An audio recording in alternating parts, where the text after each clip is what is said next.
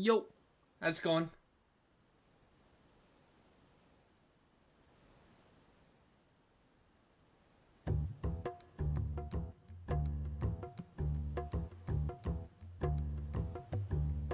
Late. This is reasonable. You're late.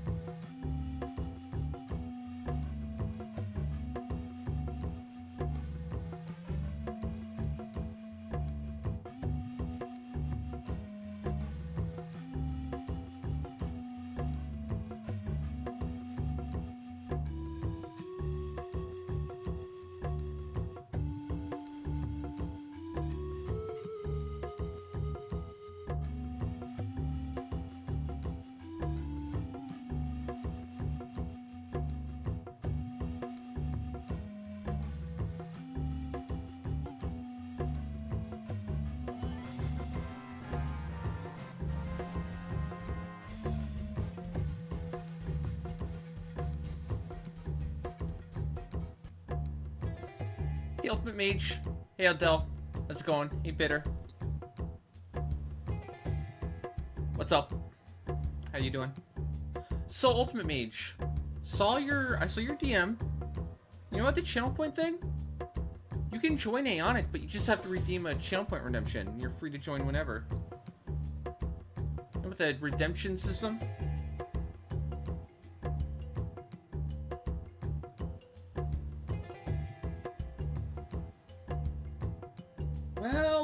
Well, if it isn't Bitter, you got some nerve. Showing your Taru face around here. Hey, Luck. What's up? Don't you star oblivious. Don't you dare.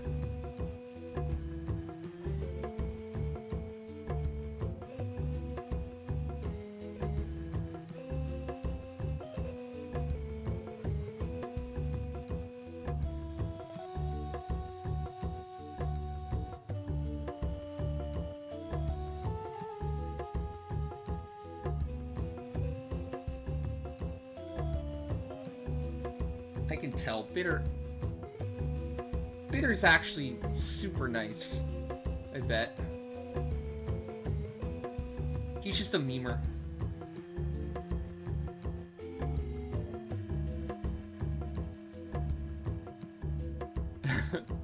See? Positivity arc is slowly but surely working.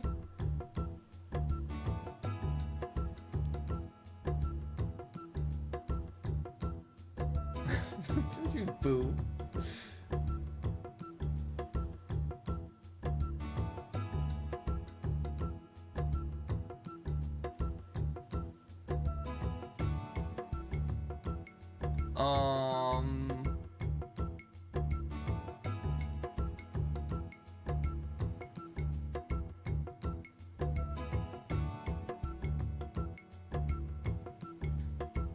I never had a $300.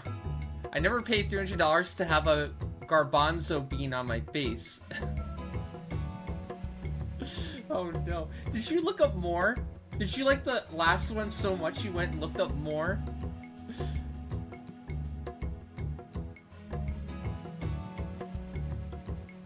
Bitter, no. It's not healthy behavior, Bitter. Hold on. I have a message for Bitter. I'm Michael Jordan. Stop it. Get some help.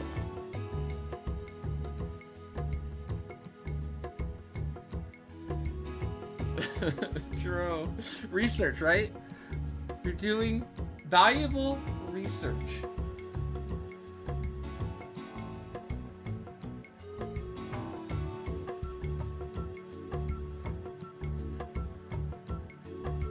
Hey, Sinus. What's up? How you doing?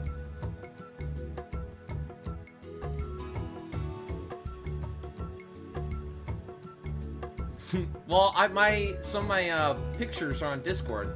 I think I did 2 in the past, but You have to do some sleuthing, some digging to find them.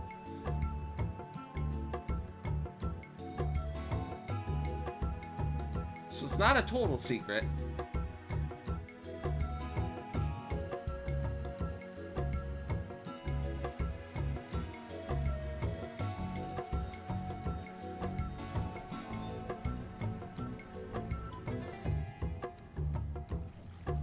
I don't know. Just never really...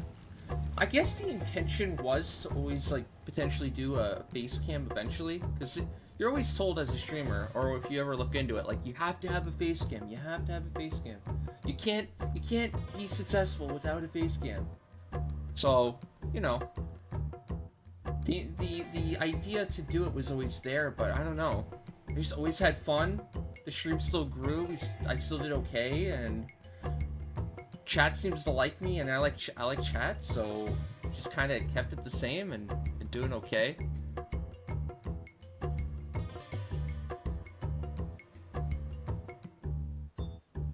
Doesn't feel like it has to define me necessarily. And if we can have fun with 11 without it, then sure.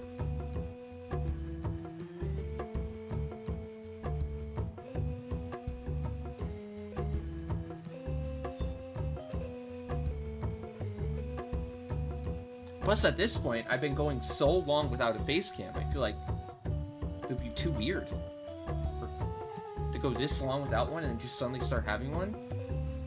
The current audience expects me to not have one. And I like my current audience, so I don't want to scare you guys away.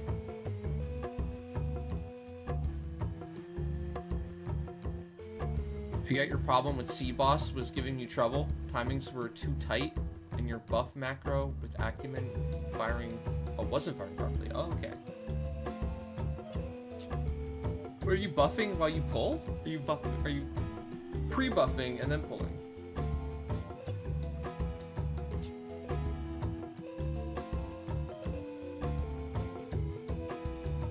Cool. Cool.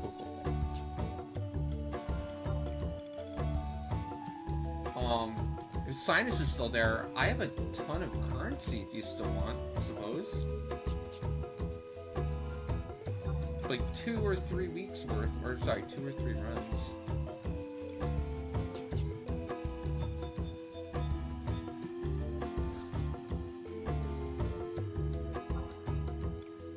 Did you mean G too, not C?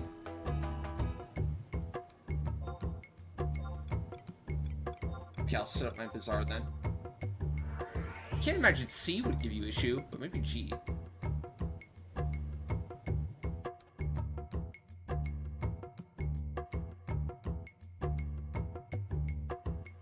What's a great katana to use until Massa? Doji. Ooh, cool.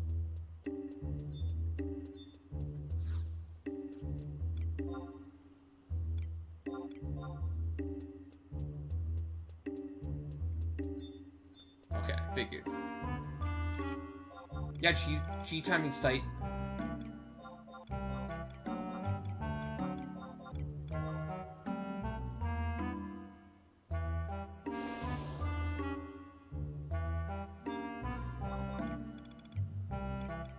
I have an order that I want to do, especially on Black Mage. I want to open with a jaw, immediately impact, then jaw again, then burn, then jaw, then Vita no here, then jaw, then Scotching. That's what I'm trying to do every time. Do I actually do that every time? Not quite. Things get in the way. Which I need to refine that, actually.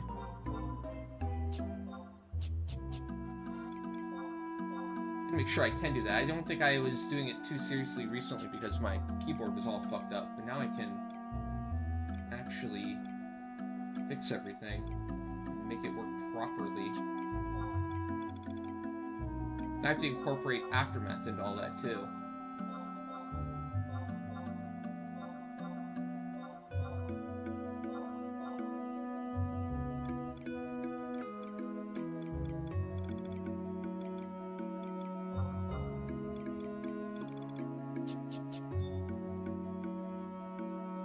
Ooh, it's big though.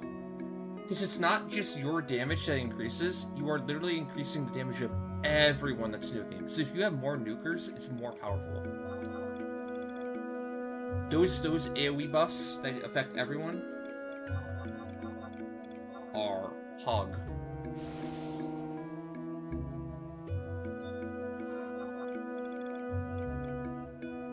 Hey Findo. How you doing?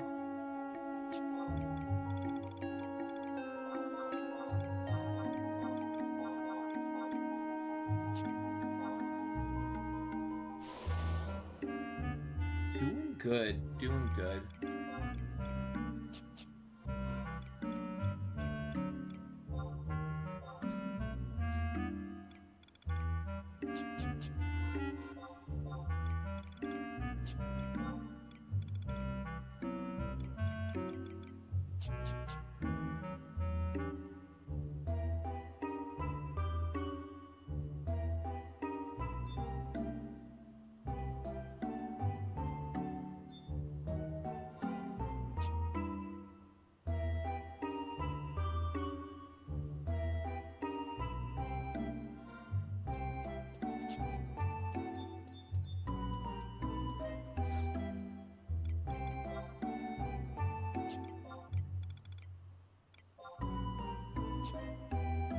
For demon, 0.5 kindred, 500 for beastman.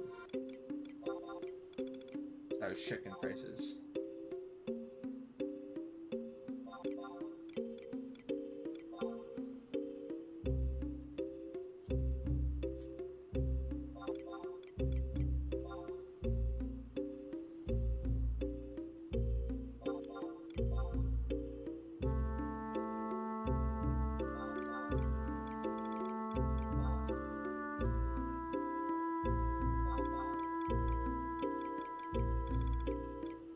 Okay.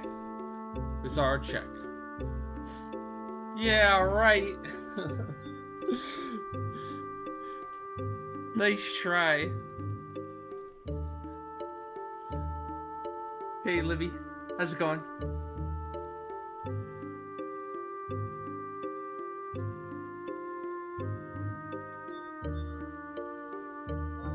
Thank you, Sinus.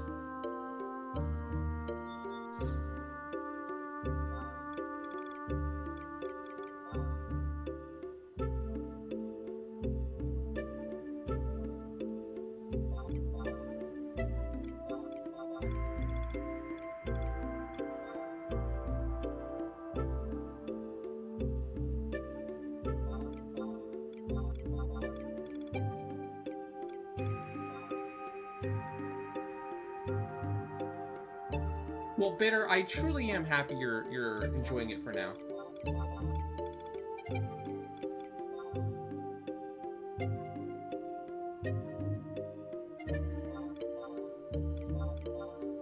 It's cool to see your progress too.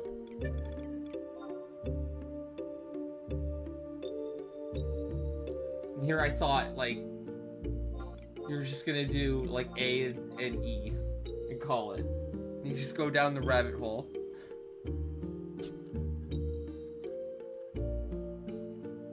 Yeah, but that I feel like that's always been Final Fantasy XI Bitter. Like that, like literally every other piece of content in the game history. It's been like mid, but it's so fun to actually play the game and figure things out and you know, do the different strats and everything, and farm something like long term, like a prime stage 3, 4, 5, right? But you're just describing Final Fantasy XI throughout every single era.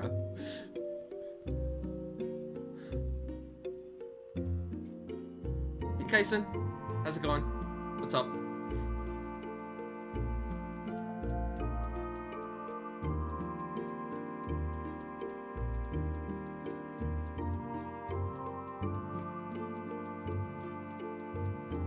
I wouldn't say the game is mid, I would just say like sometimes the content is kind of mid. Because it's so old, 22 years old, but because the game is so fun. The job system, gear swapping, the min-maxing, because that is just so overwhelmingly fun. We're allowed to get away with, and we're allowed to put up with. a lot of the other bullshit. At least that's true for me.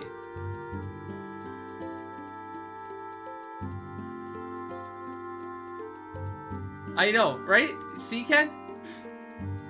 Exactly. He's like, I don't even. He didn't want to do it at all. You know the type of pulling teeth it took just to get him to consider doing 1, and now he's fucking doing 7.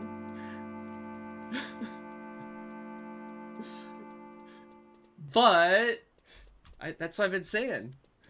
Once you actually do Sorky, once you actually like get into it and you really try to figure it out and progress and see that progression and you feel that progression, that's the magic, man. That's why we play. That's why we multi-box, especially. It's addicted, exactly.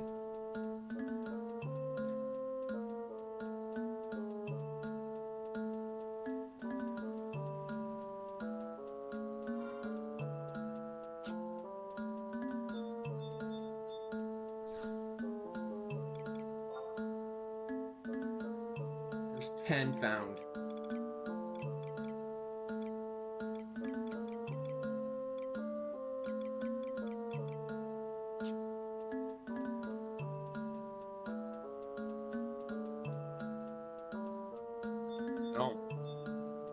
Dude, it's the same with, like I said, it's the same with every content. Like, early impressions are always bad, but then once people actually, like, get a group, or actually get into the meat of it, and, like, get into that true cycle of doing it, like, get some success within doing it, then it just opens up. The floodgates open, and people usually end up loving it. So I was saying, like, the barrier to entry to content like Odyssey is its biggest flaw. Because people don't get to actually get to the point where they're doing the fun shit. They're not, like, doing the NMs. They're trapped in segment farm and shoal A and B, like, super early on, right? And the progress is fucking terrible, slow, boring, lame, right? But once you have, like, a great, like, C setup, once you're getting, like, great segments for a run, and you're able to do the NMs and actually get some clears and get the armor and get the RP in the armor, then start doing harder and harder clears, right? To be B15, B20, B25, then holy shit. Content's incredible. Very fun, very addicting.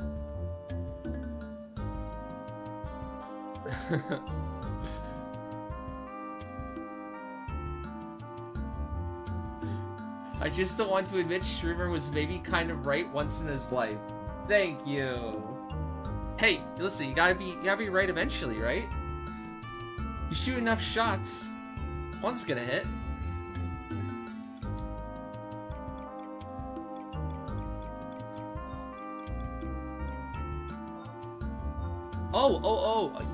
Ken and Davina. Did you guys switch want to start assaults? When? We could do it whenever. You guys both want to go now or soon. 10 minutes? Sure. That's fine. Ken, did you have some Nazul clears too? If you wanted to do? Can't remember. I'll join you. After. I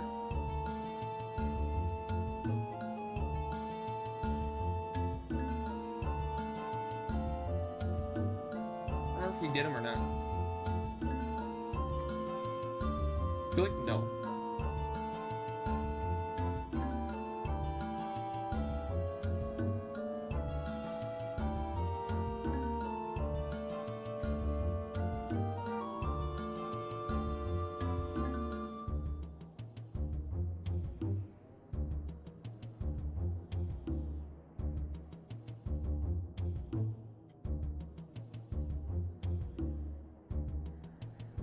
I know, I completely relate. I understand, like, why somebody, like, would think Sorky and Odyssey are garbage and not fun at all. Because, like, the rewards for, like, solo low man, or, like, for your first time doing it, are so low and so bad, right?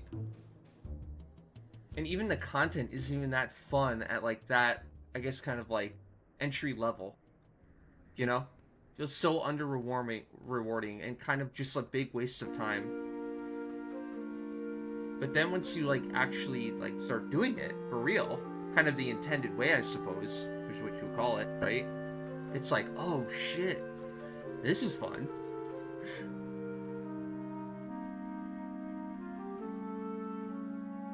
I know, right?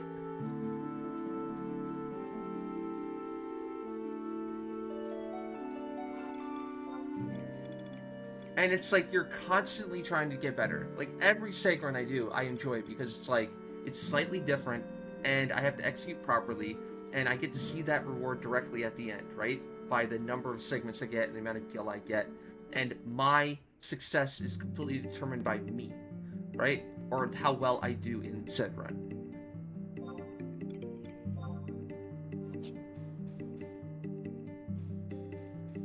If I do better, I get more. If I do worse, I get less, you know?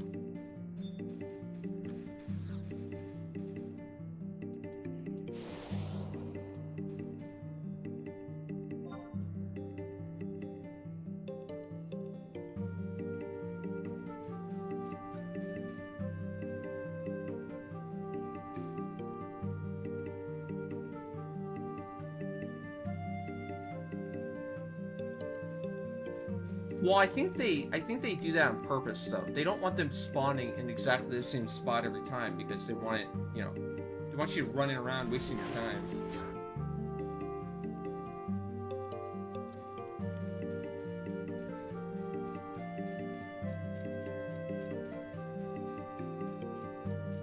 Well, yeah, I think that's intentional. I mean, they've done that. Remember Voidwalker? Remember the Voidwalker would randomly spawn all over the fucking place? They like doing that shit just to piss players off.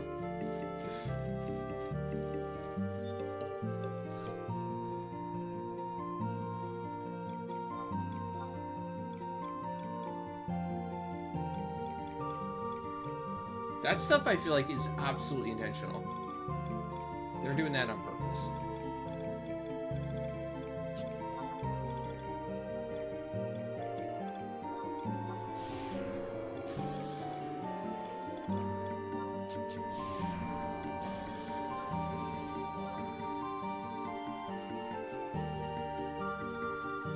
And that's just like Voidwalker in them. They would eventually, if you leave them alone for enough time, they funnel down to the same spot every time.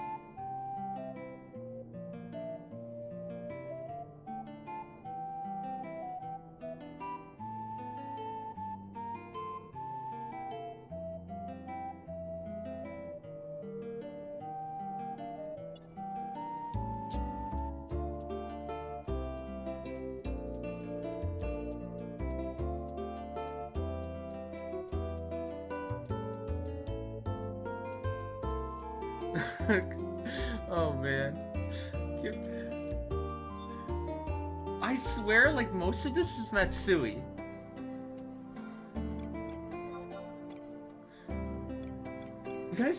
You guys put way too much on Fujido. I bet 90% of Sortie and Odyssey are all Matsui.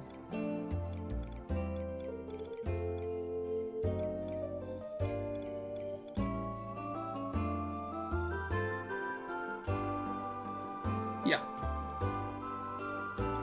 For us, it's like a pleasant surprise if we have time. Like, if it's on the way, maybe we'll do it, maybe we won't.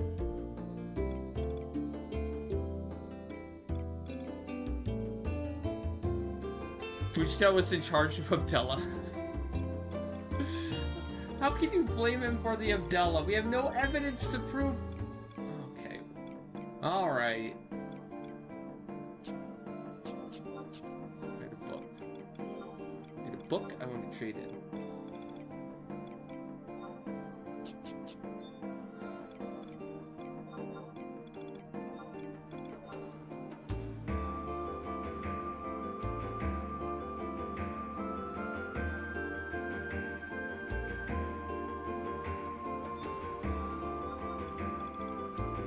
Man, you're gonna be changing your tune, okay? When eye level Besiege ends up being the best content you've ever seen, okay? Just you wait.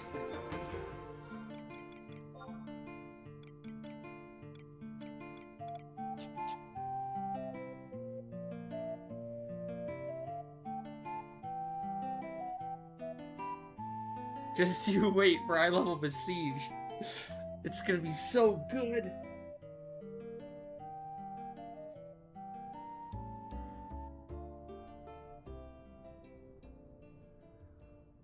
If I was Fucho, I would say get a better computer, nerd. Lag less with a better computer. Let's say, what are you playing on? A toaster?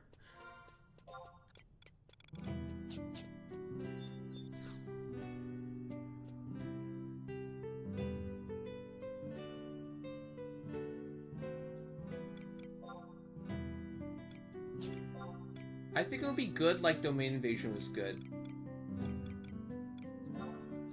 Plus, why do you guys want new endgame content when you're still working on the current endgame content, okay? You got a lot to do. Stop slacking.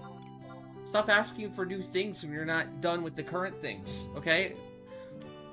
How many stage 5 primes? You guys have all the stage 5 primes already? Hmm? You guys have all your V25 clears already? Huh? Hmm? Hmm? How many of you?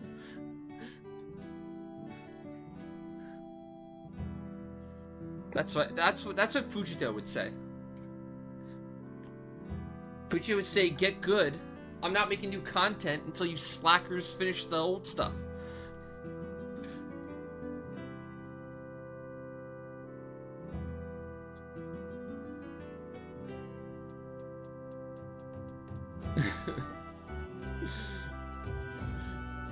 Fujito couldn't even clear V0. The donut. Wow.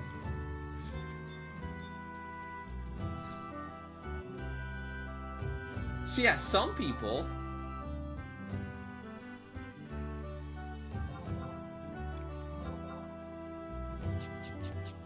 some people are not going to carry the game.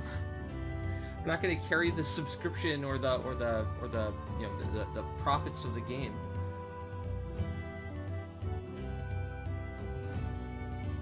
It's like Master Trial. How many of you are doing Master Trial? There's your endgame content. There's your new content. We got 3 new Master Trials this year. How many of you are doing it? How many of you give a fuck about it? That's new content. It's hard content. It's super challenging. It's EPing. See? You wouldn't be happy with anything they added. You know what's a trend here? They add endgame content. You guys complain about it. Say it's dumb. And then complain that there isn't any content.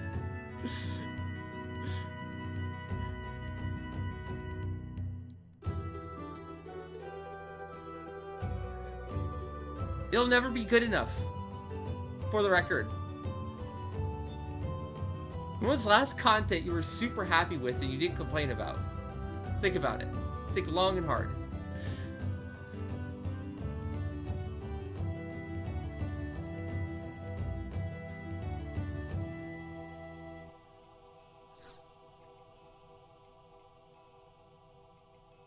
People even complained about Omen, though. Remember Omen was 6-man? Remember how bugged, like, Thinker was? Remember how hard Thinker was, where, like, it would just spam Pain Sync over and over and over again, and it would, reflect damage, like, 1-for-1? And they had to nerf it a bunch?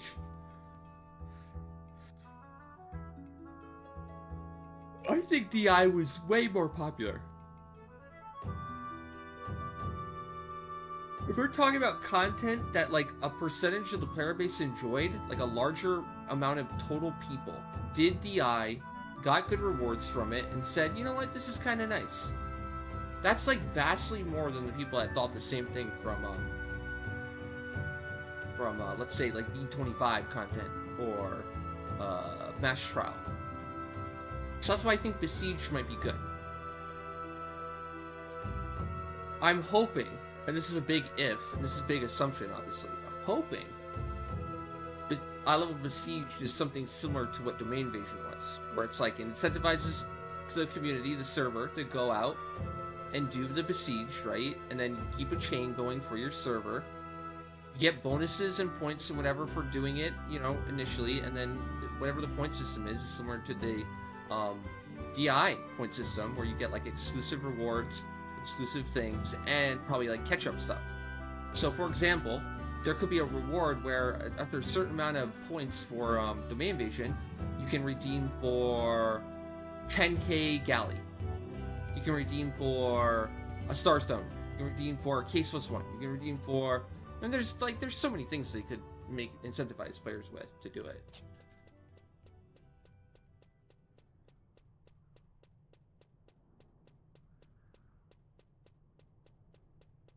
I think Ambu is too grindy now for the reward that you get from it.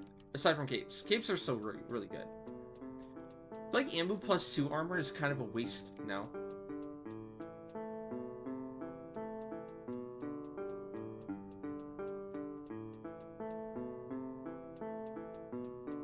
I'm not sure. I'd have to go through the game on a fresh account with zero help and just like go through the process of like and feel like what is worth the time? What do I want to focus on first? But I have an overwhelming feeling that like my priority, if I was a new player trying to get into endgame or whatever, would be like Sortie.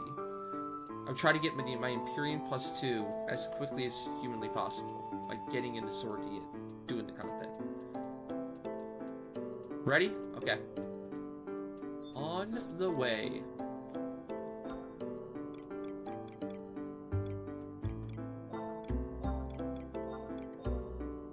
And something like Malignant's Farm, too. Get Malig ASAP, if I was on a job with Malig.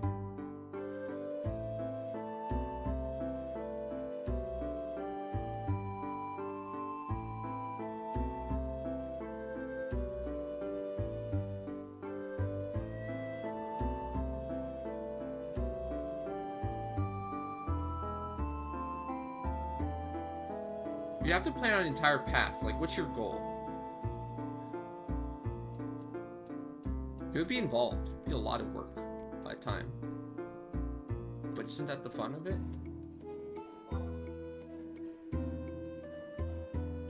You could.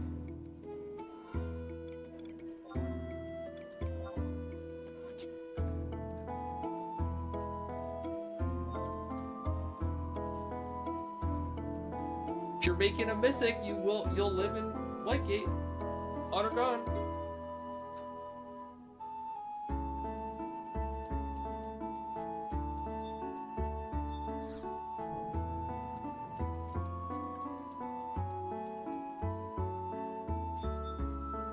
BP or Burt first? Depends what you're doing. But probably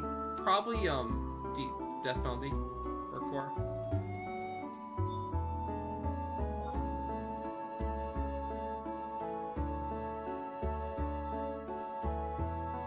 Yeah, we're getting iLevel Besieged.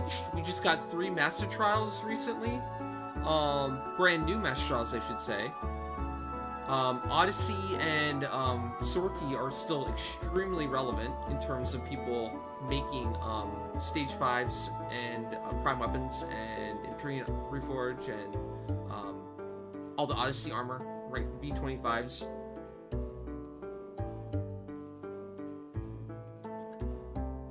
Honestly, I would say what this game needs more than new content is some loosening of the knot for the current existing content, right?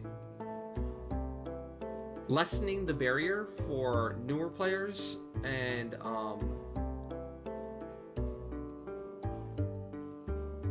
just more players in general to get into and have fun with content like Sortie and Odyssey. I still think back, like, what's the percentage? What is the total amount of people that, like, haven't even done,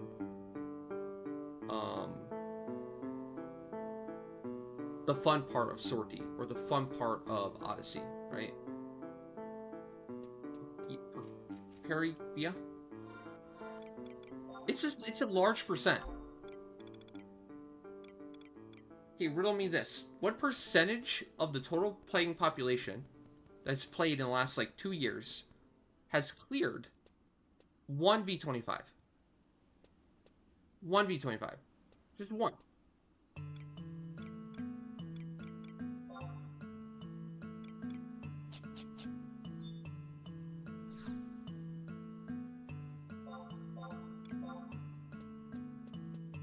It's gotta be sub 5%, right? It's gotta be. I think the percentage of people that have a +2 Empyrean, though, or even a +3, is much higher. That's gotta be like 40%. Like, huge. Huge. Percentage of the playing population right now that actually does, like real sig farming.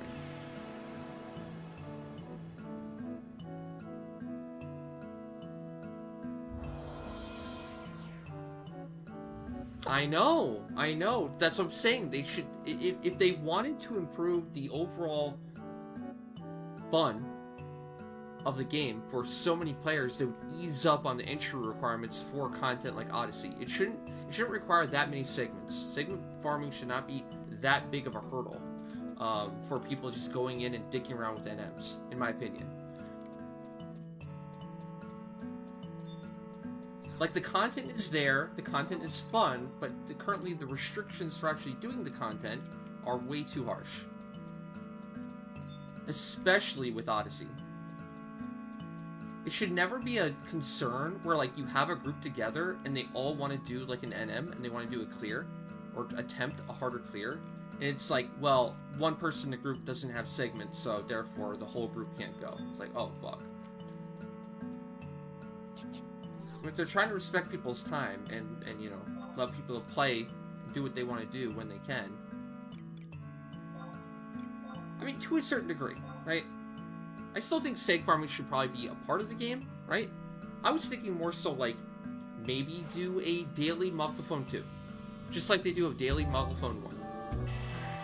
So, if you can't play a lot, or if you don't have a seg farm group, you could still build up a Moglophone 2 stockpile, right? So if you do like end up in a group, you know, you'll be able to just use your saved up key items and do some NMs. And then if you really like it and you're in a really like a group that's like getting along and wants to do more, then seg farming opens up. Then as a group you can decide to, we want to do more of this content.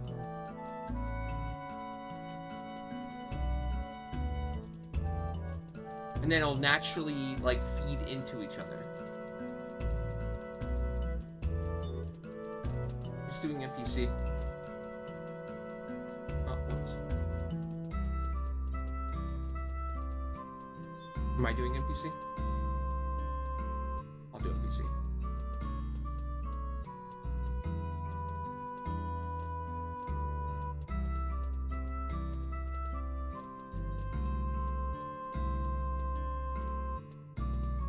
Right now, they literally let you have one Moglophone 2 for free, or one NM attempt for free, which usually gets wasted because the system is so convoluted and so confusing, right? People usually go in and do like one tier 1, kind of waste it, right? And then kind of never touch it again, because if they try to farm A segments on their own, or even like B, they get barely anything. Like, okay, I just got 300 segments. How do I need for one key item? Oh, 3,000? Are you kidding me? So yeah, just like something to get people's feet wet. And understand or get used to doing NMs and such. And then I think just doing NMs alone and upgrading the gear, getting some progression like that, will go a long way in incentivizing them to do even more, right? a positive feedback loop. You do an NM a day, every day. You upgrade some shit. It makes you want to upgrade even more and do even more, which will incentivize groups to segment farm even more. Boom. I know. Well, that's the fun part, right? The content's fun. Getting D20, D25 clears is very fun. People are going to say it's suffering because it's so hard, but like it's truly exciting and exhilarating to get those wins. And you have to be pretty good at it too to actually, you know, win. And figuring out the fight and refining and perfecting and getting the jobs required to do it, like that's what the game is good at.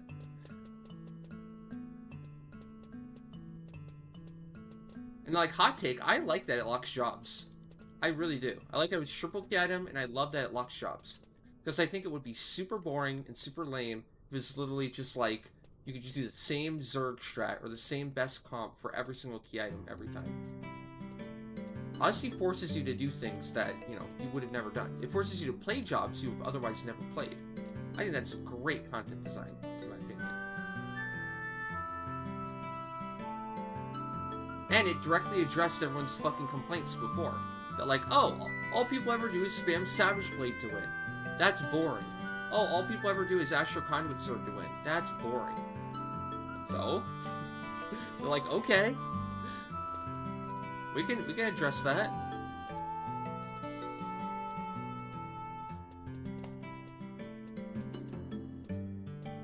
You helped a friend clear Boomba, and then asked if he wanted to RP. I had 5 segments, rip. Yep, and then, yeah, it's done. Yeah, and then you're done. What could have been a fun experience, and you could have made some progress with a friend, just, like, got deflated and... Shut up, Ken. That's not funny.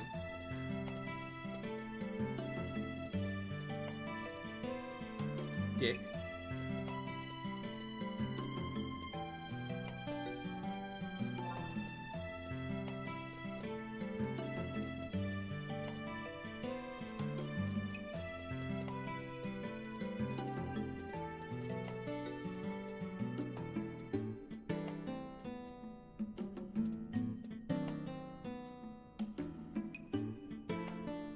Ace Armor's great. But yeah.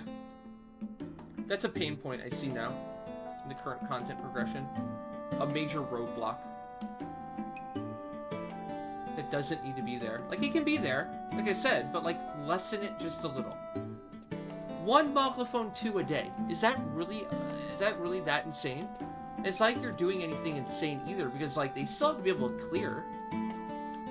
They still have to, like, put in the time, and they still have to, like, be able to, like, clear the NMs and everything. I don't think there's any difference, and why have an extra loophole of having to, like, farm segments every day? You can still farm segments every day if you want to do even more, but there should be a baseline of how much you can do a day.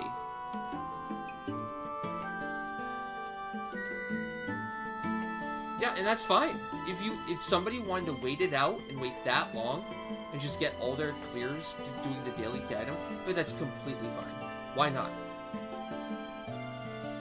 Let them. Most people are impatient and they will say, fuck this, I'm not waiting a day per key item, and they'll like start farming segments.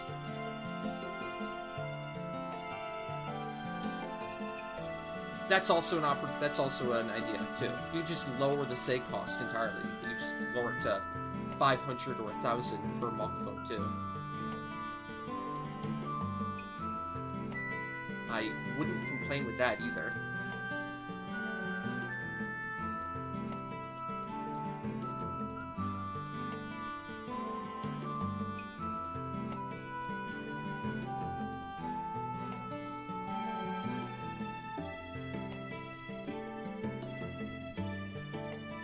Say garlic.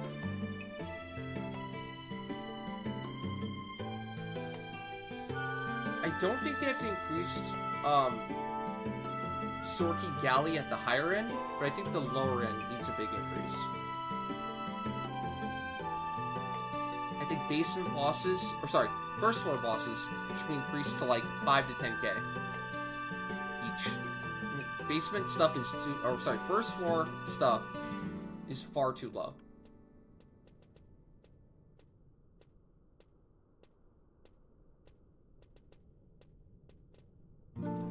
But on the higher end, on the upper end, like, I think it's completely fine. Like, if you're averaging like 50k a day, you're doing good. There's really no need to gain more than that. So maybe like just lessen the gulf, narrow it a little bit. Like if a solo player can average like what I don't know, 5 to 10k, maybe allow them to get we're anywhere from 15 to 20k on average instead.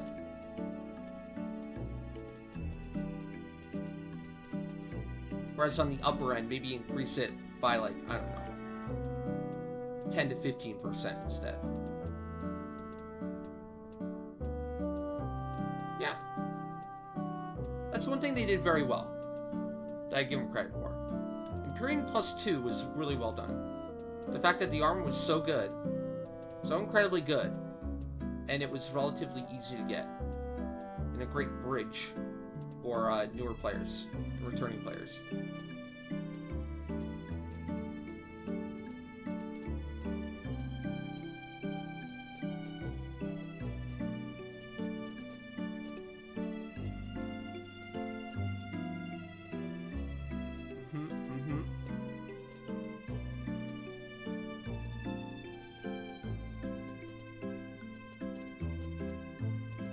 I don't think I'd rule any of this out, because, you know, historically they adjust content later on.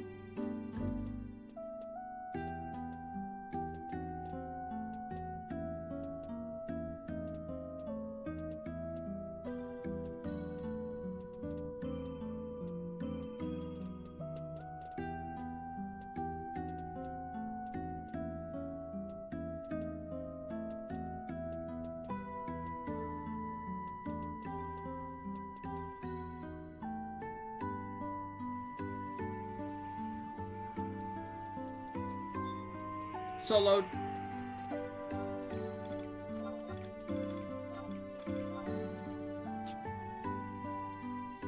Just kidding.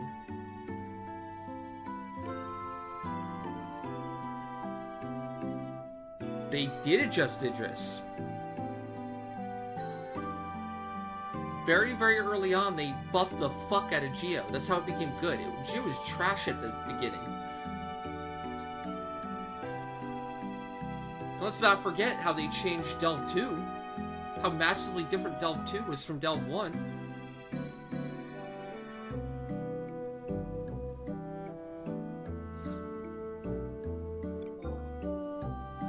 Oh yeah, sorry, I kicked it.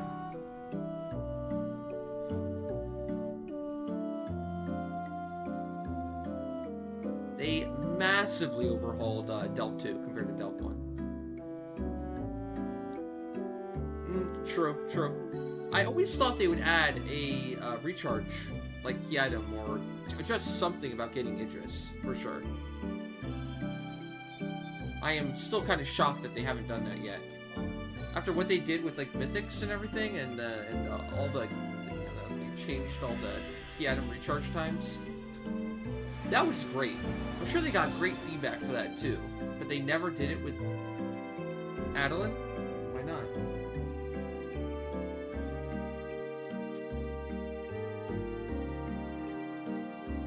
Part of me thinks it's because they know they're playing the long game. I think they know a lot of people will get like kind of frustrated at first, and they'll see how grindy or how long it'll take to do the content, but they still need evergreen content. They need content that'll last for a meaningfully long time, right? It's going to make some people upset at first, but chances are those same people will return eventually, because there's no replacement for 11. And the game will just like keep kind of chugging along and buy them time to do more. I think a lot of this stuff was actually calculated. I know we always joke about how incompetent they are, but I think a lot of it was actually thought out quite well. Like prime weapons, for example.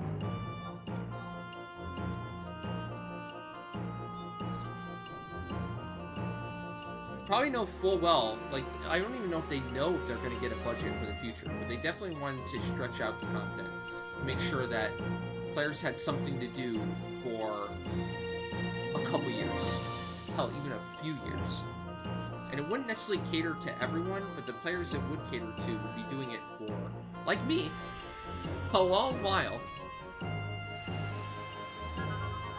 And I guess the fear is that, like, you know, if you lessen the news, if you loosen the news, then people will finish a lot quicker, unsub quicker, and then truly the game goes in like a death spiral.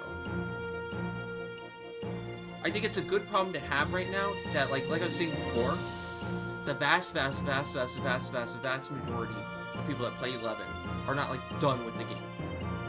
Which is the polar opposite of 14, right? Well, actually, maybe that's not entirely true if you count, like, ultimate rating. This is probably true that, like, a vast number of people don't do ultimate rating in 14. But I would link that to, like, in 11, that's like Match Trial. It doesn't count. Who cares about Match Trial?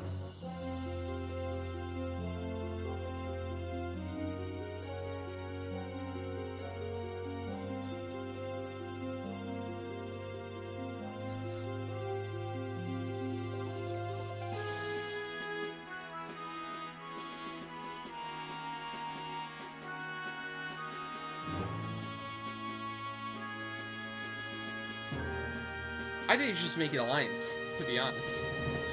At that point, just make sortie alliance content, you know? I've always agreed with that. I have nothing wrong with alliance sortie. I think it'd be kind of a pain, but just allowing a full alliance to go in would be so beneficial for so many.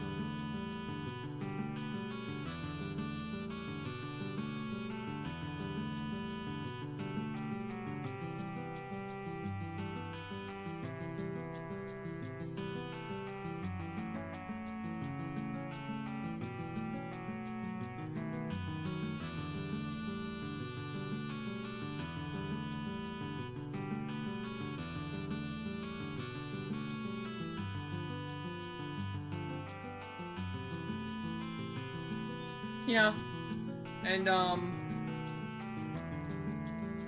we've seen it before. They've turned content that was 6-man into alliance before.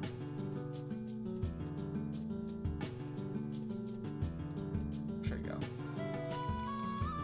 The other way?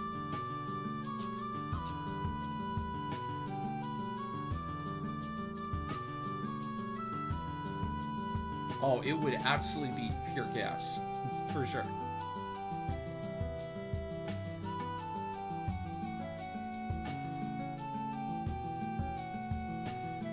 I was pondering that too. I've heard from, like, multiple sources that, like, that daily shit, that once a day thing, and that FOMO, that fear of missing out, is incredibly effective in MMOs and games, right?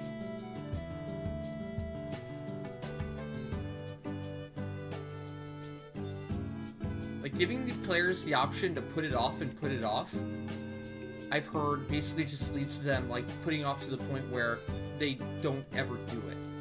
But if you give, like, FOMO and you say, listen, like, if you don't get this today, it's gone forever, it ends up, like, on average, getting way more people to participate and do the thing, right? Because they don't want to waste it. And that is, like, psychologically way stronger than giving players the, you know, the peace of mind of knowing, like, oh, well, it's fine, I can just save my key item and do it later. Oh,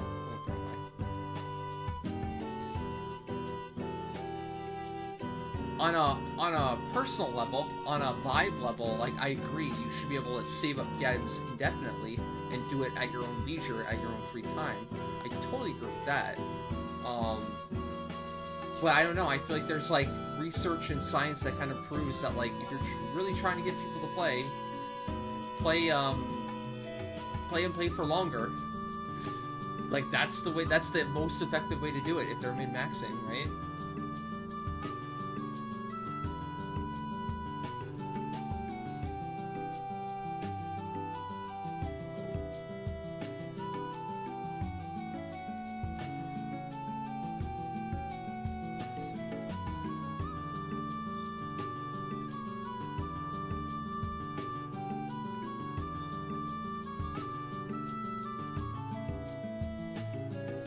You guys remember early Delve?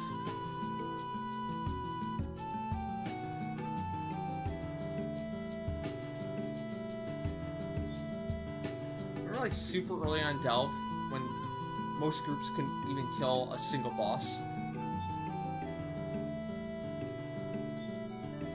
Remember Delve?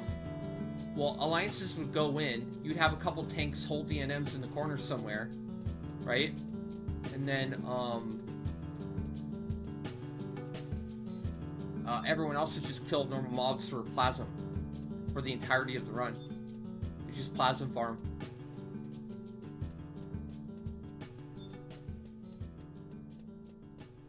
I feel like that's what Alliance sortie would be. Maybe some easy NMs would be done, but in general it would be like just go in and mass pull and kill whole wings of mobs, right? And then respawn them and do it again. And then that would be the way to get Galley. For the Alliance. Because like you guys are saying, like, coordinating bosses and running through the entire zone with 18 people. Soloed. You see that, Chad? I got the winning blow. Soloed run.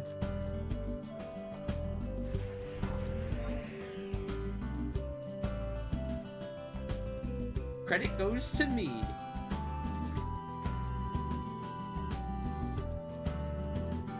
Clearing all the foamer is 15k galley.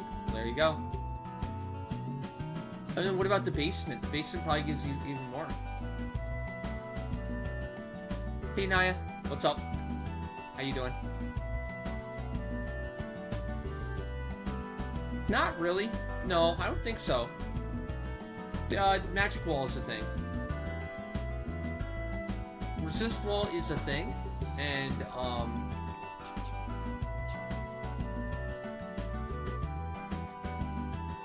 magic damage to a certain point would be like cut to be not great, right?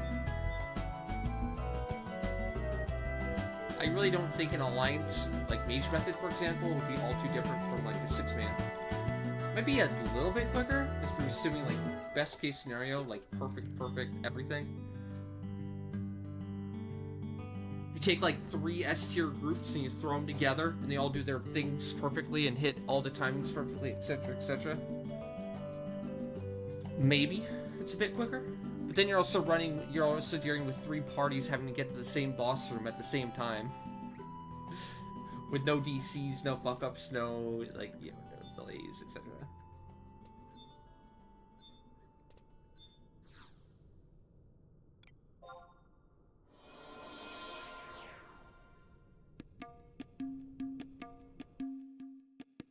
You would still have to meet up. So, like, the assumption would be they would have to change sortie to where you could split up anywhere and still get credit, no matter where you are. So you have one group going off and doing, like, E-Boss. And while they're killing E-Boss, another group is, a party in the Alliance is doing G-Boss. And they don't have to wait for anyone to, like, get into the boss room or anything. It'll just apply to everyone in the zone. Both the points and the key items.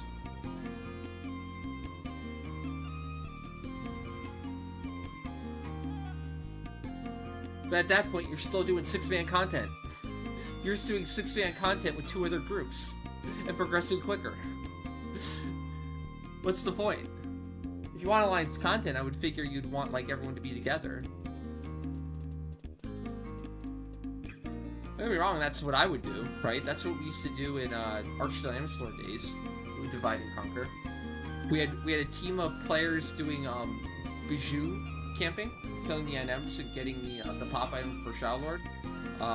We had one group farming one half of the zone for the first 2 NMs, and then we had another group farming the other half for the other 2, and then swap. And then at the end, we'd all meet in the middle to do Archnemesis Sword Zergs. Or kills.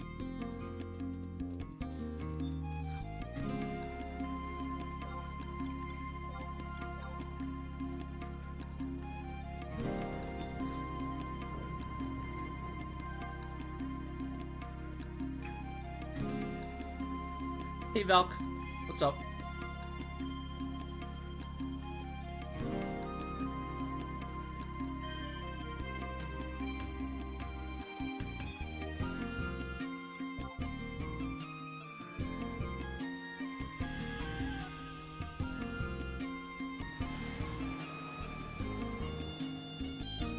Well, everything's that anyways. I feel like you shouldn't really adjust content based off of that. Just look at every other MMO. It happens regardless. It doesn't matter. Why make the game overall unfun for everyone else when it's gonna happen either way? They should still focus on making the game fun for the people playing it.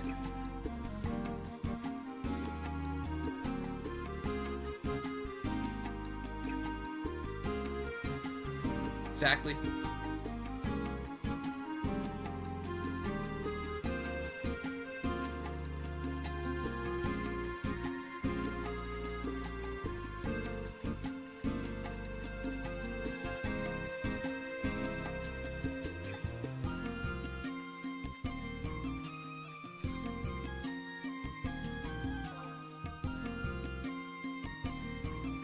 Man.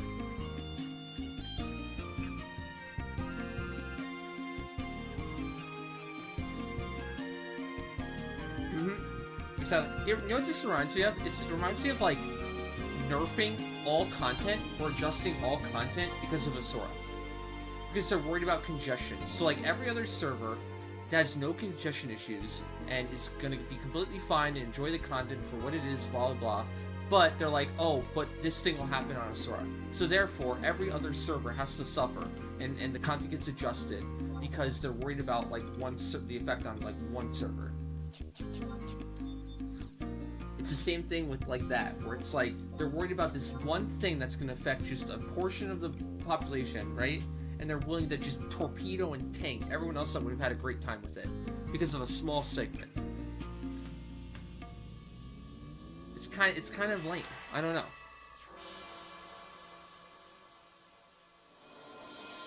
And at the end of the day, it's like, who cares? I mean, they're not breaking the TOS. They're playing within the rules and the bounds of the game. What's the big deal? You know Alliance content back in the 75 cap era? You know the vast majority of Alliance content in the 75 cap era was usually that. How many great players do you think were like usually in the Alliance most of the time? Like camping Fafnir. How many were like truly like really good? I always had the idea of there was a core to every link shell. You had a core group of players that like basically did everything and kind of carried the entire link shell, like not only just like with like killing shit, but also like keeping it together, like the glue that held everything together. And yeah, a lot of people there that just like were there, like there for the ride and having a great time and were appreciated. Don't get me wrong. And I'm not trying to throw anyone under the bus here, but like even back then, you had like a core of players that kind of knew what they were doing and would facilitate things happening. And now they're basically saying to all the players, like, no, you can only play with the core now. And everyone else that wasn't in the core, well, fuck you. No fun for you. Figure it out. Not everyone wants to be like that core player, nor do they have the time. But they still want to like have fun and experience the game, and why not? Let them.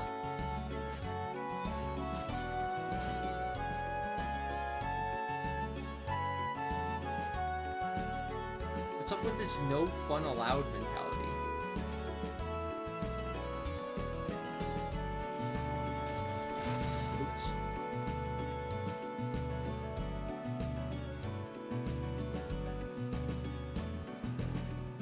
Honestly, I feel like they could. They could just allow everyone to multi-box. That would solve a lot of issues too. For free. But don't ever do that. I kind of wish they would go all in on multi-box too. Just embrace it. Like, yep, fuck it. Make more money off it or something.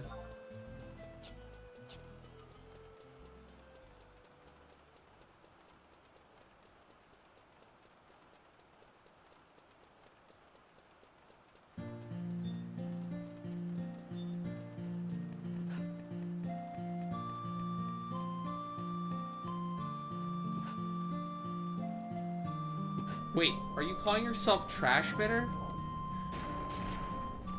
I would say 40k is really good for a multi-boxer in Sword D. And I don't think, you know, I think you have to be pretty solid to get 40k. I mean, hell, even 30k, you have to be fairly solid.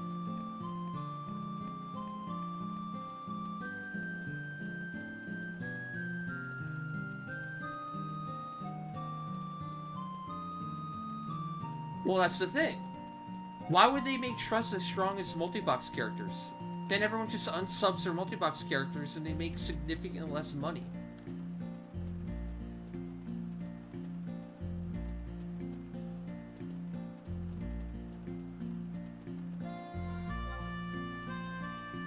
Yeah, but you're not a trash multi-boxer.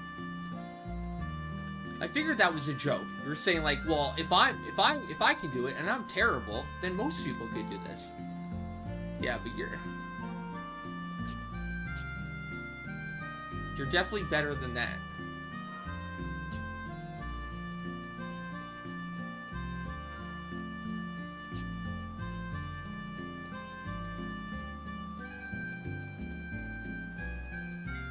I always make the argument of like, okay, you like trusts?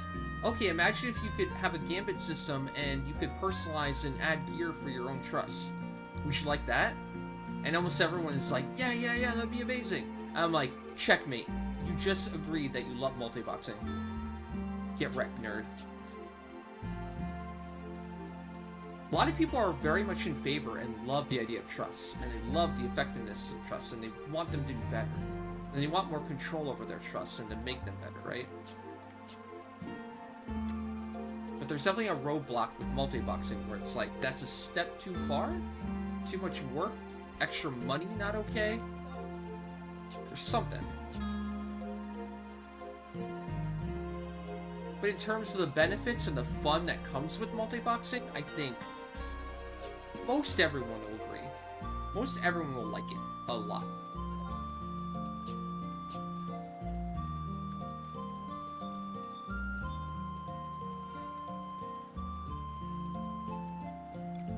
Because if you like playing one character in 11, I am confident, I am dead certain that you will like playing 2.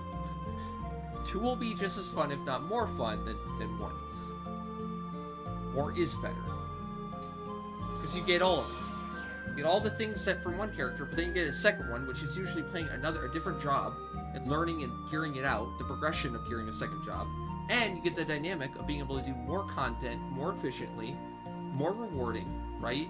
And the challenge of figuring it out and doing it and actually executing on, you know, playing 2 jobs together and get the buffs of the second job.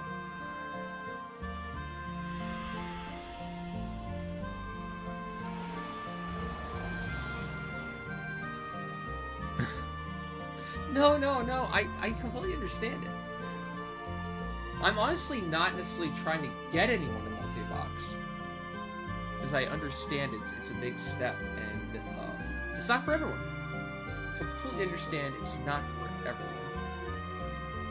And that's okay.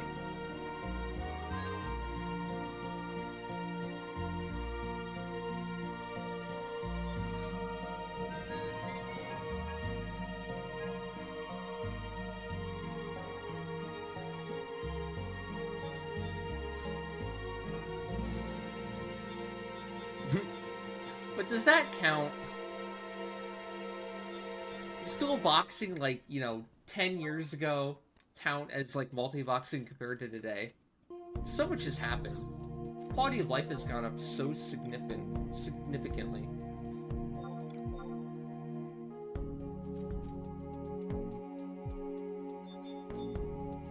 That with the frog kick W. Look what you're doing, Bitter. Look at the corruption effect you're having. Oh no. I know. And a lot of that, and a lot of the reason why I ended up with more and more is because I got better at it. I started understanding how it worked and became efficient and was able to do more and more and more. And that just fed the fire of like, holy shit, this is fun. I want to do more.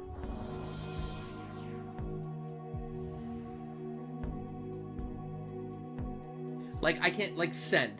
Like, I very highly doubt you ever use send, or, back then, right?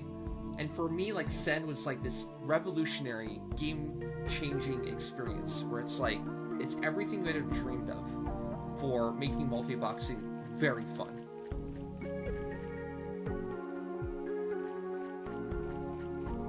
And then hotkeys, and then aliases, and it's like all these things together, it's like, holy, it takes out so much of the tedium, so much of the bullshit, and allows you to truly just play the game.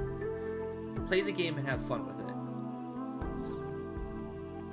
And it's still at the level where, like, you have to be good. Like, you can't, it's like, it's not like the game's playing itself. You still have to hit a macro. You still have to make your character do the things you want to do, or pre-plan it out.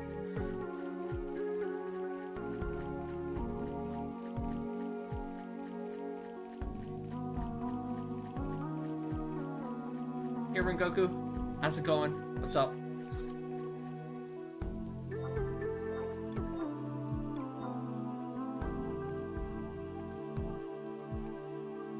Agree. That would be so. Could you imagine like multi-boxing being a core component in an MMO with gear swapping and everything, with the customization of gear, like 11 has.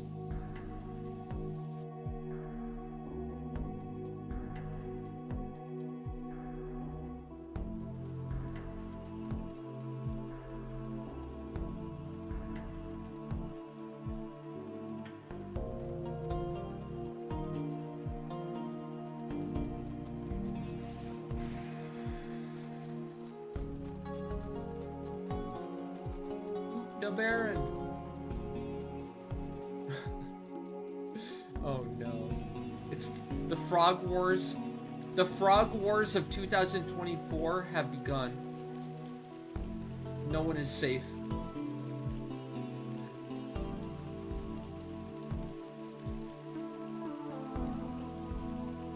Oh, we won. That was quick.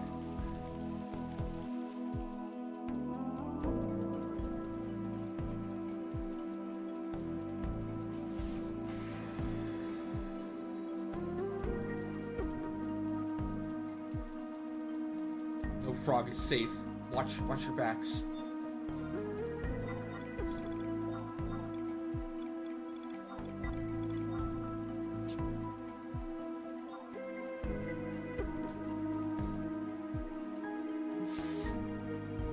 Oh no.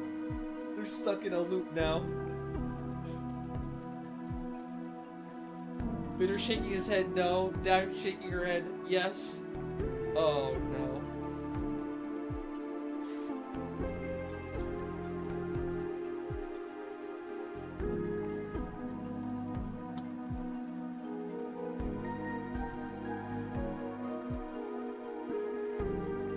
Oh shit, YouTube chat. Fuck, I closed it and I meant to open it again. That's what I was doing earlier.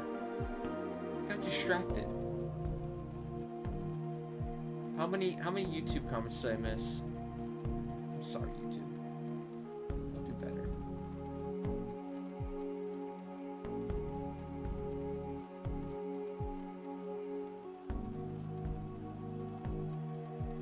Oh man, I missed a ton.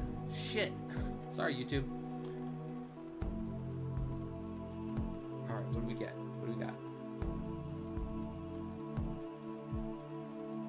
Break again, Dragoon for life, no 25 here, I've always thought about giving this one a try, actually, but it wasn't sure if it was still worth the time. It is worth the time. The game's still great. It wouldn't be around if it wasn't. It's a passionate, dedicated community. Even though they might seem a little abrasive or toxic at times, they absolutely love the game. They say they hate it, but they keep coming back over and over and over.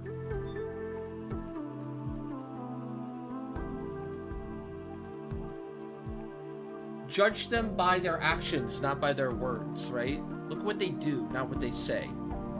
They say they hate it, but they keep coming back. They keep playing it. They love it. Hey, Ted. How's it going? So you're saying I should multi-box it? No, no, no. I wouldn't rush you into multi-boxing. It's only when it feels right. When you feel like you want to. I would never suggest that somebody just, like, does it out of the gate. I think it's too overwhelming. You have to be at the point in the game where you feel like you want more. Once you're at the point in the game where you feel like you want more, then I think multi-box, like, you know, kind of opens its door to you. You'll know when you get there, I think. I think if you start too early and you do too much too early, you'll burn out and you'll hate it. Only do it when it feels right. How many monitors do I have? I run one monitor for my 11 shit. Just one. But it is a ultra wide.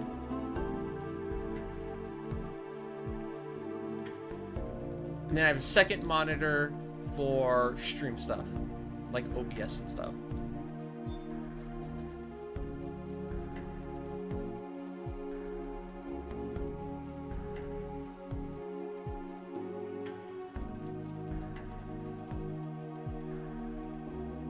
And a third monitor for hot, wet nurses.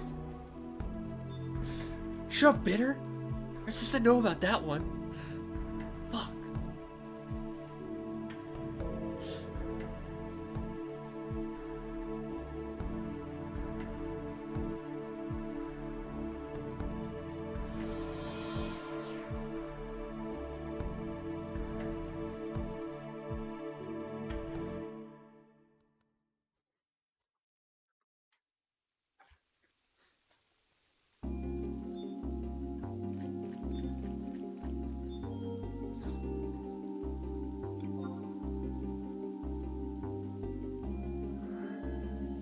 I plead the fifth.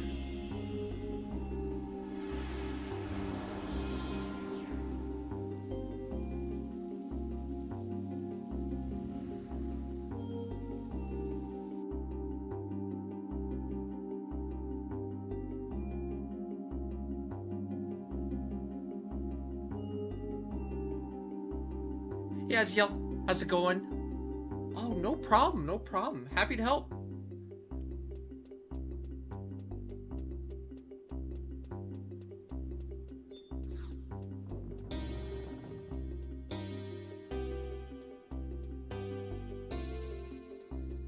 I was talking the other day, saying, I think I actually turned Ragnarok into a multi-box server. That might be my fault. Don't we have, like, way more than usual? I don't know, I don't want to have any reference to compare it, but it just feels like we do kind of have a lot these days. Which on a personal level, I think it's fucking incredible. I love it. I wonder if people hate me for it, though. Like, the single boxers are like, back in my day, I remember there were no multi-boxers, and I had the server to myself. And now all these multi-box scum came in and hijacked my server.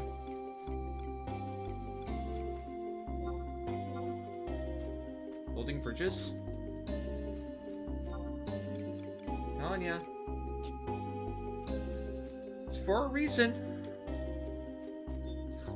I know it's an easy excuse to say that people only multi-box because it's just a big advantage, right? They get more currency or whatever, they make more gil. It's like, okay, that's definitely a benefit, but like, I don't think you can put that much work, that much time, that much dedication into playing other characters if there wasn't something really fun about it, something really interesting or exciting about it.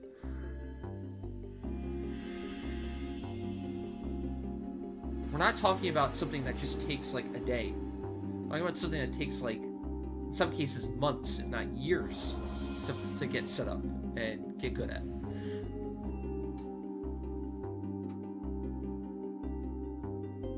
Yeah, freedom. Exactly. That's a huge component of it too. I completely agree. The freedom to do kind of what you want when you want on your own terms or schedule. But also the freedom to team up, right? The freedom to be like, oh, you find like a friend or two that want to go do something, and then you have the extra characters to make it happen. Boom, go play the game. Like having those pieces of the puzzle to fill in, so you can have a full picture.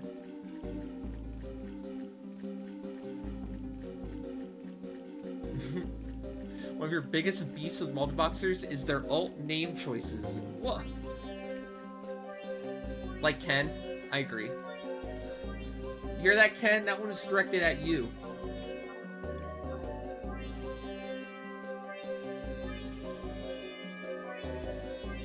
Oh, you too, Bitter. Danny DeVito, really?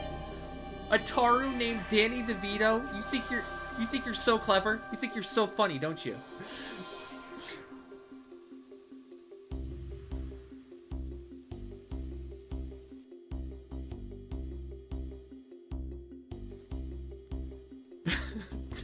Danny's a legend, Trotro.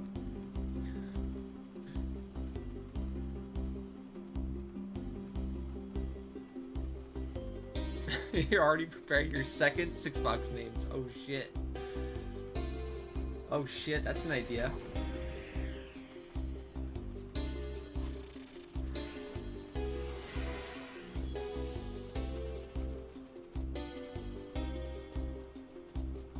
Damn.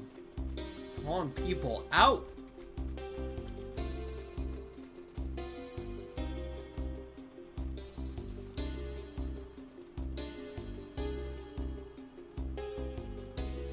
Didn't realize how racist Lamia were. They call us smooth skins.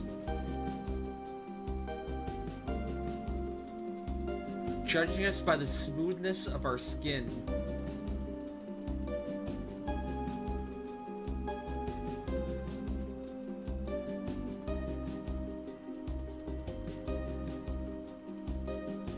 No. Oh man, that got me.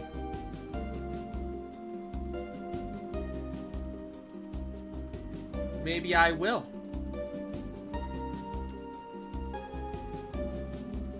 Maybe I will grow some scales.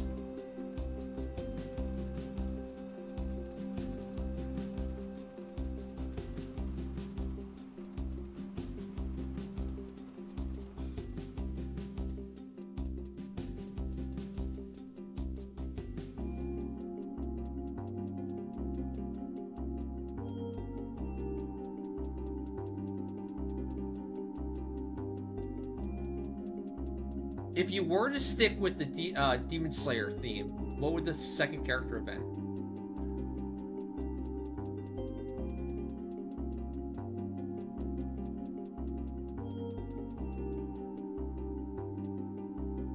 Yeah, I'm not sure either.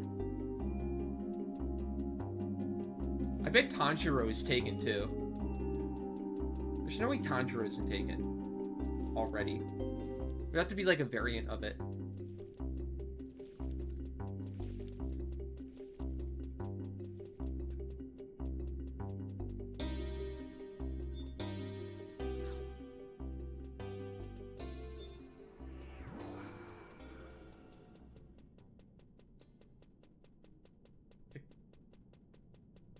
As a character, I love Tanjiro.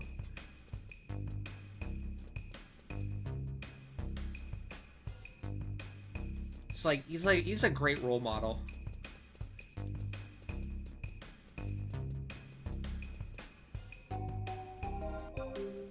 Or yeah.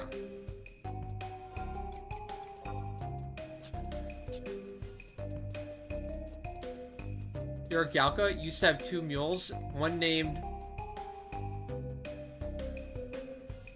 Comics Left Nut and one named Cosmics Right Nut. Oh my god. Are you okay, chat? Do you need help?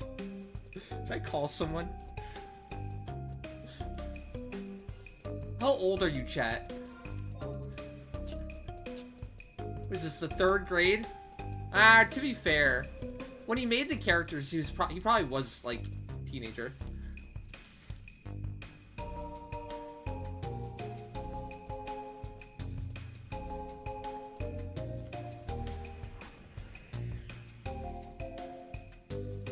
A message to all of chat.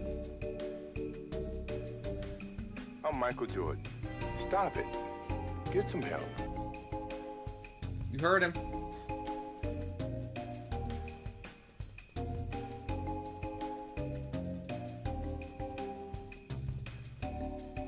No, man. Get busted.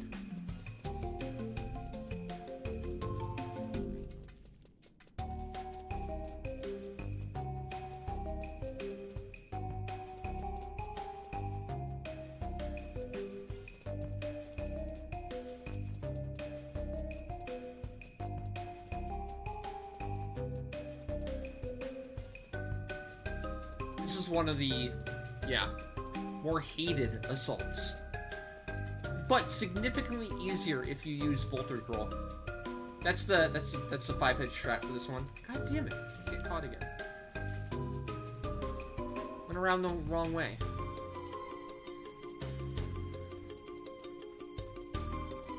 A lot of these got significantly easier once the movement speed stuff came in. This one used to be one of the harder ones, but with bolters. Same thing with the supply delivery. I'm gonna get caught again.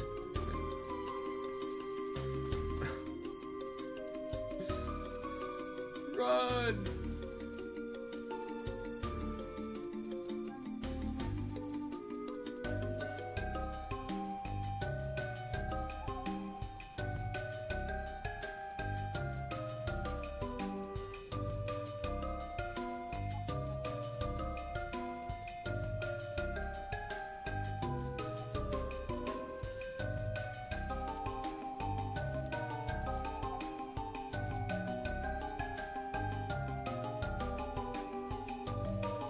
Hey! Oh no! Fuck! No, no, no, no, no, no, no, no, no, we got caught! Fuck!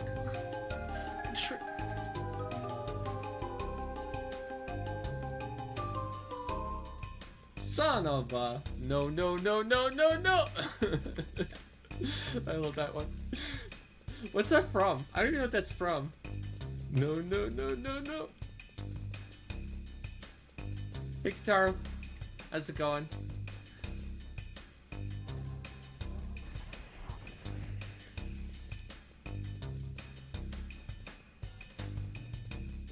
I was MPK'd. You know what? You know what?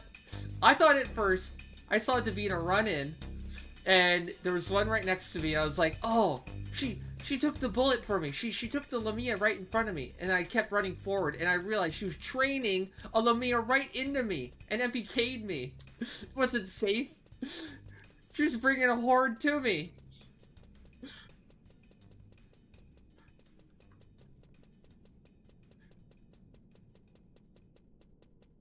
I got tricked.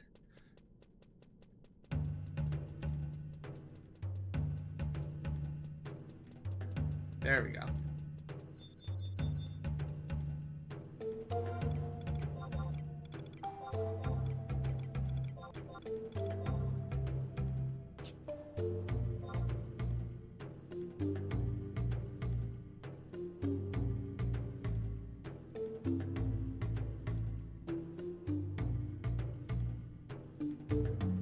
Hey, Flying Tire.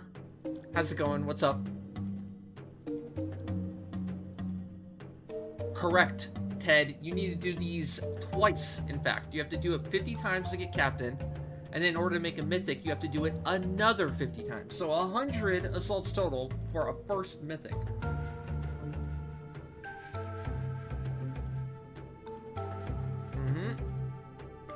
You will become familiar with assaults. Doing good, doing good. Can't complain.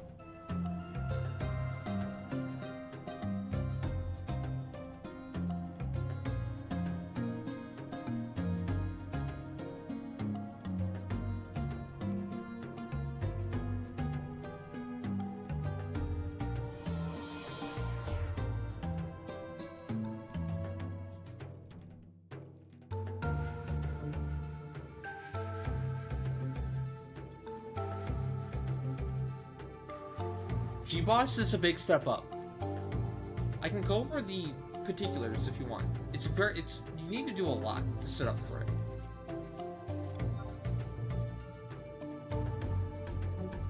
Went over it with Bitter too.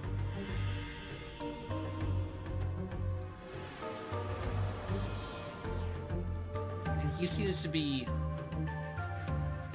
getting it.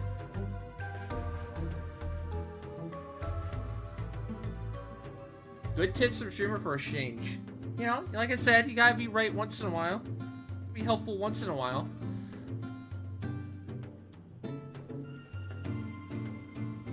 Alright, so first off, let's start with subbing Dark Knight on at least 2 to 3 characters for Absorb TP, to make sure it doesn't get a TP move off.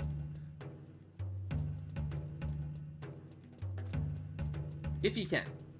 It's very helpful to not let it get a TP move off the entire time. And it's fairly easy to do. It shouldn't really impact the run too much at all.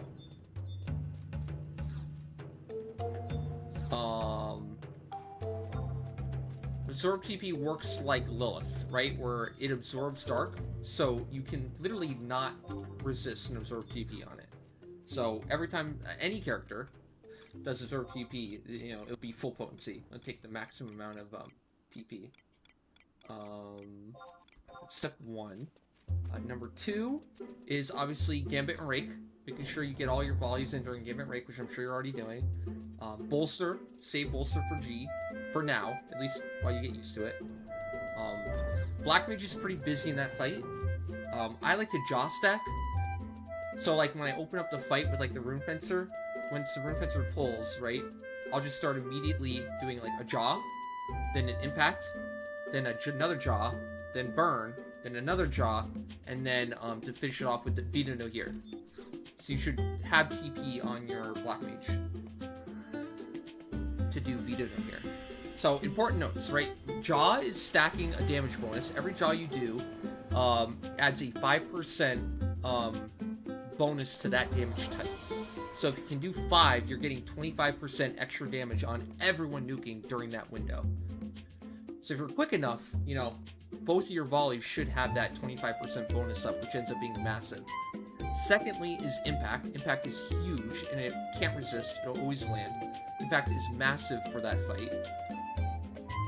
And then Burn after Impact will increase its int even more. Technically, you can do Burn before Impact, but it's more potent if you do it after Impact. So that's why you do it after. And then Vito no here is Magic Defense down. Another thing that will affect the damage of everyone in that's Magic Bursting, and not just you.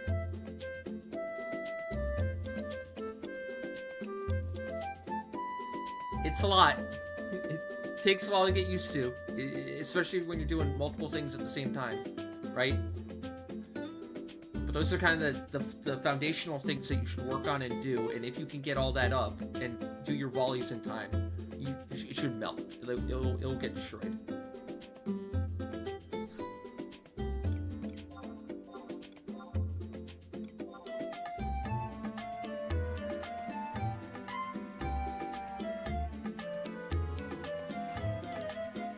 It's pretty wild. The jaw thing, I know. It's so massive too.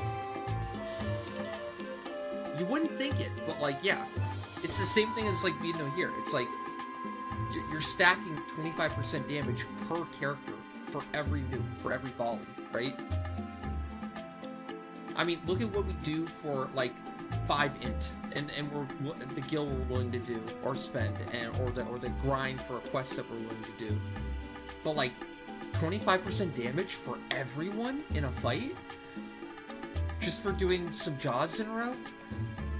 I mean, that's more of an increase than like primes are, you know? That's more of an increase than most ultimate weapons are, going from an ambu weapon or whatever.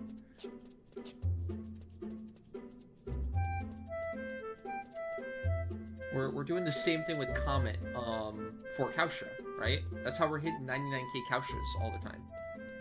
Is we're maximizing the Comet stacking, which is the same as Jaw. Think of Comet as essentially a Jaw. Has the same cumulative bonus stacking.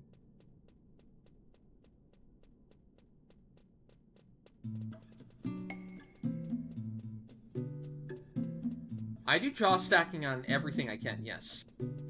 It's an opener. It's basically what I do while I'm waiting for the rune fencer to get ready. Generally, it's like the rune fencer pulls, right?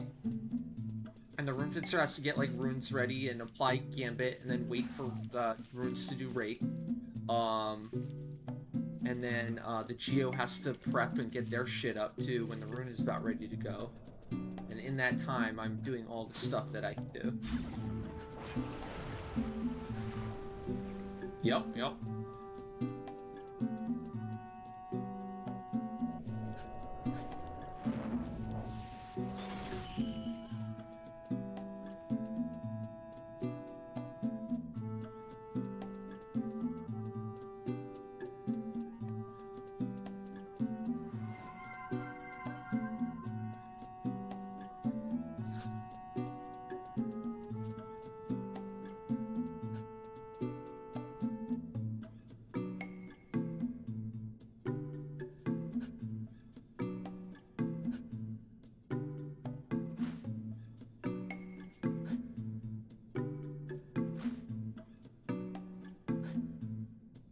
Grindoren, thank you for the follow. Welcome.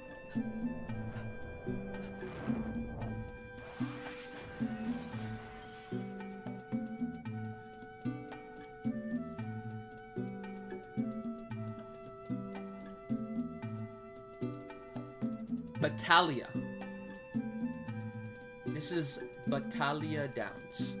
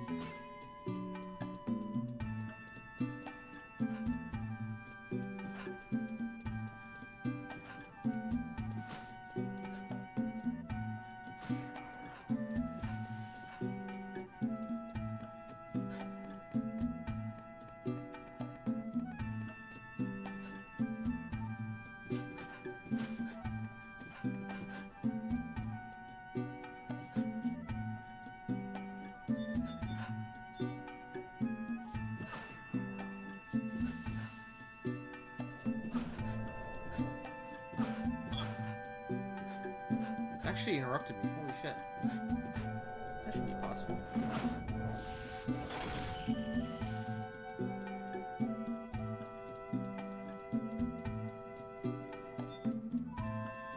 Yeah, this one's annoying. You have to be annoyingly thorough. They like to hide everywhere. You know, let you hide other people's names? Can't you already do that now?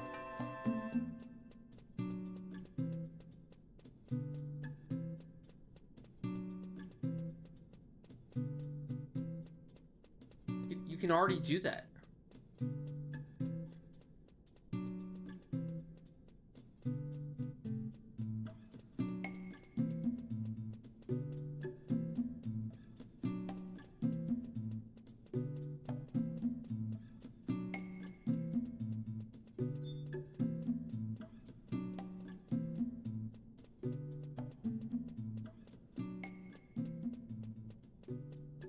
No. Slash names. We'll hide names of everyone.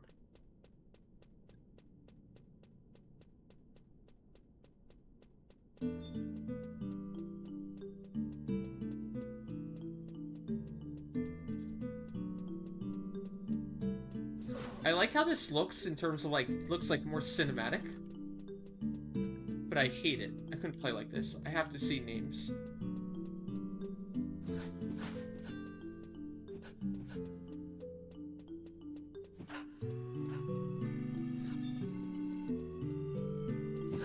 This one or this one? The last one or this one currently?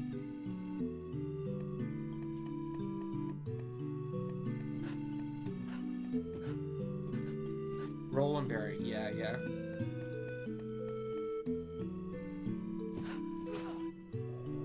Spent a lot of time hanging out here, chilling.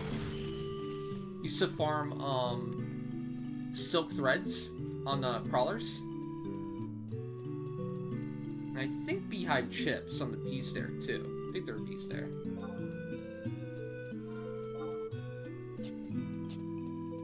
Those were the days.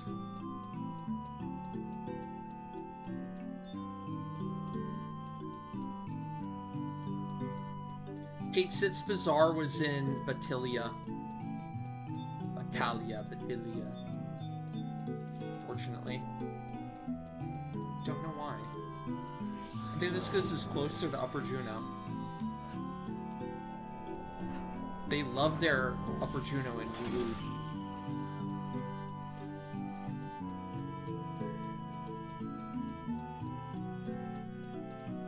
I remember feeling so intimidated about even being in Wulude. Like it was undeserving.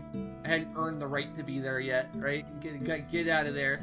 It's where the JPs, the veterans hung out.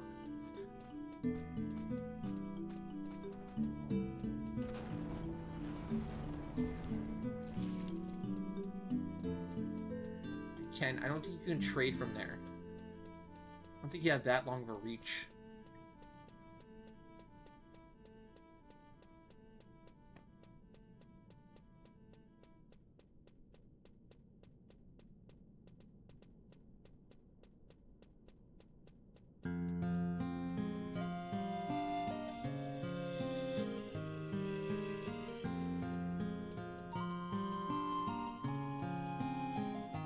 I don't understand it. We already have names. How is it different? What are you talking about? Did they announce something new? Here, you're saying they added the update thing. So you're talking about the pre-notes, the patch notes or whatever? I want to take a look. I'm just confused. Like, what could they do aside from names?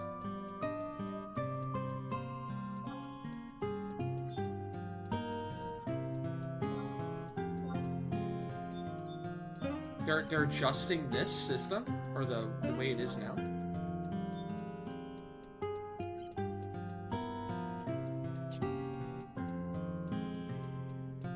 Here's a track. If you remember this one. This one generally liked by a lot of people.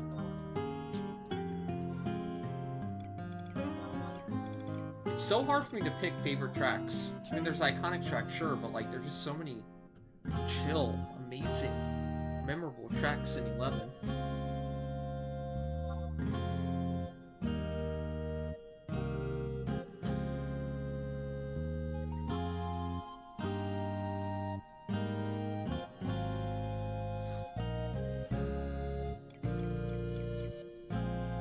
My last one? I think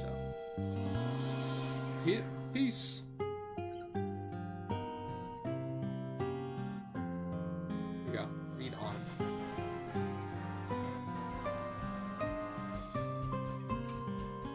Kitaro, thank you so much for the tier 1 and the 29 months of support. Thank you.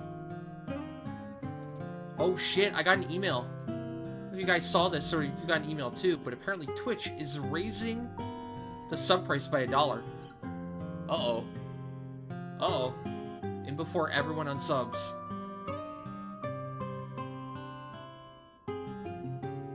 Yup. Apparently tier 2 and 3 are unaffected, but tier 1 is going from $5 to $6? Oh no. This is like a different format, or is it just zoomed in more?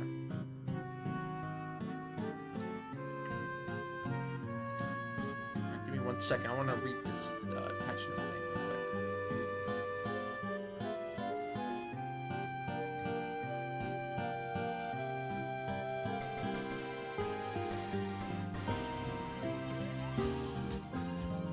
And Rich with the 4 gifted subs and the first snipe of the day. Thank you, thank you. Hey, Kriya. What's up? How's it going, Rich? Congrats, everyone, on the gifted sub. Welcome, welcome.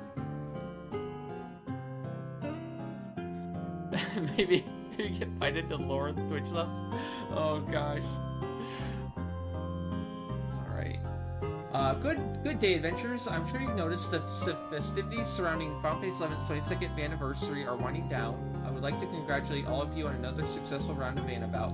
I know that our efforts, such as splitting up the relevant content a bit, establishing a new dedicated records of evidence objective, and the Return Home to Vanadil campaign might have made it slightly easier to participate this time around, but never in my wildest dreams I expect to exceed a 1000% completion rate. There were also some measures taken due to the issue discovered within some of the content, but your efforts still handily exceeded our expectations, even reaching the 150% expanded goal as well. As I mentioned previously, the Great Odyssey campaign that was added in June has been extended, and the highly anticipated return of Cornelia's alter ego will be available for a period of 6 months. Please enjoy the fruits of your labors. Moving on, I'd like to briefly cover Ambu. Next, a couple of system-related improvements. Addition of an icon to denote items that can be delivered to other characters under the same account. Oh, that's cool.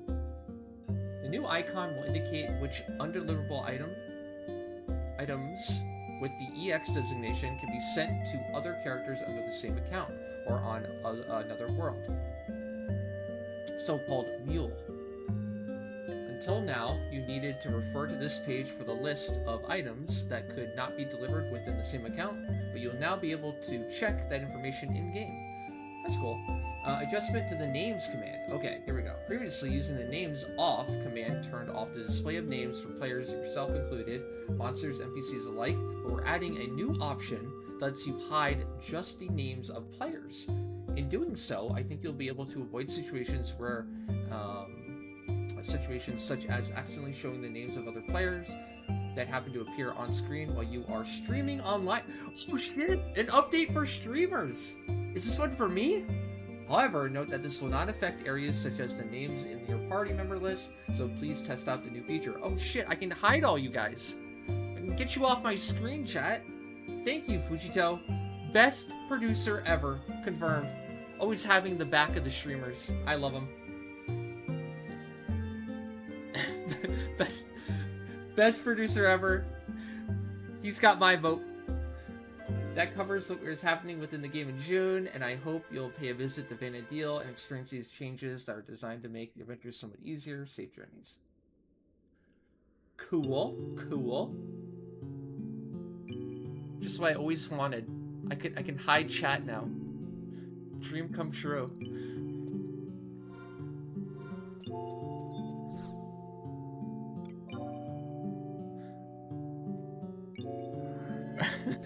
Yeah, that's what they've been focused on. They realize how toxic chat is and that they need to be off the screen, so they're putting in hard work for the sake of streamers.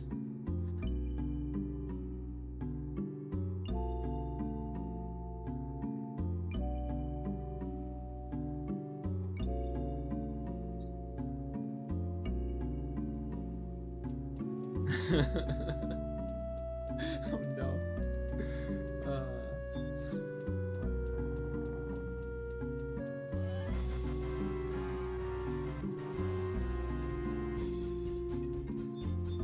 And Oblivious with a tier 3 and the 22 months of support. Thank you, thank you.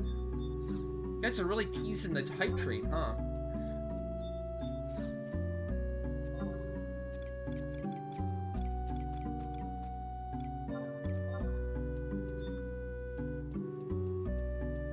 Tossing something at a Galka. Boom, got him. Better read it. Okay.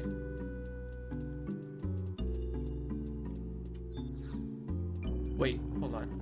22 months and still following a great boomer with a incredibly real dog. Such a pog moment. Wow, Oblivious, thank you for the kind words. Thank you so much. It's very thoughtful of you.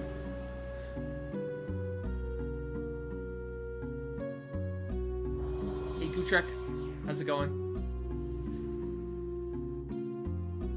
No, I read it. That's what it said. I read what I saw.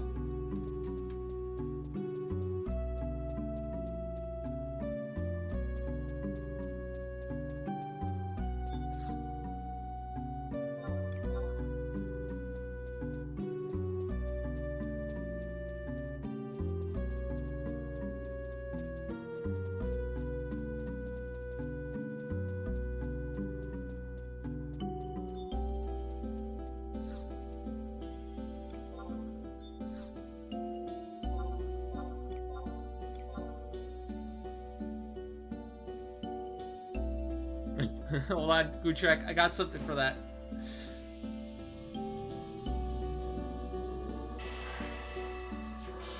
I'm Michael Jordan. Stop it. Get some help.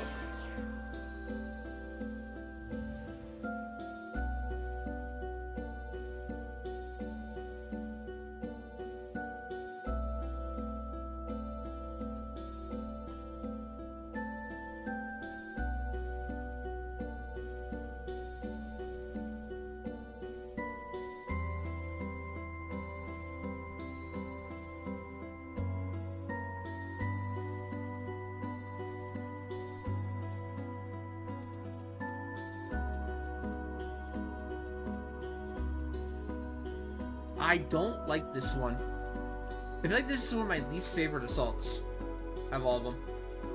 Funny enough. I hate that you have to, like, go to every single area and find the bomb, or just wait for the bomb to go off. So, it's so stretched out.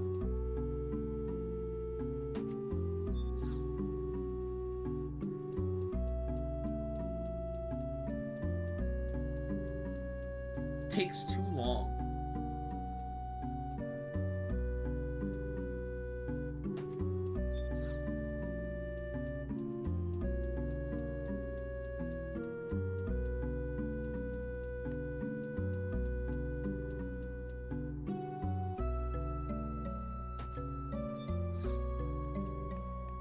As I say that, I'm just absolutely destroying these bombs. Holy shit.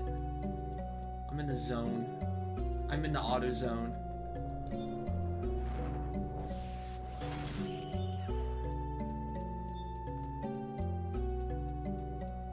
That's a good question, Bomb. I don't know. I don't know how that happened. Use Galka magic.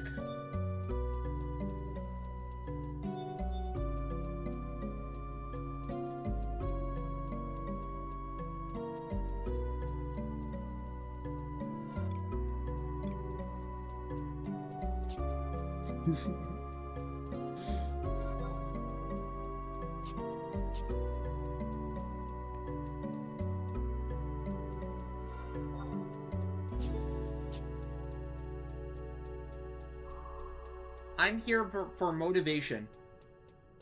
I'm motivational streamer.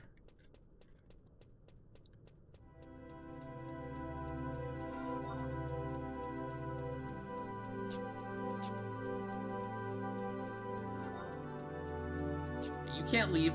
No. Too late now.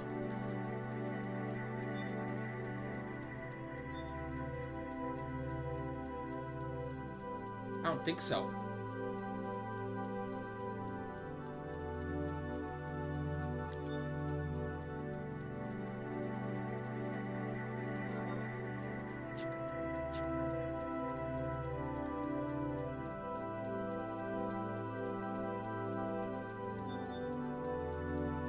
Sudoku, huh?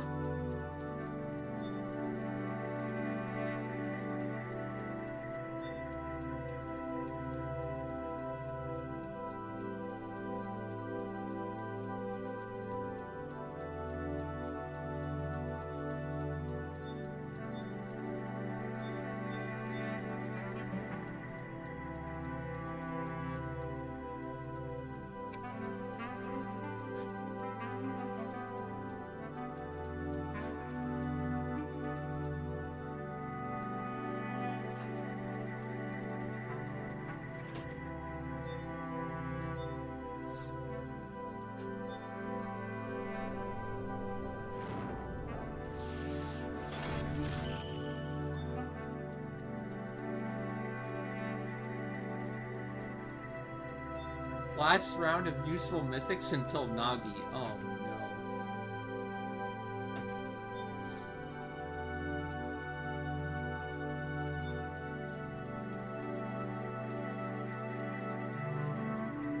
Shit, is that another one?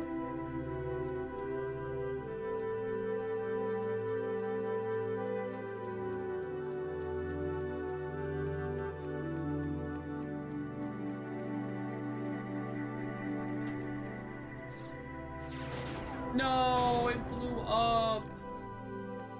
They were too close to each other. Failed. Fail.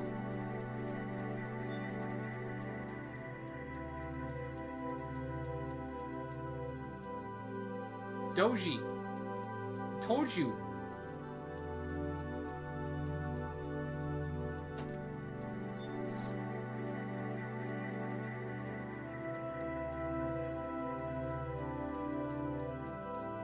Doji or Massa?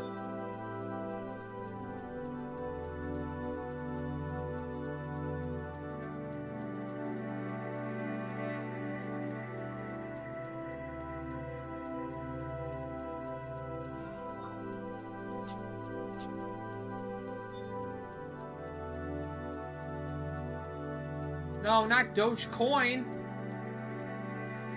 Oh my god. It's not what I meant.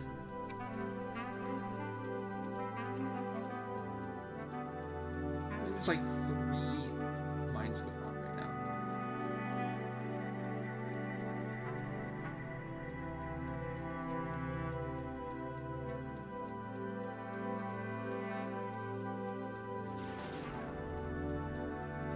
Oops.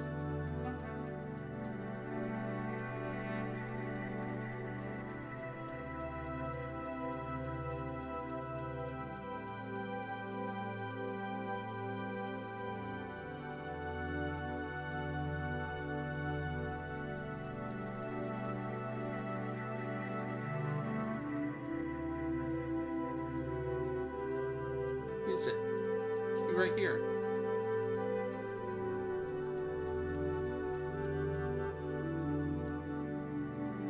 I failed. It's gonna explode. Let me just see where it is, though. Oh, there it is. Wow. That was close enough for that one. Either make a doji or finish Massa quicker. Those are your 2 options. It's not even hard to make a Massa. Just do a Massa.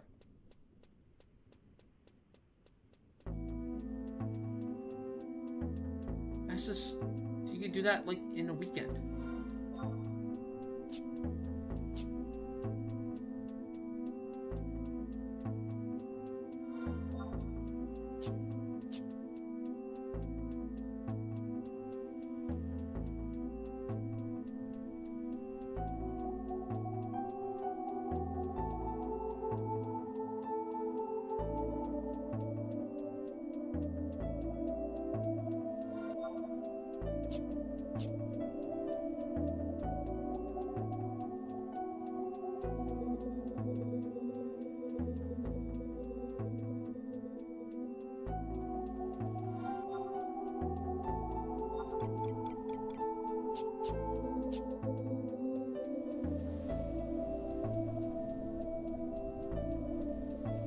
Could just make a stage 5 prime too.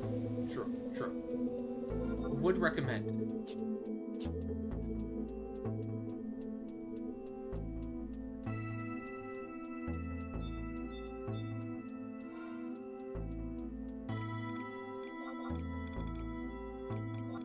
Do it. Just do it. Make your dreams come true.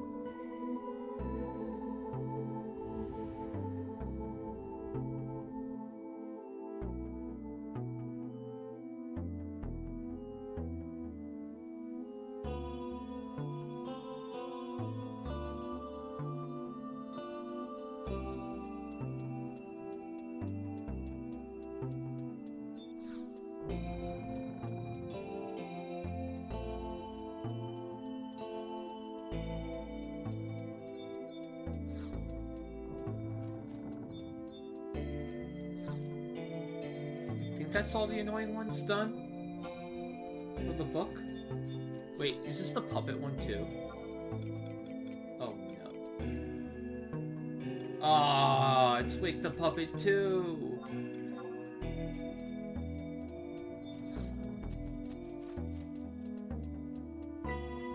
Okay, this is the worst book. Out of all the books, I think. Right?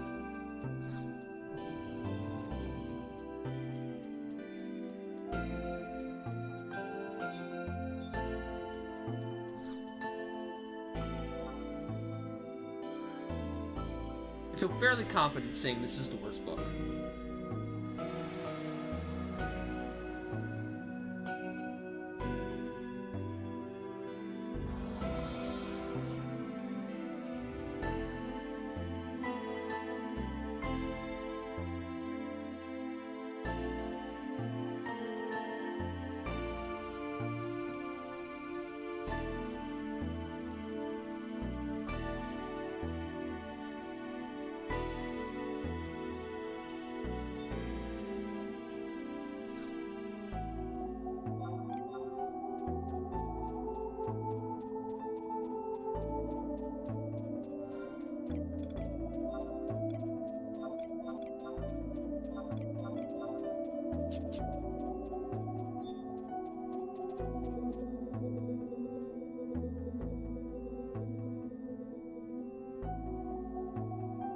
Oh, right. We have some spins to catch up on too.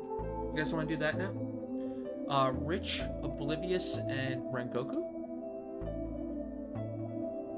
You guys around still?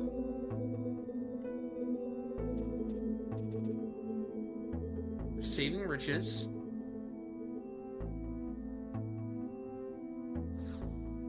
We can do Obliviouses. Obliviouses.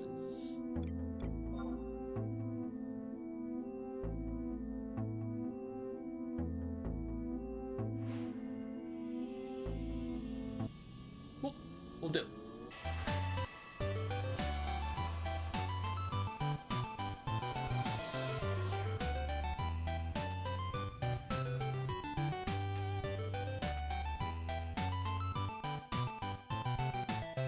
Alright, here we go.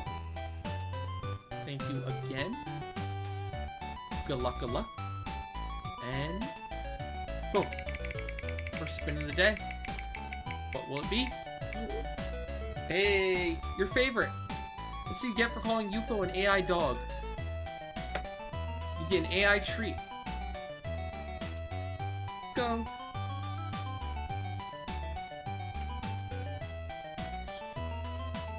Hey, Yuko, what do you say?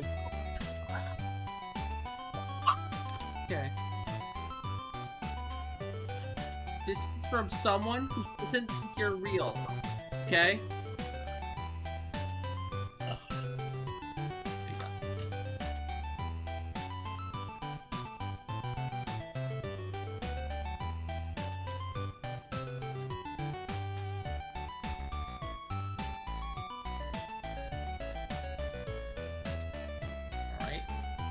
That brings you to Livius.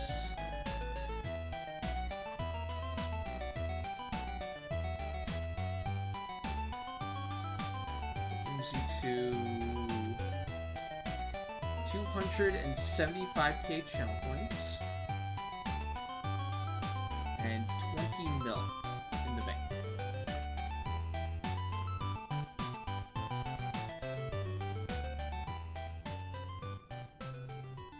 And I don't think Rengoku's there, so we'll save Rengoku's spin for later too.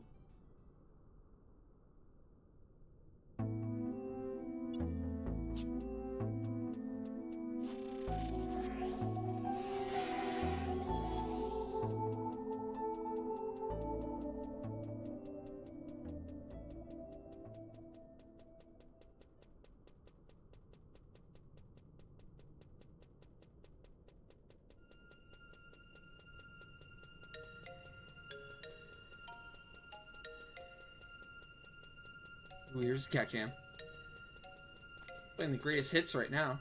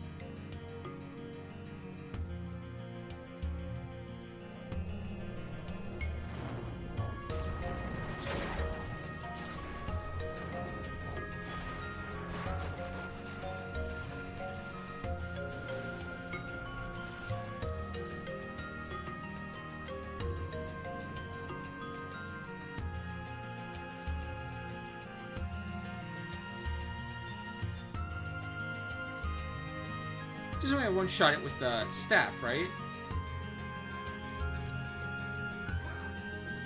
Right? Refund. I missed it.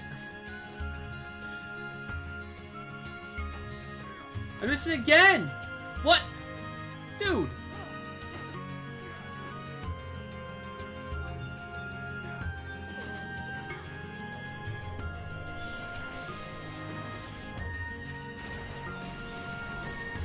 The fuck? Yeah, stage 5 Prime Staff missed 3 times in a row. On a level, like, 60 guy. You kidding me? Can I get a refund? I speak to the manager. I demand a refund. I want a club. I'll trade the staff in for the club.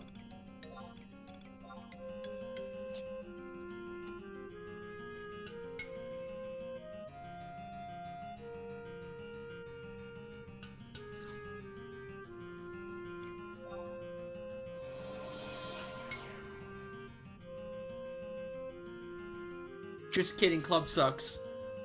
Got him.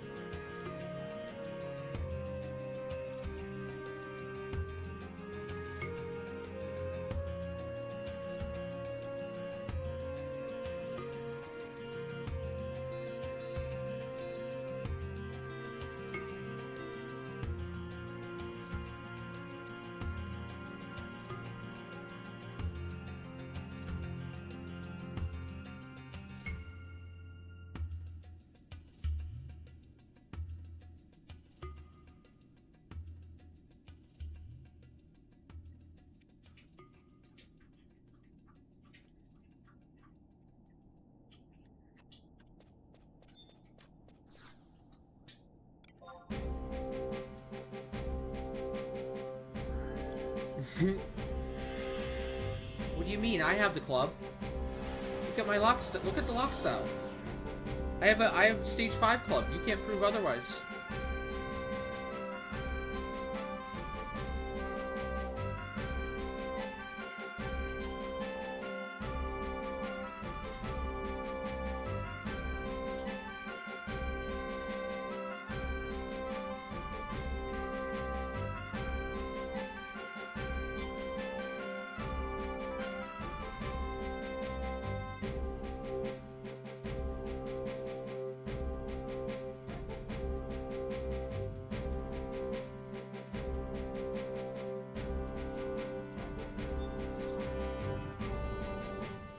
You're not my dad.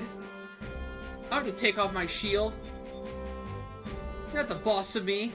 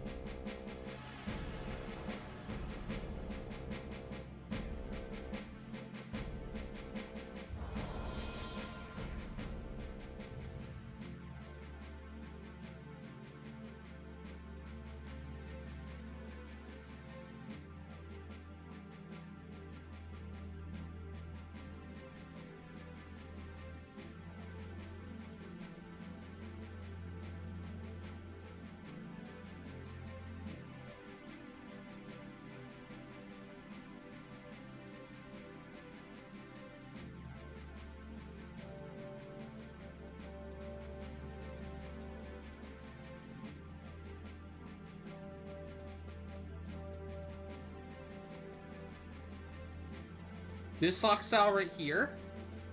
This red riddle go with it. You know what? Kinda. I like it. It matches the pants a little bit. Looks fancy. I think, yeah. Right?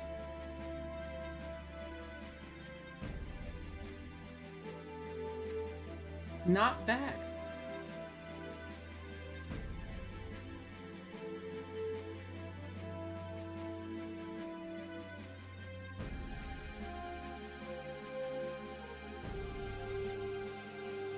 You wanna look good? Double to Zona. I'm never a big fan of the double.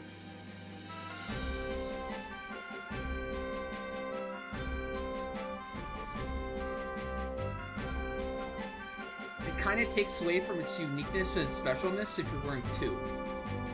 I feel.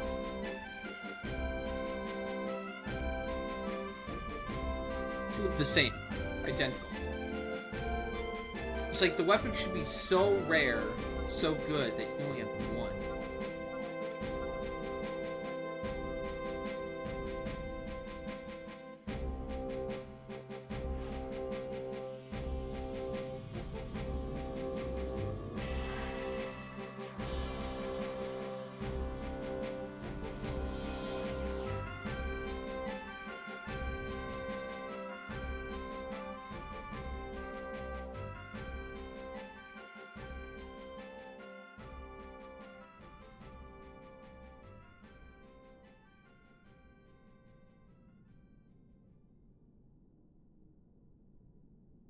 You really like the kitty hammer sounds, huh?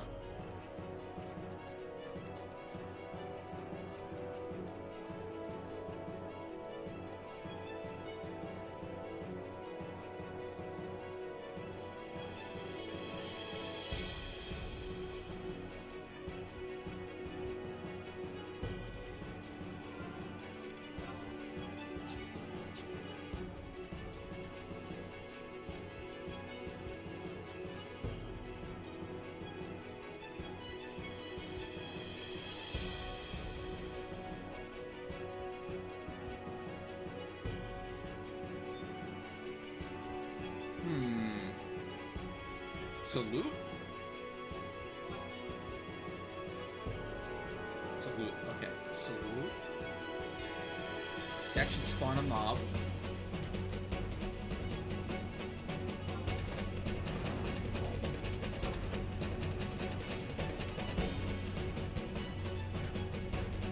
And then we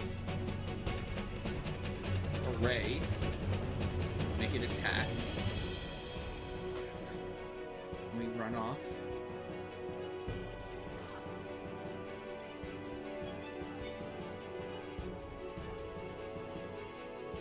Gotta say, I kinda like Black Mage for assaults. It's not too bad.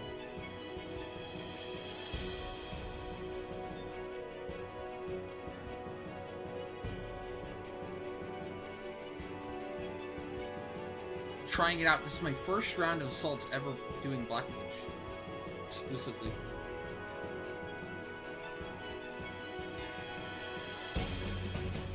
You're looking over your trophies the other day and you saw that you never platinumed 13. Really?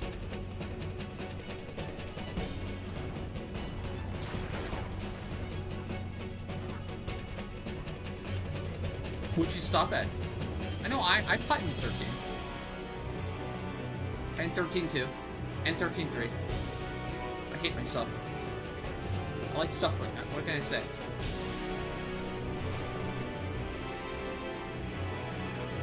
God.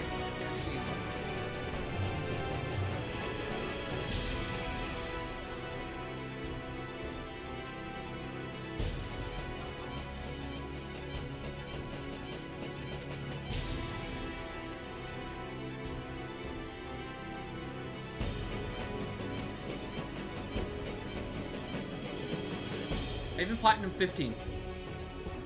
For as much shit talk as I give 13 and 15 for, you know, not being the greatest Final Fantasy games necessarily, I still played the hell out of them.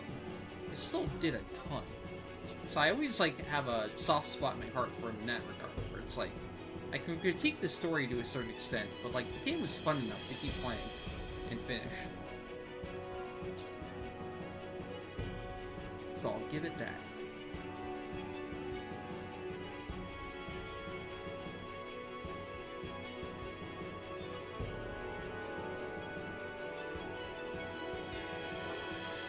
$15 was weird for me.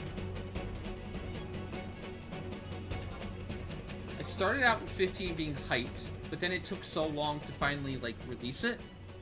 Right?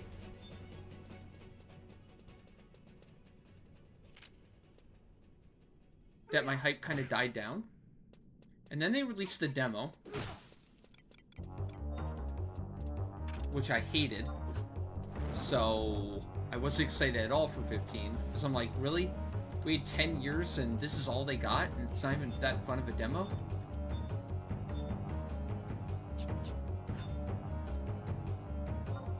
And but then the movie came out. I was like, oh shit, I really like Kingsglaive. I really saw the potential and liked what they were doing with the story in Kingsglaive. And I thought, like, holy shit. If the story in the game is anything like the movie, then this is gonna be an all-time great. It's gonna be really good. But then the game finally launched, and it's like, it's nothing like the movie. Like, it's fucking... There's nothing there. It's bare bones.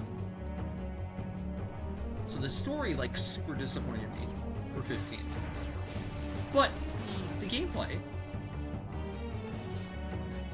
the world was pretty good. That just kept me going, kept me puttering along. And I wanted to like the game. I wanted to like the characters. There's so much I wanted to like, but it just... At least that release was just an unfinished game. And you could tell. You tell it was a rush job.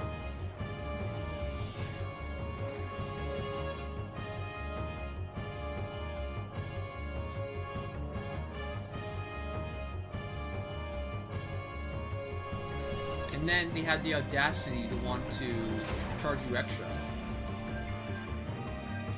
for the extra DLC, which is essentially content they cut from the game to add later, to charge more for. That was a hard fuck you.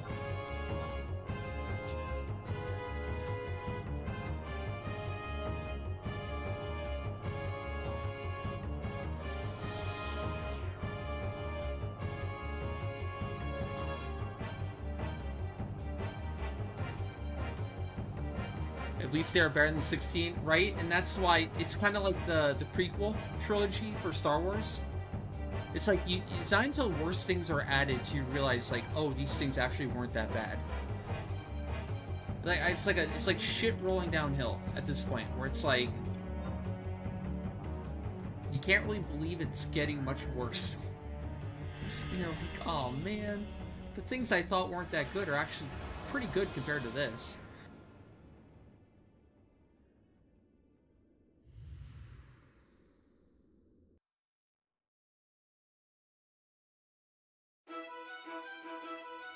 I remember, yeah, like farming the platinum ingots and the trapezoids, right? From the turtles. And also you have to do every single Lassie stone, I think, battle, fight thing.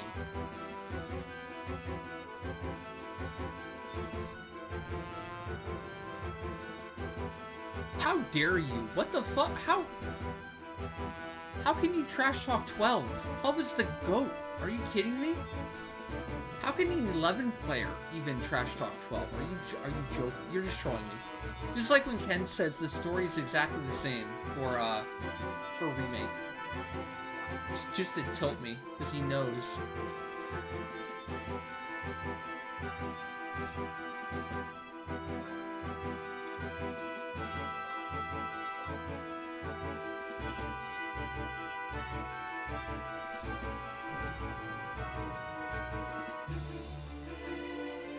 "12 is an inferior offline version of 11.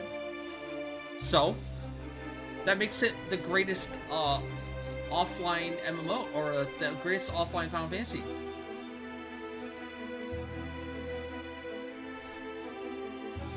Even an inferior version of 11 is still one of the greatest, if not the greatest, in the offline games. for what it did. The only reason 12 isn't regarded higher is because the story was poo-poo.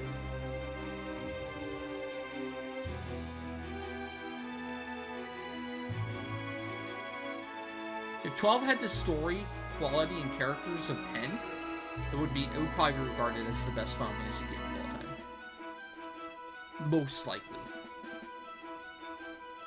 But even then, even with a mid-story, a below-average story, that game is so incredible that people still regard it very highly. I'm kind of surprised how well it stood up to the test of time. I feel like more and more people like 12, because it felt like early on, when 12 was newer, it wasn't really, like, a common take to say how much people like 12.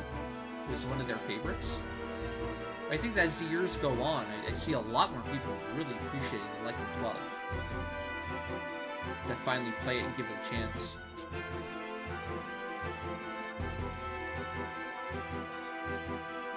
Which is cool.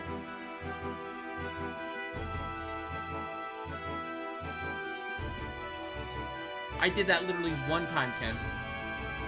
I remember. It's like I put the 11 tracks on the radio when playing 15, and I drove to one place one time, and I don't think I drove the car even one time after that. I've like fucking fast traveled or walked around because you can't off-road the car. A lot of the running you do, you have to fucking, you know, just run through the zone, not just stay on the road. I think even when you're in the car, you don't have to just sit there and listen to the radio while it drives. I think you just speed up time and just bring you to your destination, though. I don't have a lot of memories of just driving somewhere in the 15 car.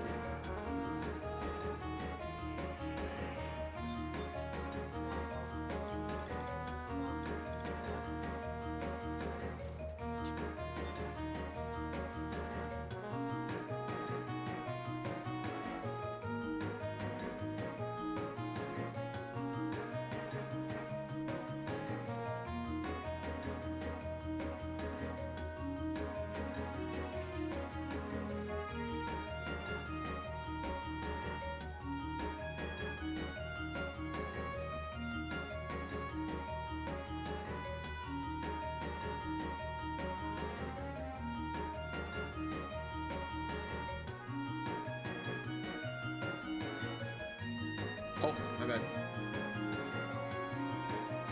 Alright, 4 books down, 1 to go. Nice. We're getting there.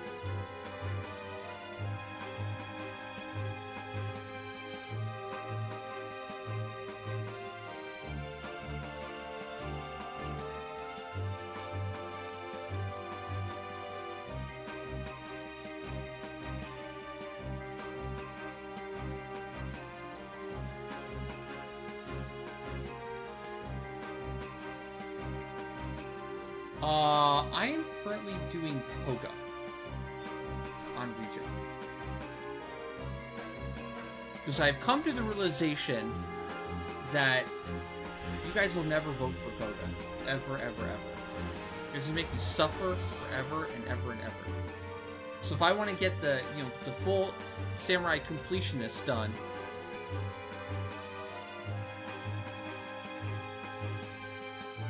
yeah.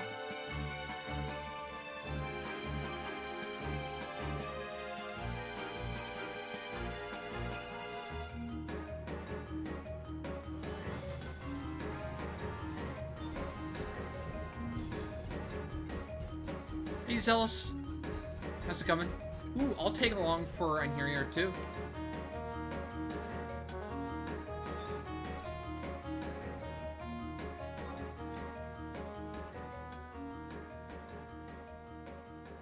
Zealous, thank you so much for the Prime and the 53 months of support. Thank you, thank you. Final Fantasy 11 has nostalgic vibes, bringing in the new peeps and the old peeps. I'm still awaiting the Prime Pup content that you promised, streamer. I still retain the crown. Pup Armada, Pup Salute, Pupaganda, and the Pup King. I'm coming for you, Zealous. Don't get too comfortable on that throne, okay? I'm biding my time.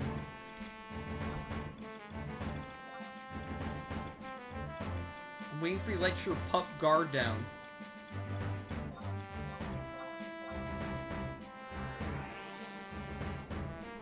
I played Pup. I played Pup. I played a lot of Pup on Ash, too. Okay?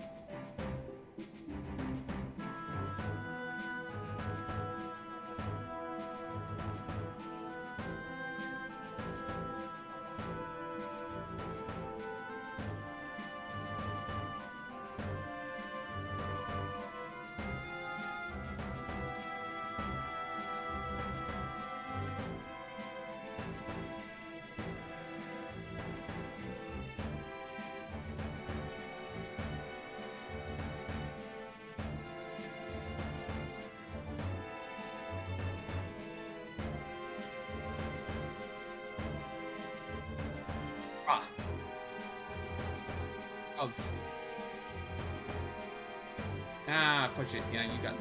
Okay.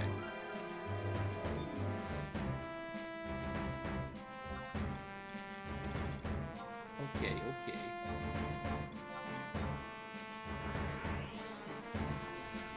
Okay, Bacon. Just doing that in here real quick. Hey, you're getting your first tattoo this Thursday, and it's gonna be 11 related. What you going with? What you going with? I wonder what I would get.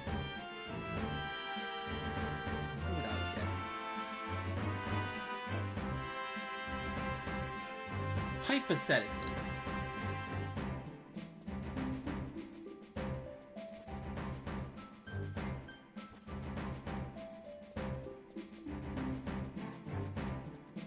I'd be a thinker. It's the most meaningful thing to me.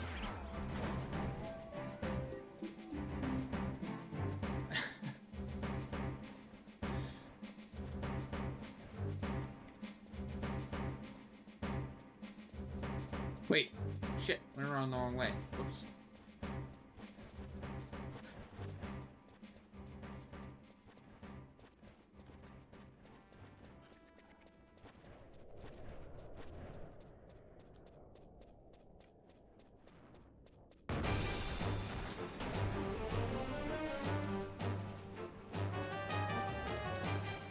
A leafkin on my butt. Yo, there you go, a leafkin. Actually, yeah. Probably a leafkin? I don't know where.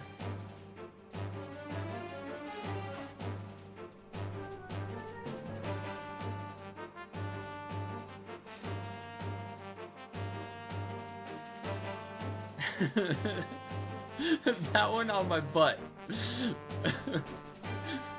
right above, oh my god.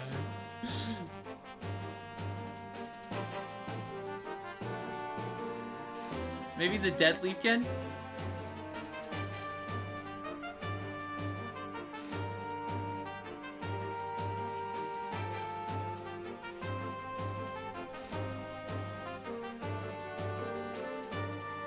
This one on my forehead.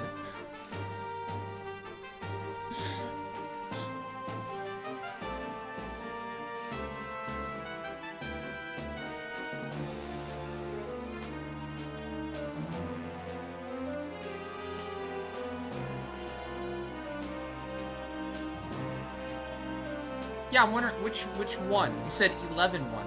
Is it a secret?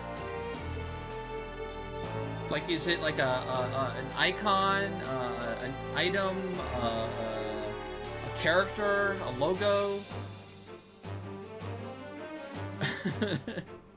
Level down on my forehead.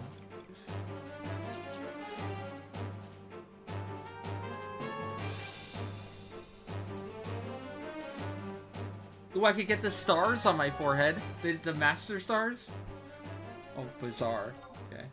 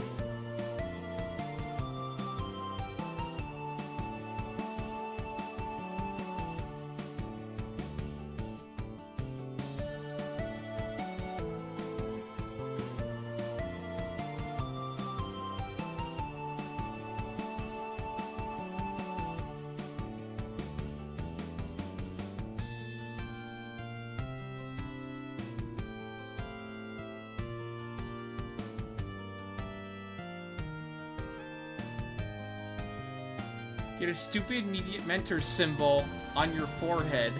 Then it can mean nothing in real life and in game.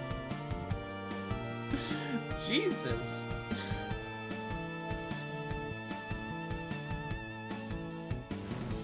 I help out all the time. Okay?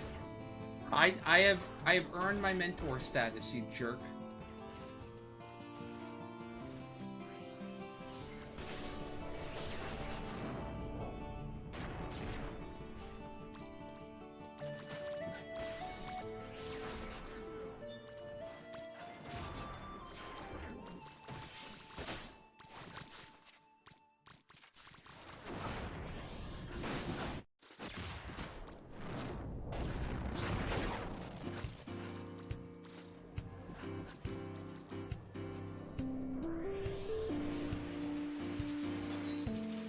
Actually interrupting me, or oh, they're just dead.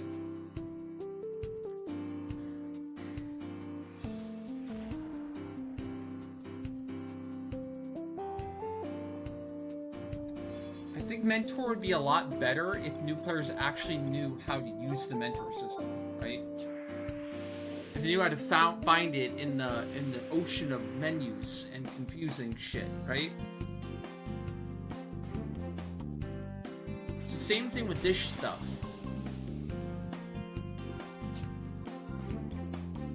Like chat, how many people in chat are gonna know this never existed, right? I'd love to show this. Look at help desk, adventuring primer.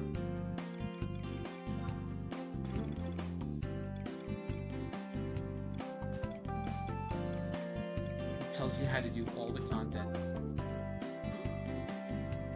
In the game. See?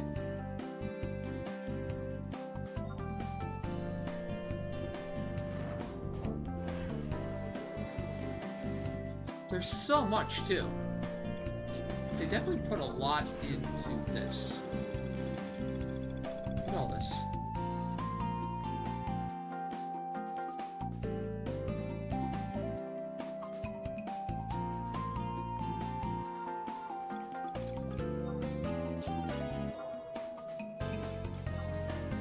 But nobody knows to look.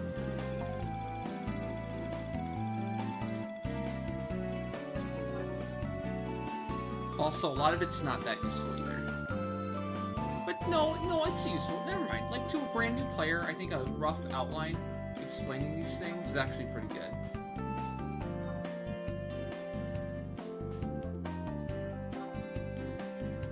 Wow, this is actually pretty good.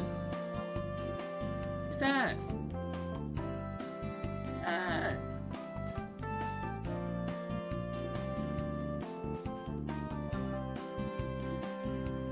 Macros.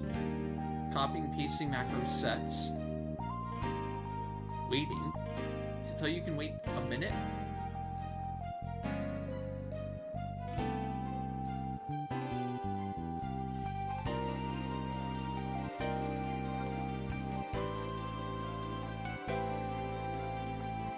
Examples. Whoop set 1, MA Fire 4, STMPC, Whoop set 2.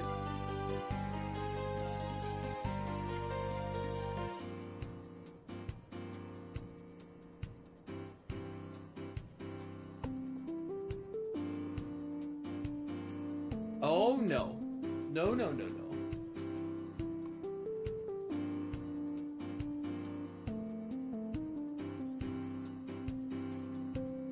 Pixel needs a hug.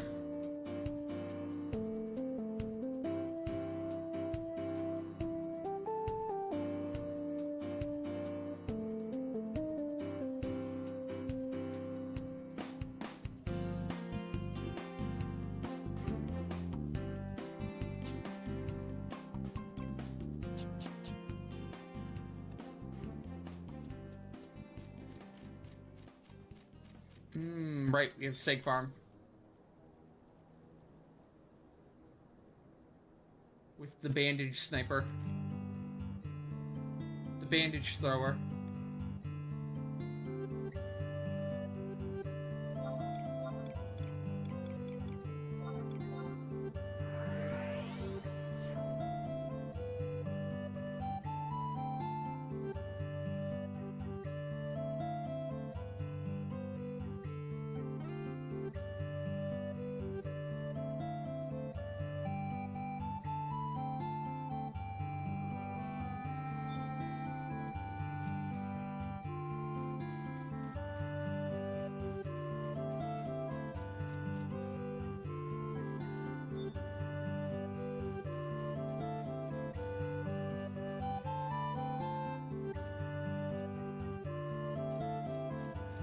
See ya.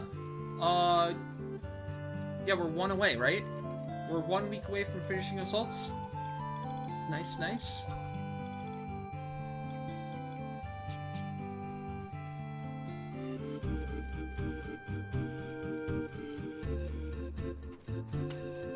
G to the G.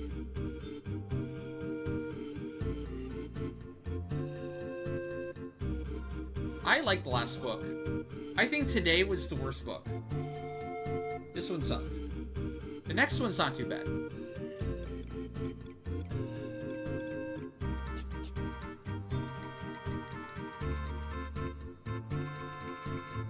That one's easy. That one's easy.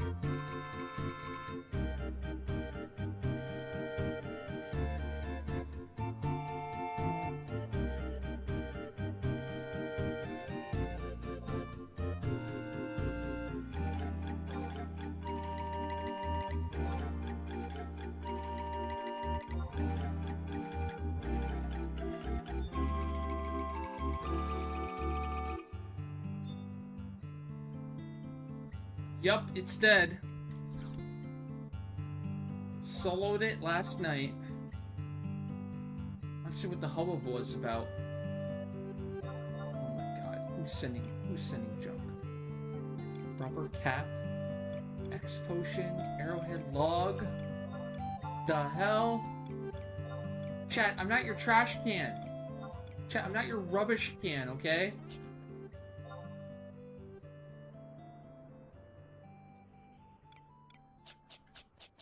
That's not funny. That's not funny.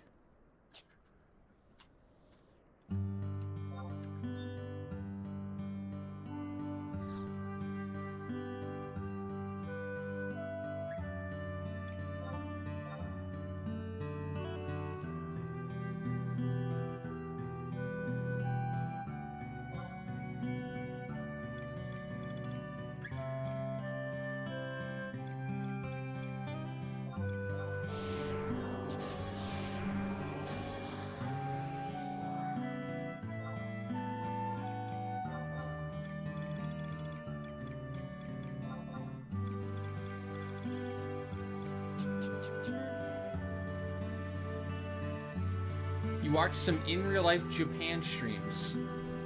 Like, what's the context? Is this like a foreigner, a vacationer going to Japan and live streaming it? Or is this like native Japanese doing live streaming in Japan?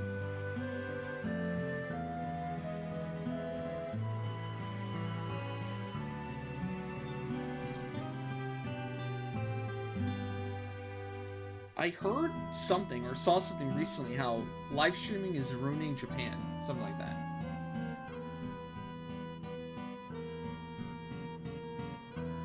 But it might have been like clickbait hyperbole.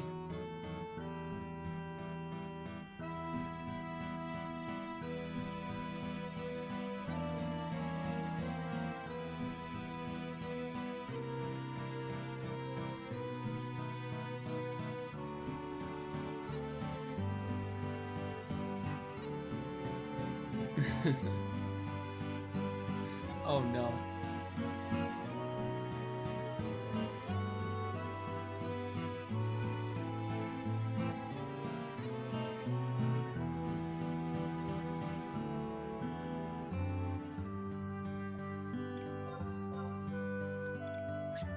Okay.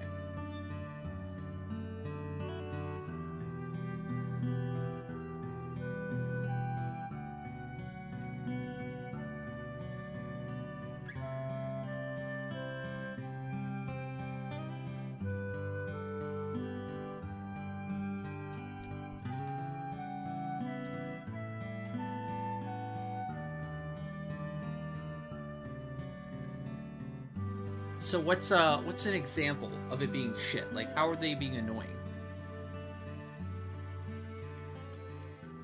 Just being loud in public? Being obnoxious?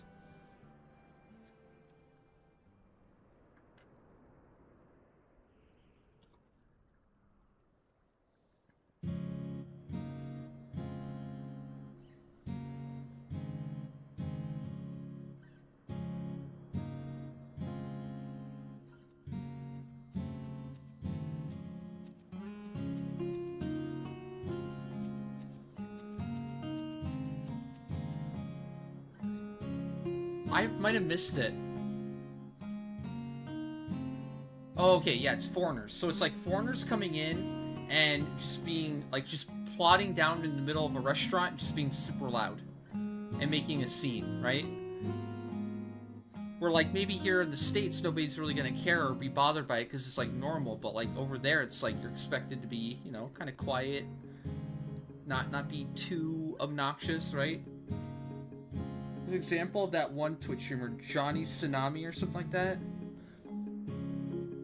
He ended up getting arrested and jailed for like 3 months because he was being a public nuisance. Just walking around being loud and drunk. I feel like Japan needs to nip that in the butt. They need to be cracked down hard on that type of shit.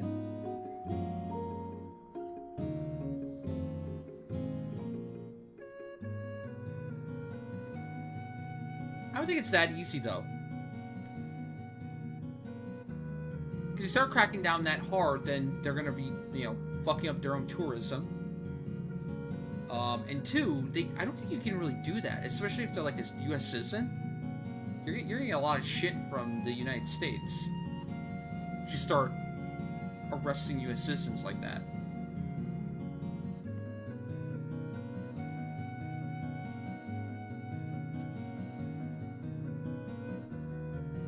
Oh no, of course not. Don't worry, I agree. I think if you're being obnoxious like that, you should be kicked out. I was hoping they would throw the book at that one streamer. And you have to like serve the maximum sentence to like send a message. I think they just ended up letting him go. And fined him a little bit. They fined him like a bunch of yen, but because of the conversion, he only had to pay like a quarter to get out.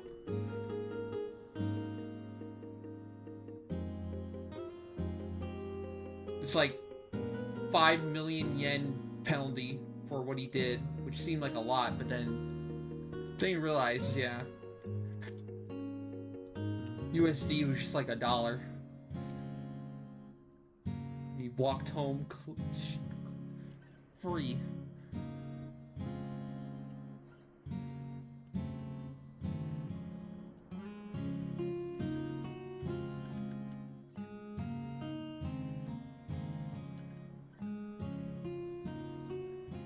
Luckily, I have not personally run into that at all.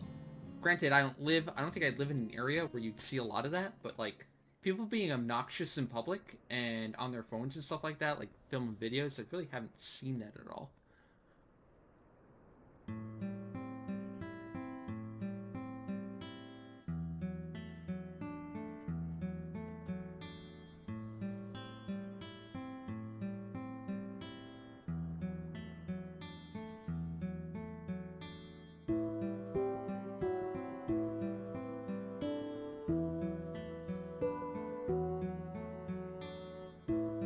Johnny Somali. Fine in Japan. He was fined 200,000 yen, which equates to $1,400 USD. That's pretty cheap for what he did. Are you kidding me?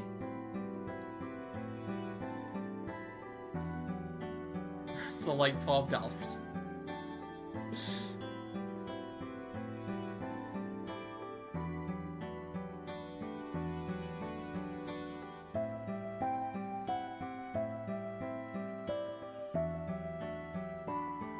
Exactly. That's why I feel like they need to crack down. They're too polite. Like I think everyday citizens are too polite and wouldn't actually do anything.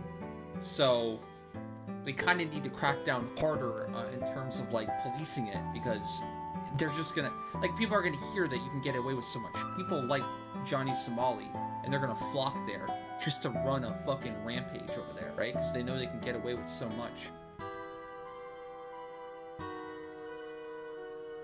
So you gotta nip that in the butt. Hey, Dragon.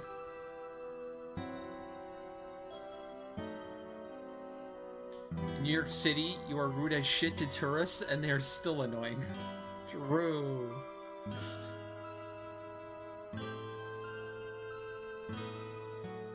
Well, I think it's different in NYC, because, like, you know not to fuck around with a New Yorker, right? You know they won't take shit, too. If you start shit with a New Yorker, they're gonna fight you back. But in Japan, they won't ever, like, most likely won't ever, like, cause a scene or fight back or do anything like that. Well, sure, it's situational. I just meant, like, on average, in general.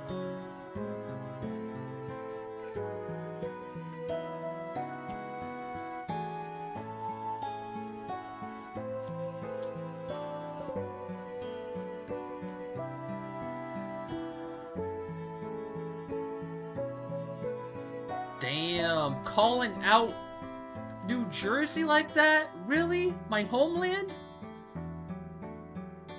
Why you gotta do me like that? Although you're entirely right. Based off of what I know about my family, you are 1000% right. Rude as fuck. Very, very rude.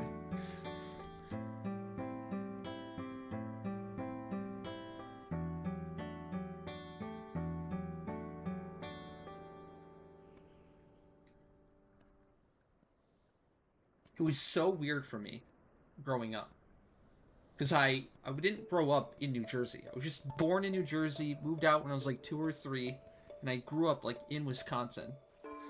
And seeing that disparity of like the Midwest niceness thing contrasted with what I saw from the New Jersey side, it was like, whoa, that is quite a difference.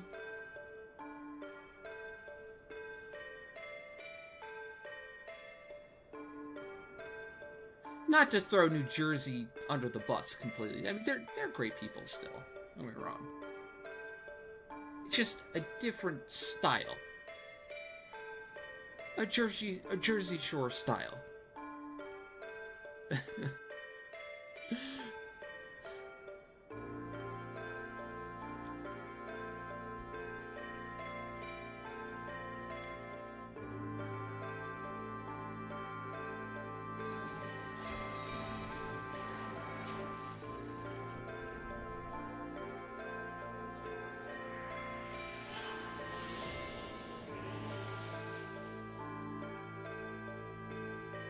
Okay, I think I'm about ready to start.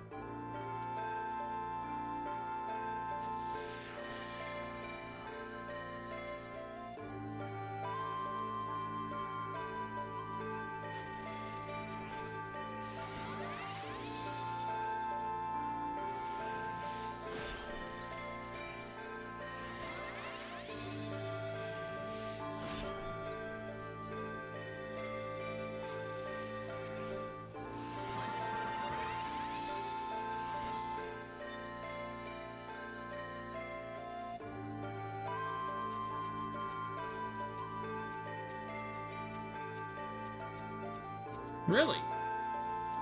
That's interesting. What if I can do the same thing?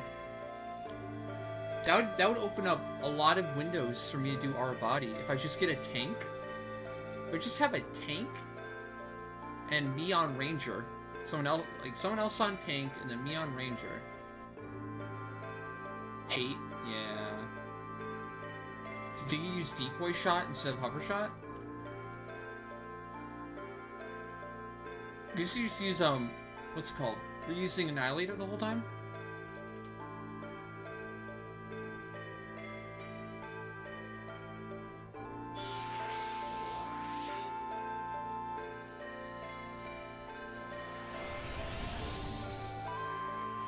For science.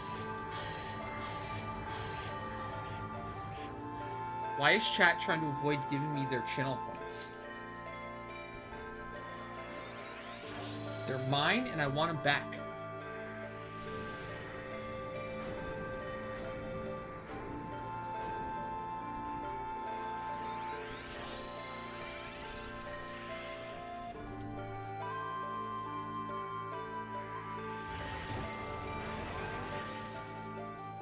Our body is Empaka. Yup.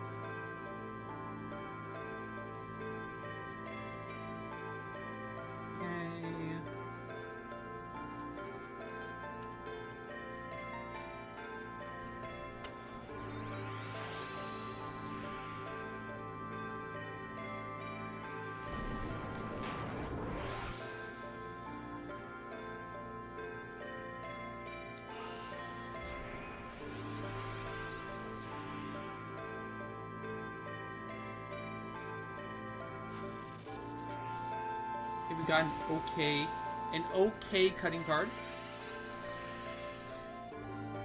Going prediction.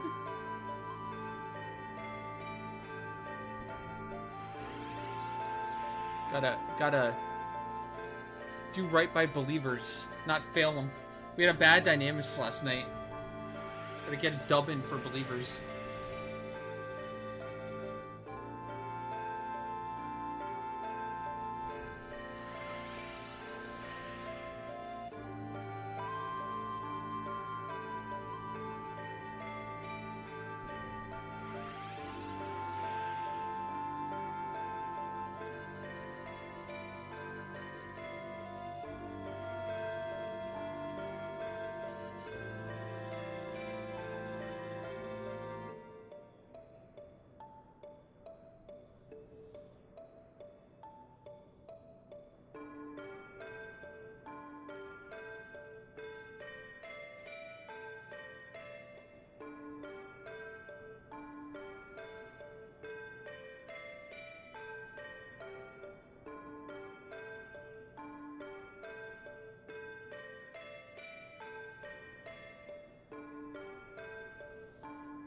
Sure, bitter.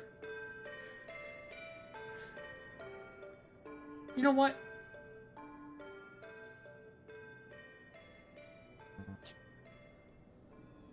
Positivity arc. That's what. That's what.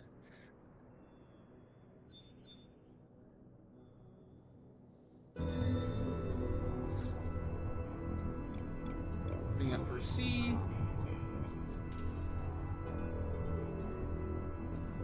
Going for Jen. Use food.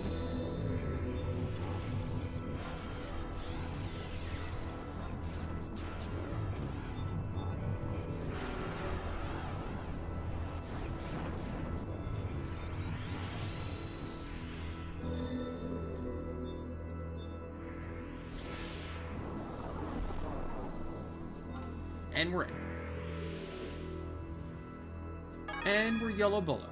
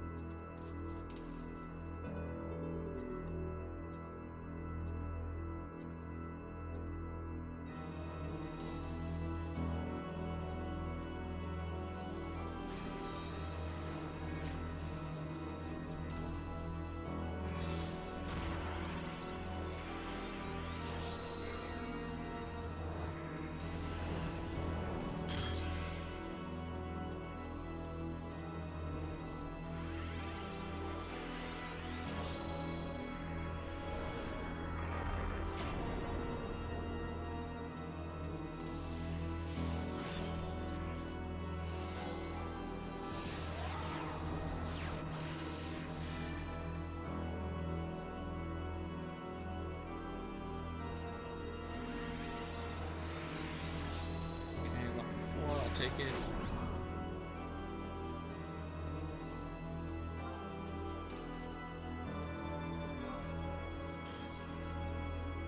Okay. Kill the first camp. Maritat. Plus CNM.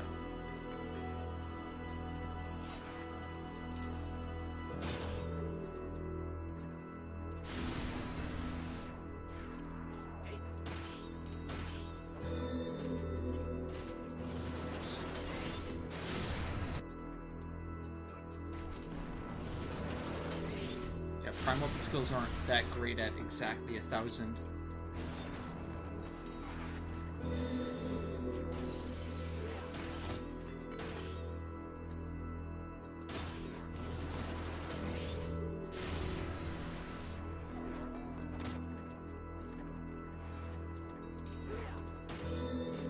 Oh! Oh, forgot to sing.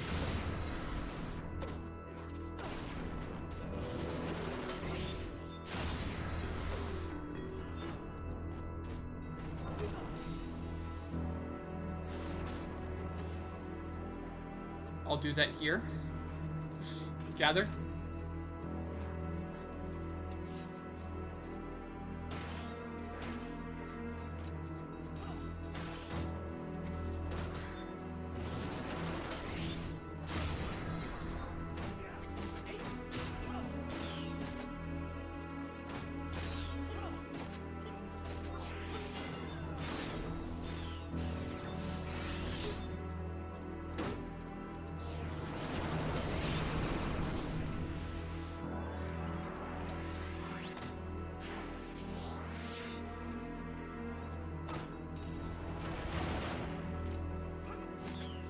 Turns out singing pretty important.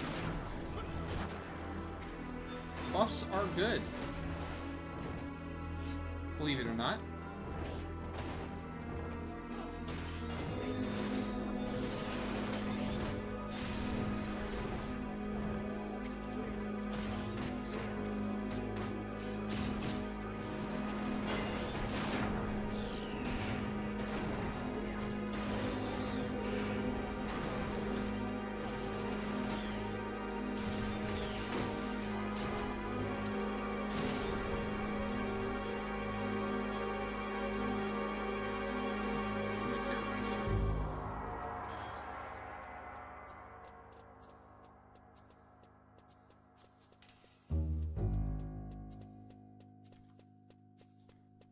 You can finish up all these birds.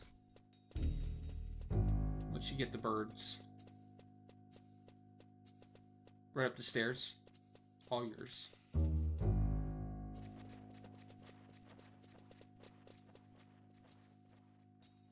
While I pull.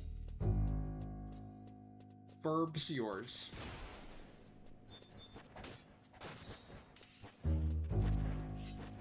On the halo.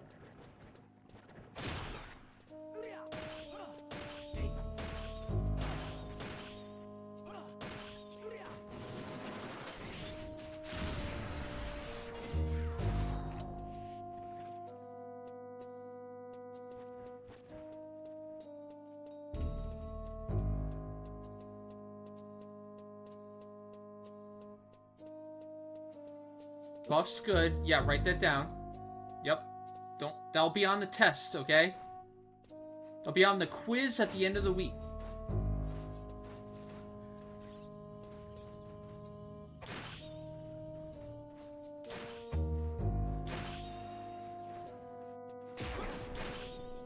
Wait.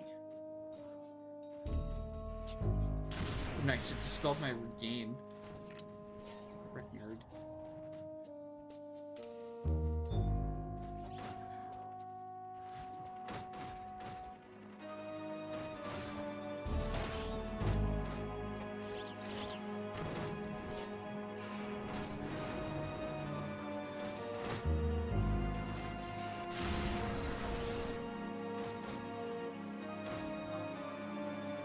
Better question is he doing club?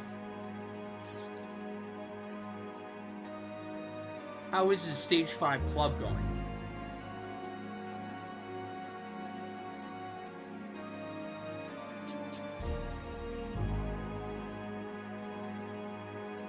God, Flan.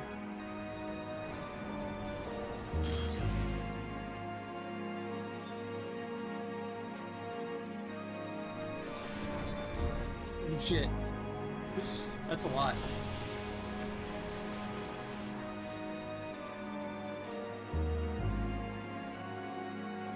I wonder if I will die.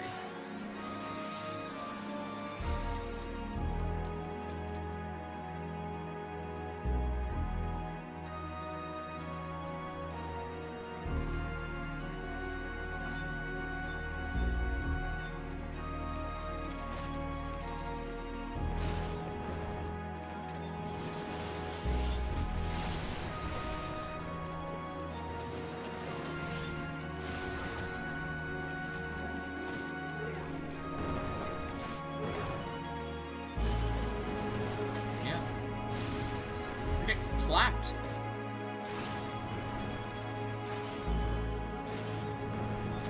I ran down.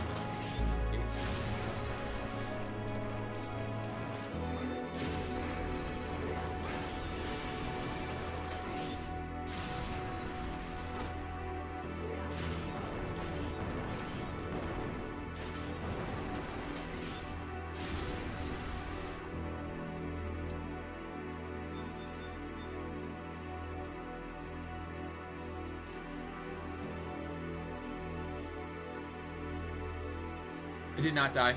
I was fine. False alarm.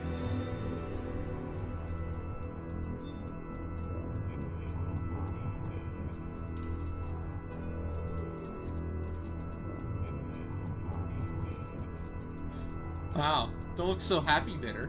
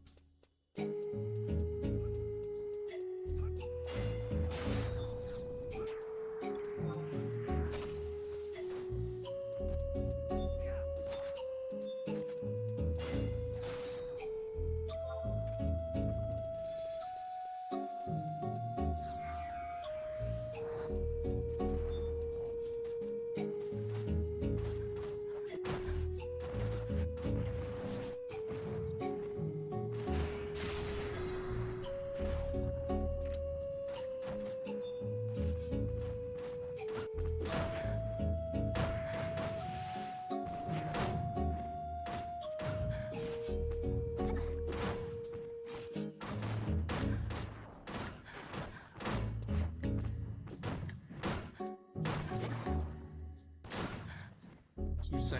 2 steps out of range.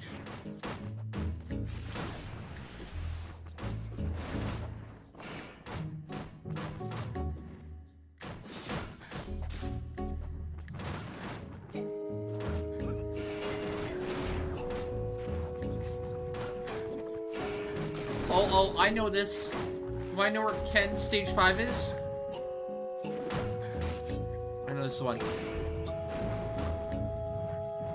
It's up his butt. Got him.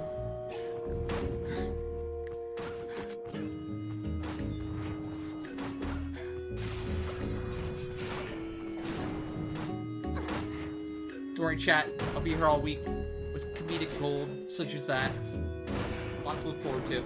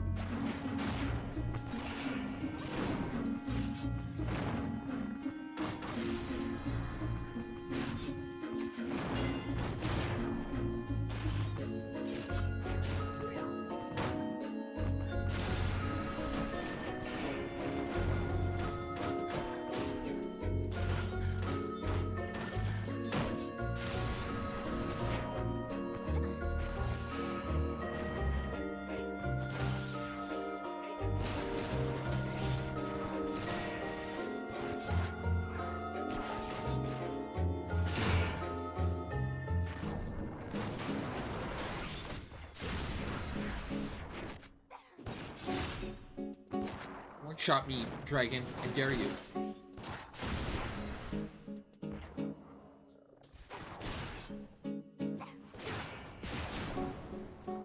Do it.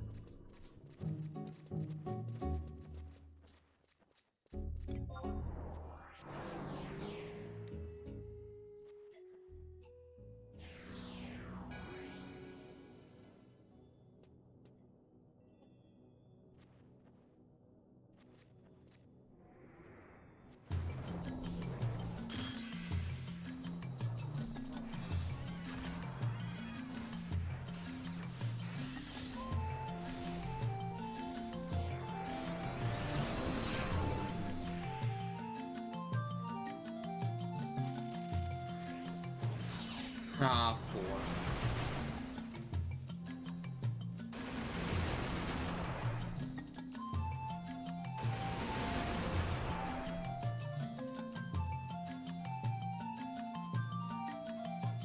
I'm gonna let you kill all the evil weapons.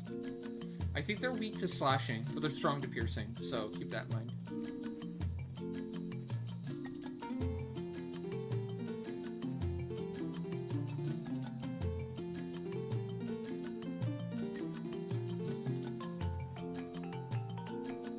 Should be able to one-shot the Savage.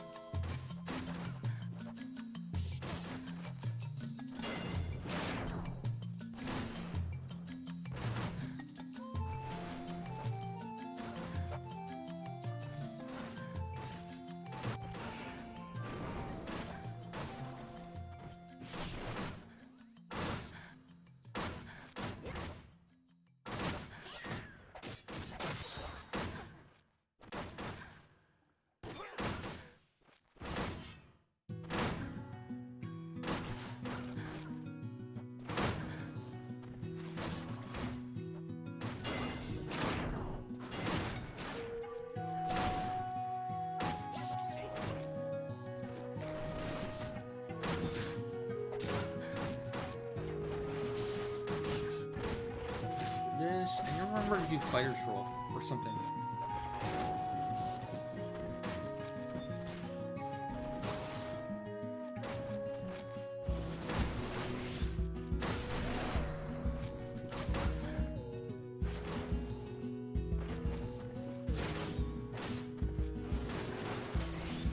I want to be able to refresh my chaos roll for the last floor. Why am I dying? Because I was pulling.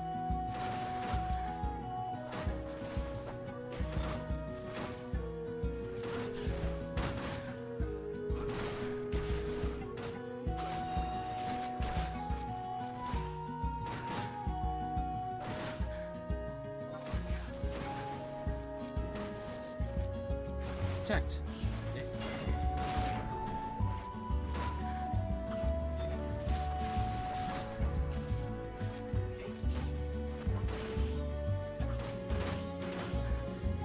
No, I think it's like the 15th is the last day, but good reminder. I haven't done my Bonanza stuff either. I gotta get on that. I don't want to procrastinate too long on that.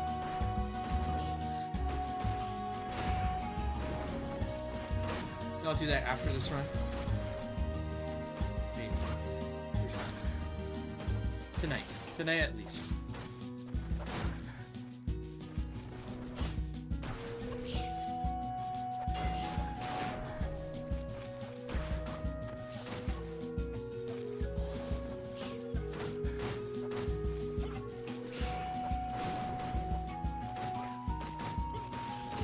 Who do you think designed Bonanza, Bitter?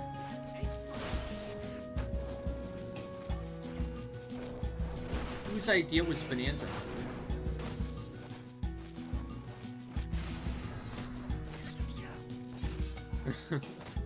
You're gonna venture a guess?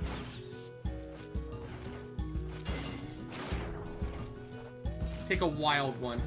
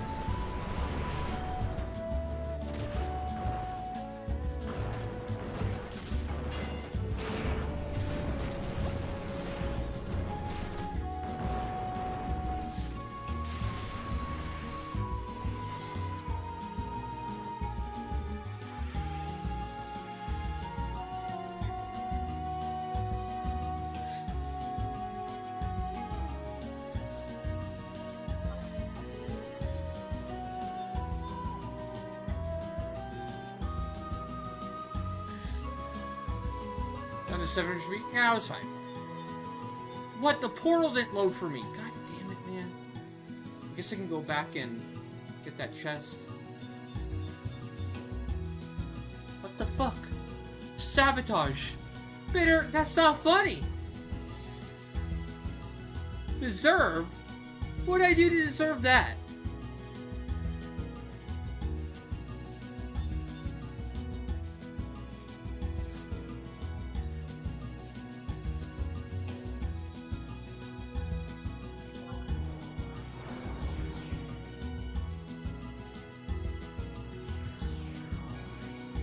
It's a halo.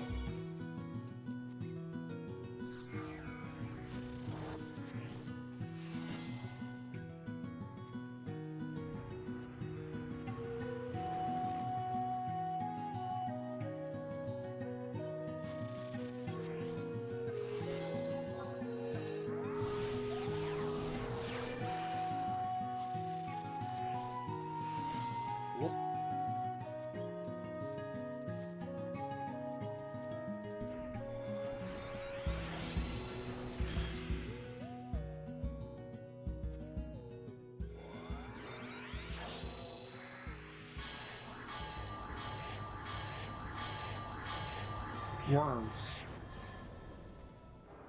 I guess you can kill worms. And,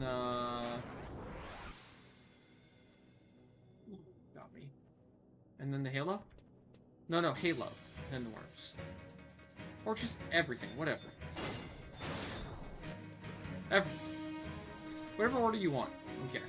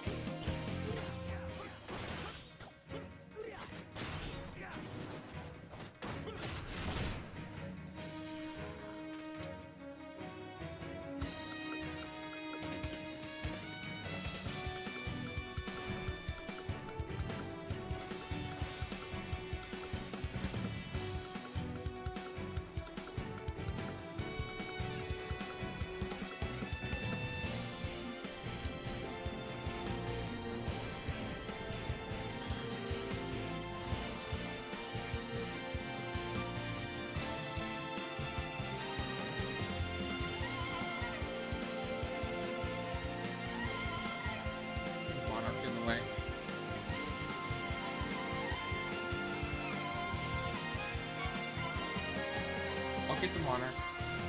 You focus the dignitary. That's always a good one to go for first. I'll one-shot the monarch so it doesn't eagle-eye shot, and then you can take out the dignitary so it doesn't dispel me. Would be good.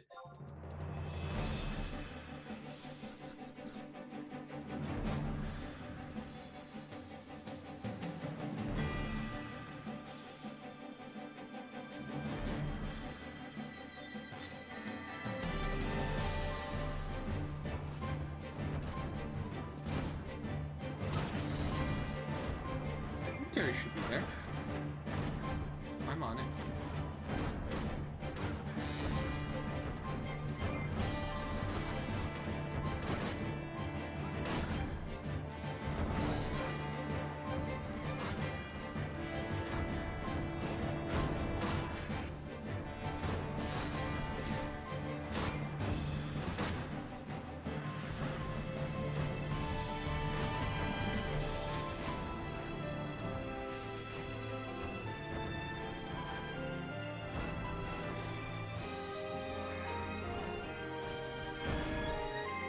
Damn, 10-second flash, Jesus.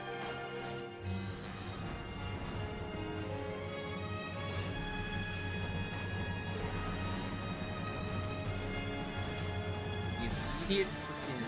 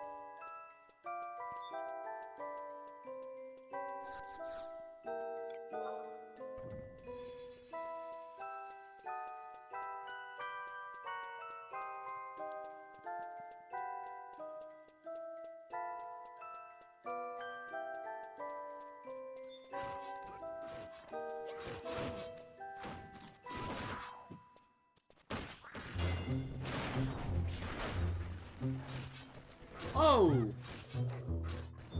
Whoa! It's the die.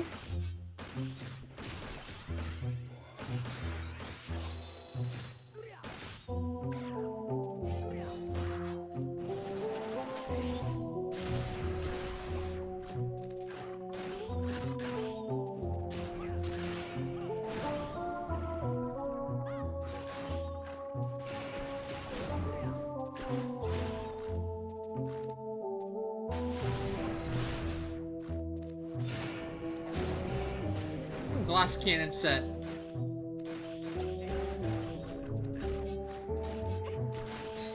don't know if I want to pull now.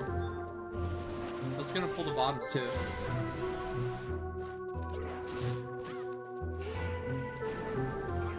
Maybe not.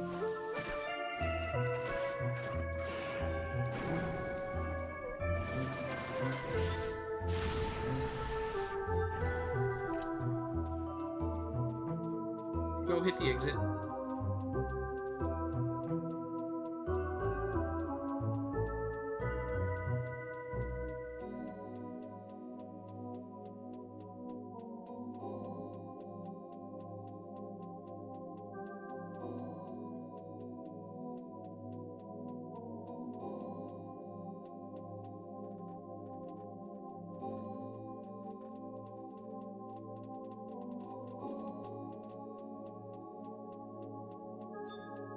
If they uncap magic burst and scourging damage, I assume you would do more damage. And things would die a lot quicker. Would be my guesstimate.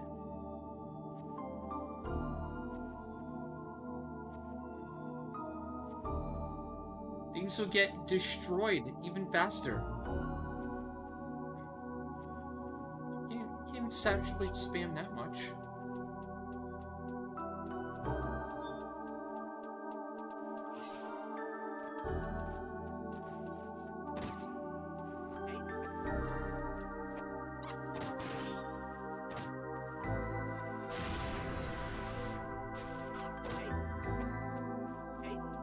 I'd rather they just, like, you know, start buffing the other weapon skills in the game to be close to or as good as Savage Blade. That'd be cool.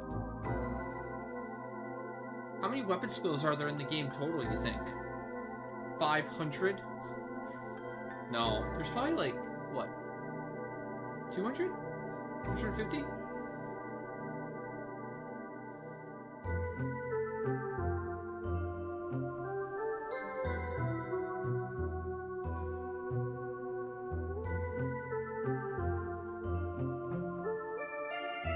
Hmm, 6 people from Japan are viewing Asian Bunny's stream. Only 6? I mean, 6%? How are you getting these metrics, Bitter? Get a share? How do you know?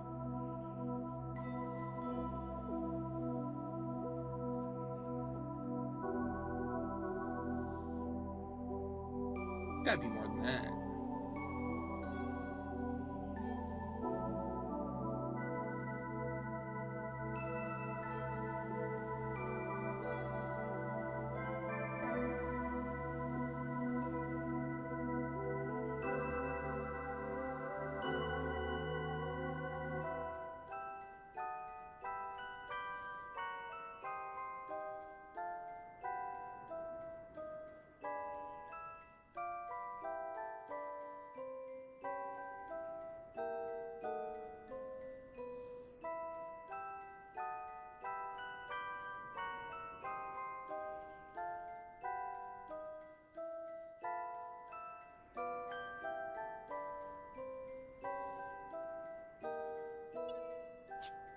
Sure.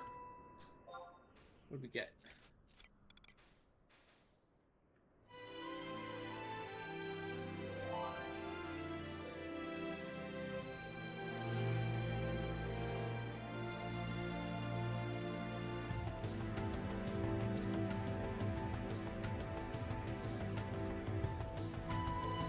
$12,230?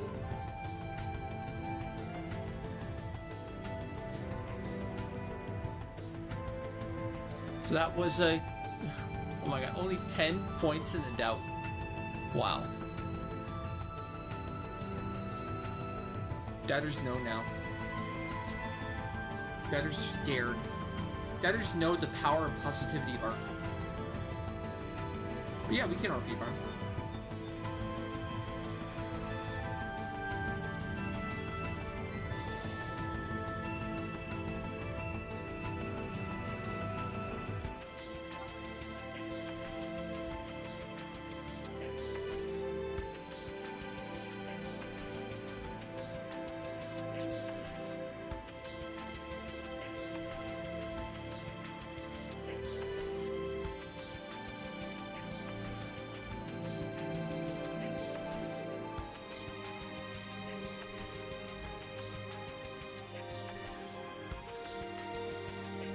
Your 10 points are gone.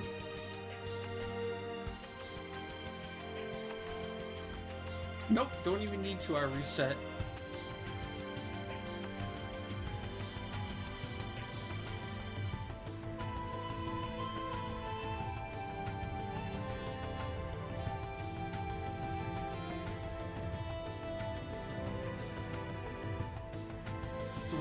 Stage 5.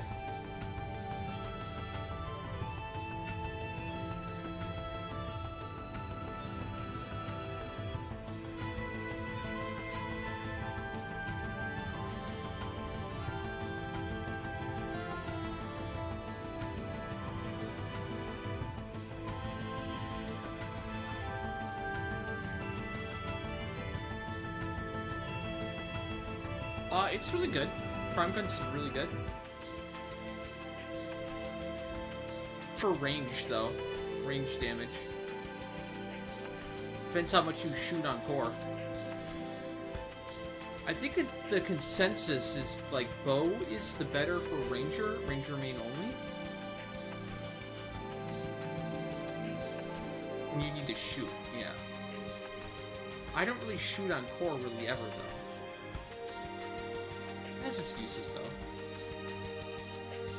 The bullet's really nice. Honestly, for melee core, having the negative 50 enmity on a bullet, really good. My core like never pulls hate anymore, like at all. Don't have to worry about it dying. Usually it's the bard that'll pull hate and die.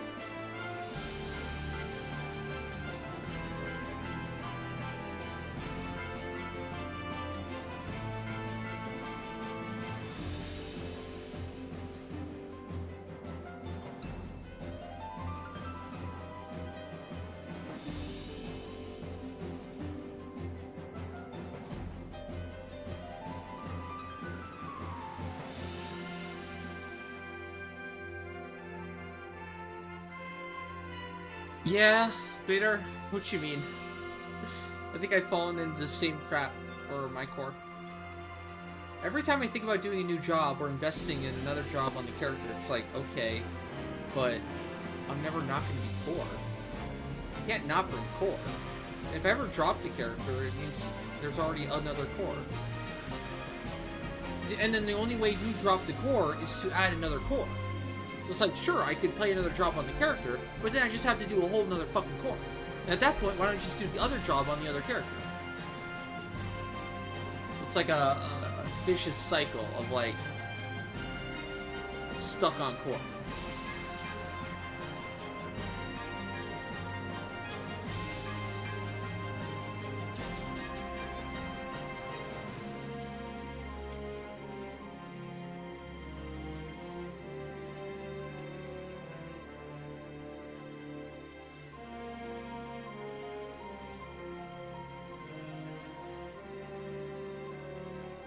Really?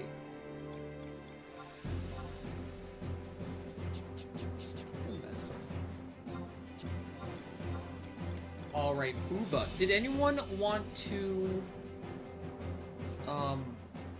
use their RP farm? Anyone want to redeem for or use an existing RP farm for Boomba right now? We're about to go. Let me know. We have room for one more slot. This is the triple V25. Or big RP. Big Boomba RP.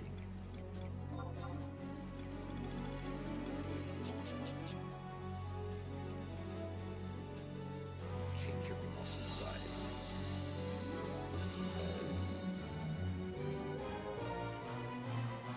I said Boomba, not Booba, Bitter. Boomba. Keep your pants on. Different thing.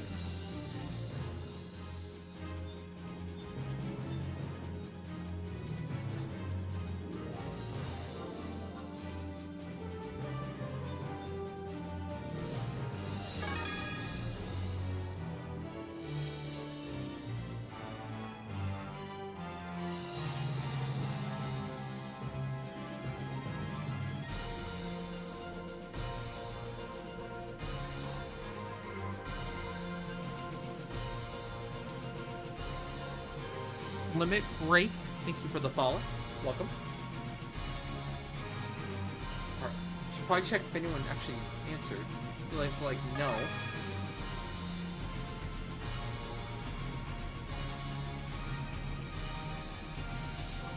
Oh no, Kitaro, no, don't give them ideas! What are you doing? You know how hard it is to keep them under control already? Jesus.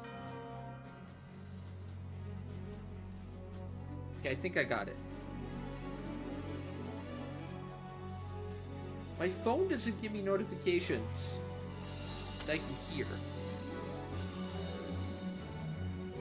I think I found the setting for it now.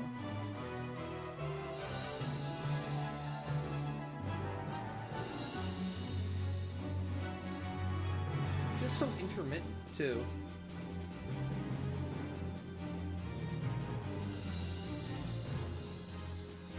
Part of me thinks, what if it just sound noise canceling from the what's it called, headphones too?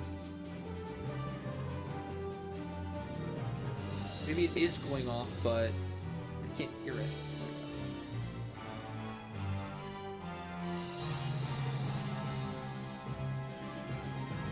Notification sound. Sound, vibrate, both. Yeah, I need more vibration.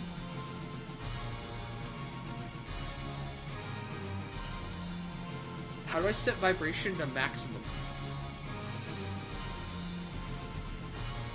Volume. Ooh, here we go. That's a lot.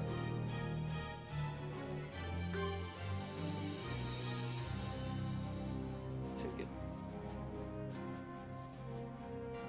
Just put all that on max. Check.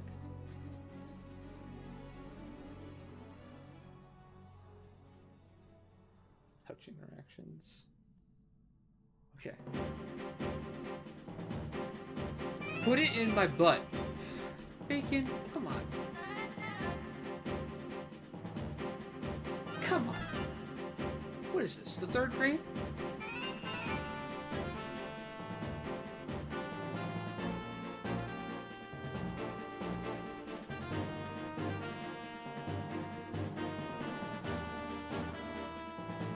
Oh, no, no. That's not what I meant.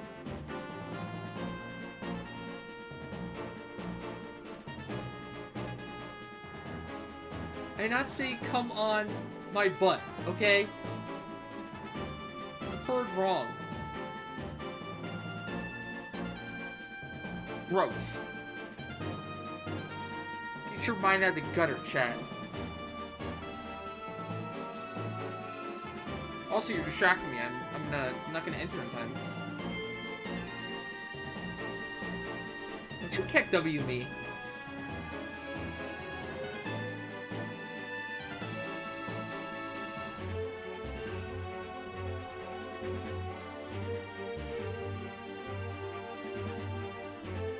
Me? What do you mean? I'm fighting off the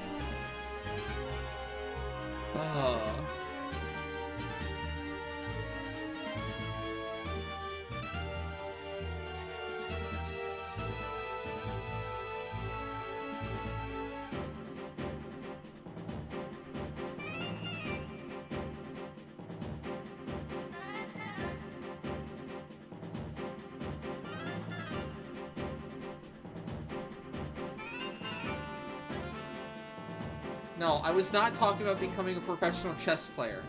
Okay?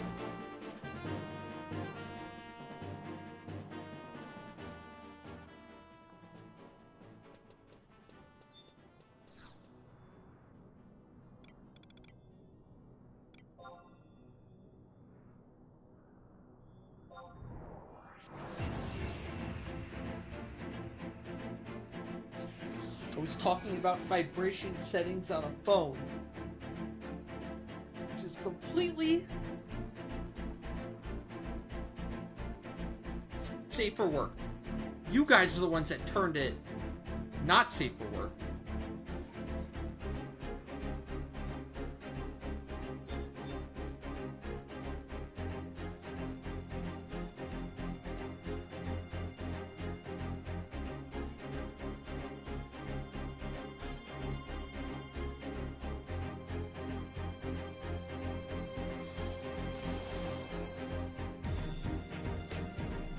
Oh, speaking of safe for work,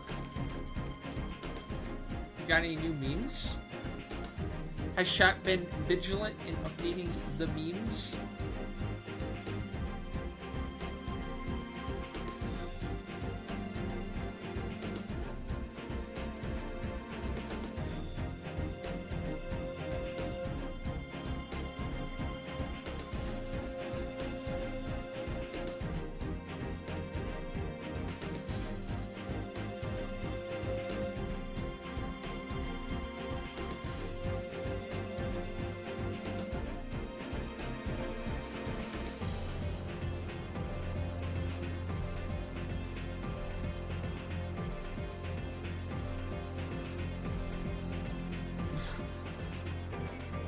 Oh no.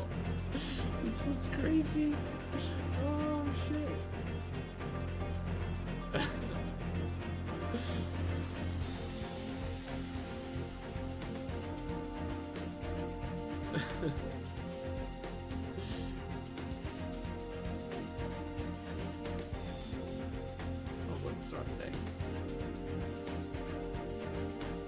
Some vegan took a big ass shit and didn't even flush the toilet. Oh no. What are those, bananas?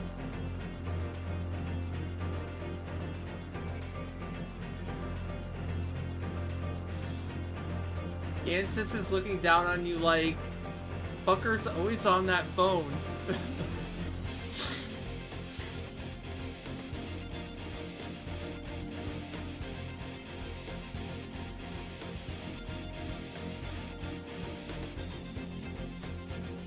chat, get off your phone.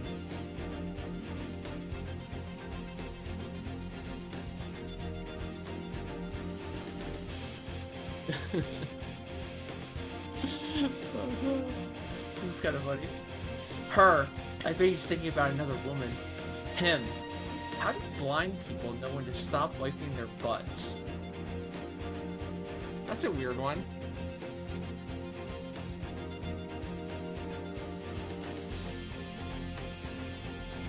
I don't understand how a blind person wouldn't know when to stop wiping their butt.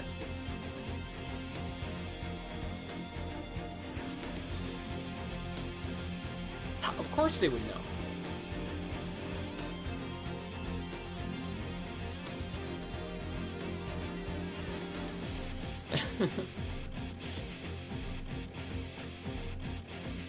That's it. That's the only new ones we had.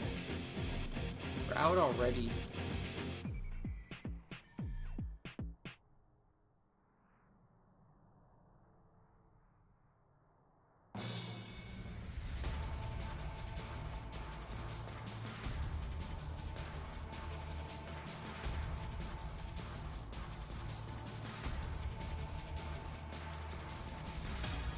What's this thing?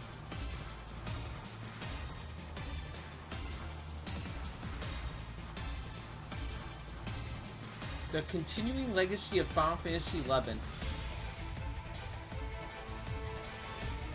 Page 79. 90? What is this? Game Informer issue 366. Oh, here we go. I clicked on this one.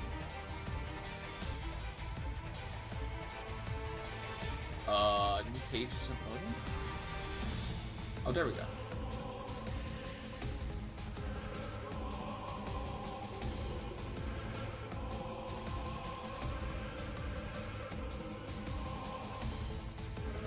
Zoom in, is it?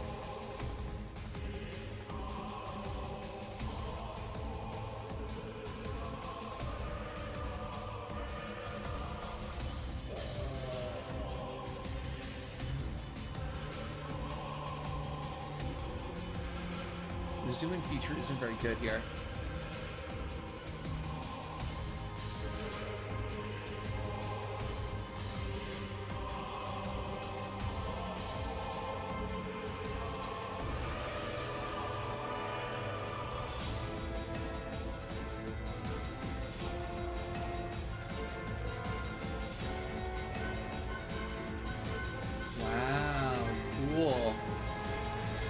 Do they have a physical edition of this? Or is it online only?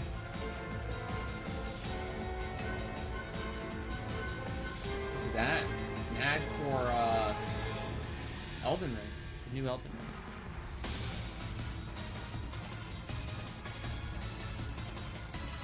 Oh, it's the preview.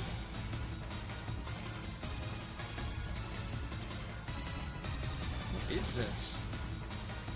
God damn it.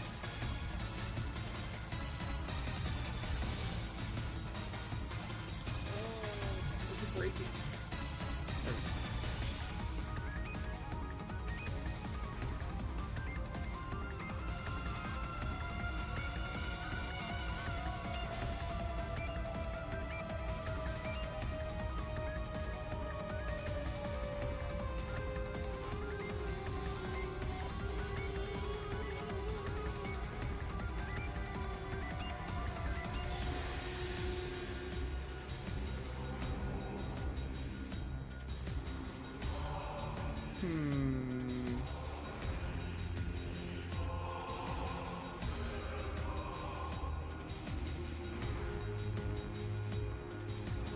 Let's see.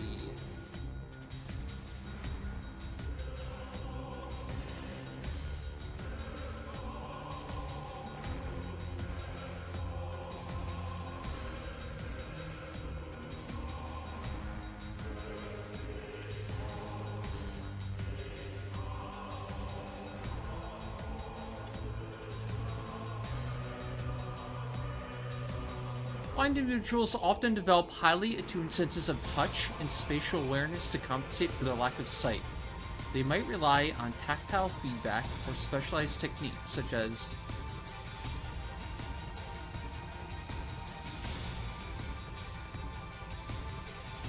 Oh, this is specifically for toilet paper, too. Tactile feedbacks and specialized techniques such as folding toilet paper in a particular way or using a specific number of wipes. Additionally, some use assistive devices like bidets or personal hygiene products with sensors or indicators to ensure cleanliness. Ultimately, it is about finding methods. Wait, hold on. Are you guys saying you like you bend over and you look at your butthole? Why do you need eyes for wiping your butt?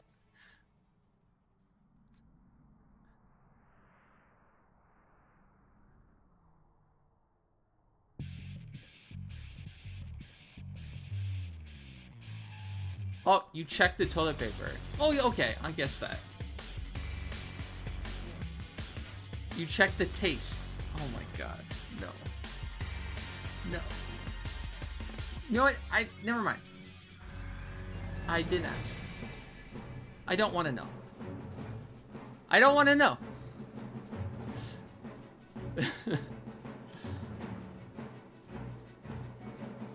After so many years, the game is still rolling high. I know, for a 22-year-old game, 11's doing, like, really well. I think it's important to keep that in mind. We are quite fortunate to even have what we have. A lot of other games have just been shut down by now, but 11 keeps trucking along. And the funny part is they've wanted to shut it down the entire time. Ever since Wings of the Goddess, post Wings of the Goddess, they probably wanted to shut it down. Like they were wrapping it up, you know? Closing the curtain, if you will. And they wanted everyone to move on to 14. It was a natural progression. Get everyone out of 11 and into 14. Get it over with.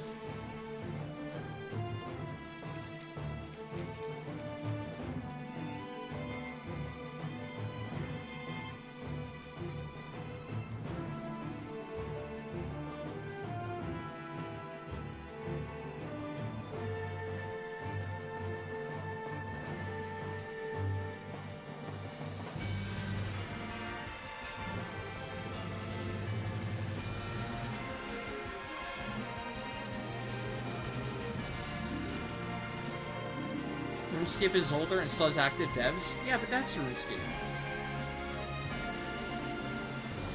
That's run by a better company. We have the handicap of having Square Enix. Okay, you know what could you expect? You know, considering our circumstances, it's pretty good. They could have truly done a lot worse. They could really run it in the ground. And it's sad because if you look at RuneScape and you look at the passion and the community and how many people still play it and come back to it, even considering the graphics and everything and how old it is, you see that, like, if they treated 11 the same way, right, the potential was there to do the same thing. If they actively support the game, similar to like how RuneScape does. But they're so short-sighted and they're so hyper-focused on, you know, new things, the new and greatest, and blah blah blah, and abandoning the older stuff. To a degree, right? But like, it was like moving on to 14.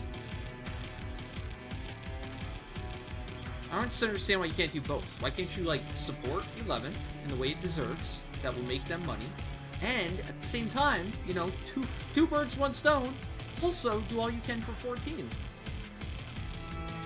Why not? It's free money.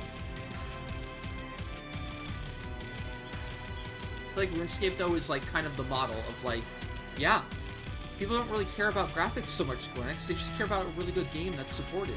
Look at Minecraft, look at Roblox, look at RuneScape.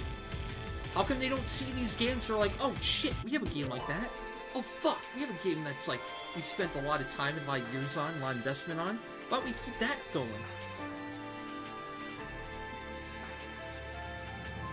And to be fair, it's not the devs' fault. I mean, it's the management. It's like whoever's doing the budget and approving the budget, who's setting the tone, right? The CEO could come in tomorrow, or like Yoshi P come in tomorrow and be like, you know what? We're going to invest a lot back into 11. This game has potential. It has a built-in fan base that loves it.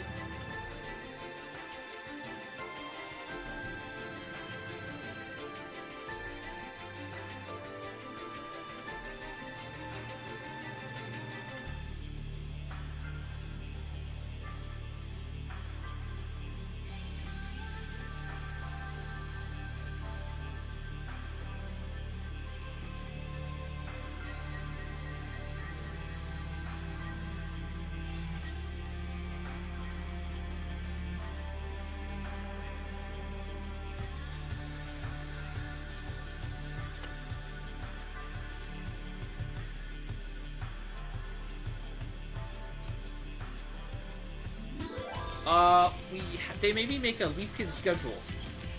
So we have a rough outline of the stream schedule for every day on the Discord in the Ragnarok section / Leafkin section of the Discord.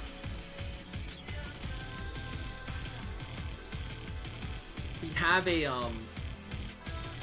Oh, you're talking about like in general, just as a general player? Oh yeah. Okay, so this is a different rant. So essentially, yeah, like think of things as like short-term goals, medium-term goals, and long-term goals. And don't be afraid to make lists with check marks and everything, right? So like your objective, let's say, is making a mythic. Your objective should just be making a mythic, and that's the only thing on your checklist, right? Do subcategories, right? Try to start small and then work your way up to something big, right? Like, what do I need to do this? Oh, I need assaults. So try to like parse out how many assaults you can do a day or a week. Try to do like 1 a day or 5 a week, right? And that could be your little goal for like a week. Do that, right? And then over a longer period of time, your midterm goal could be finish all the assaults, right? And then obviously the long-term goal would be combining all the midterm goals and short-term goals together for your ultimate long-term goal. And there's so many of that you can do. Like, believe me, you have no shortage of goals to go for in 11.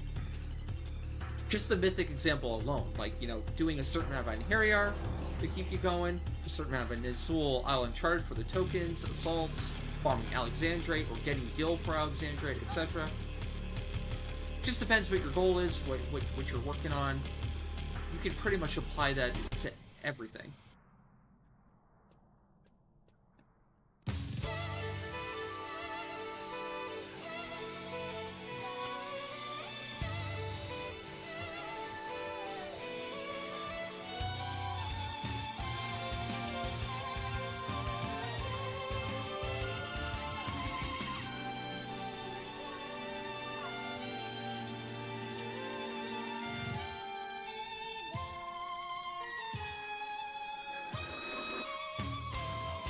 Shiraj, how's it going?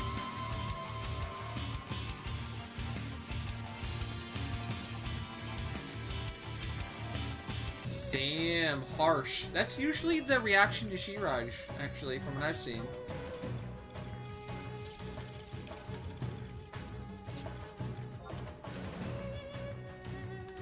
The heart, of course. The heart.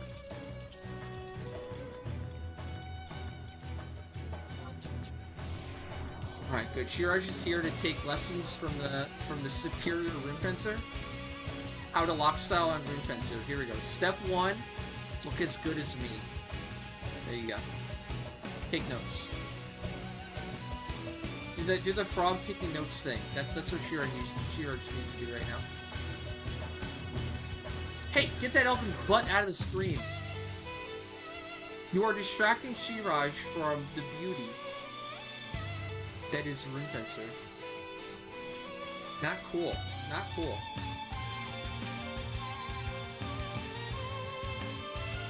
God.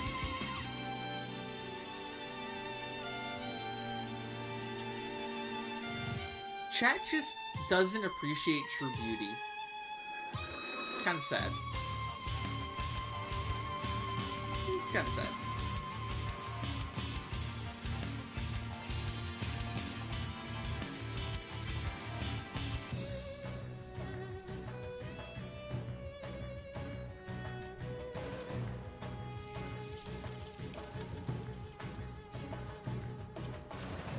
Okay, so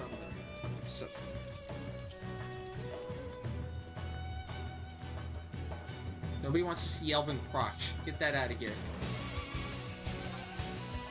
Red card. You're out of here. Yellow card. Off the field.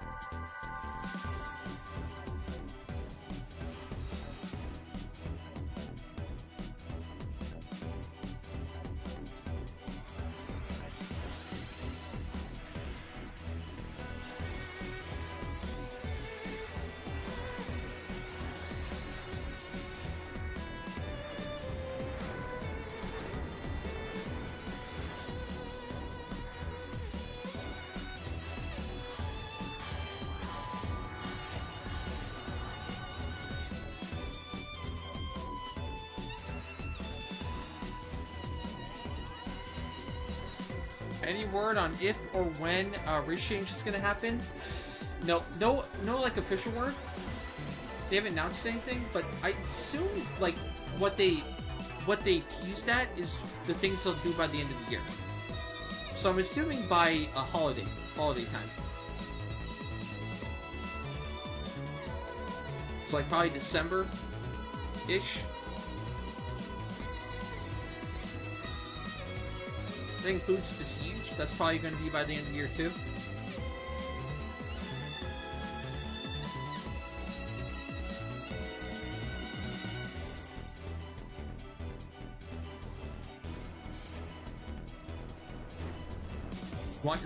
You want your cat girl party and you want it now?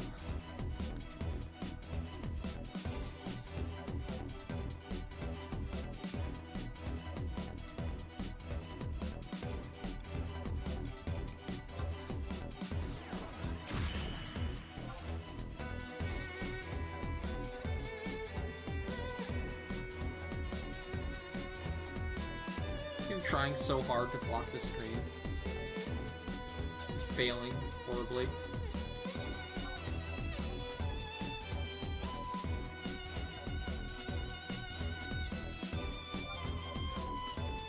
You can't block true beauty. I didn't try.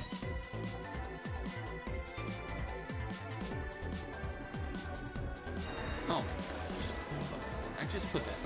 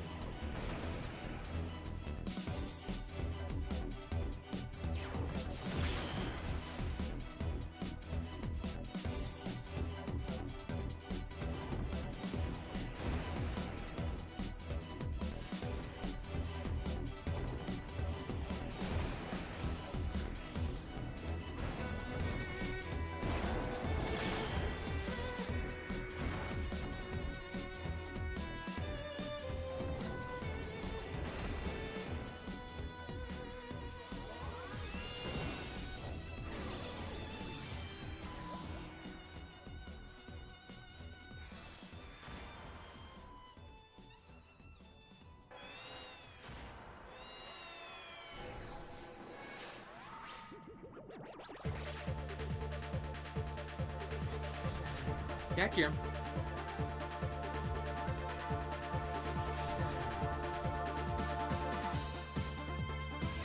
Some of them are pretty good. Yeah. Legion one's good. Shield would be cool.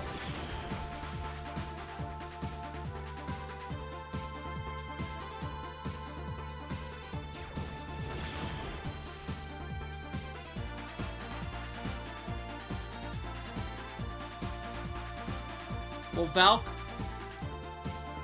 the secret is every Vanadil race hates the other. Even in terms of lore. The Tarus hate the Elvins hate the Humes hate the Galkas.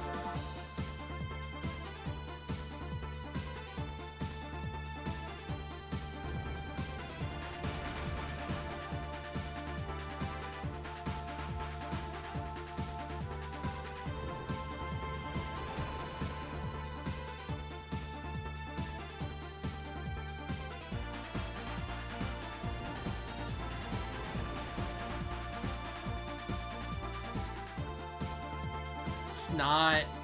It's just banter. It's just joking around. Nobody actually cares.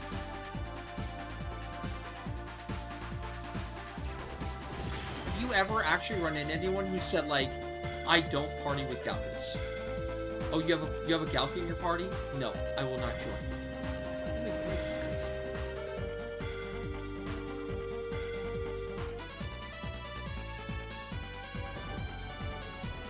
Except for those goddamn Tarus, man. I will not party with the Taru.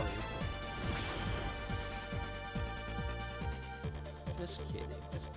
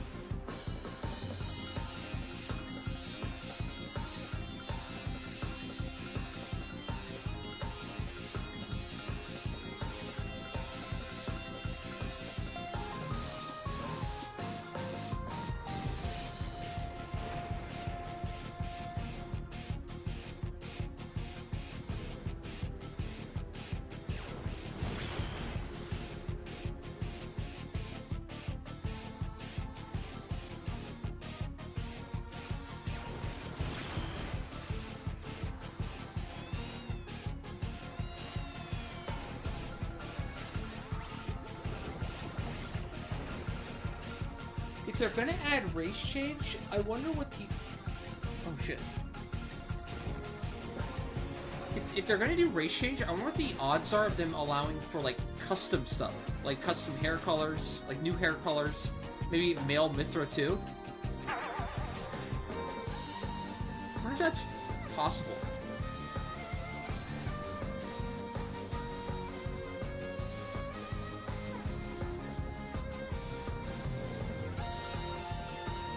You gotta think they're gonna probably look to do something like that to, you know, sweeten the pot.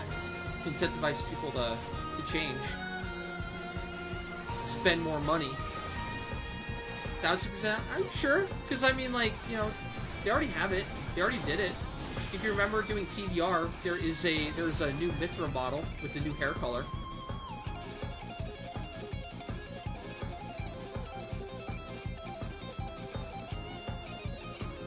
Mind breaking.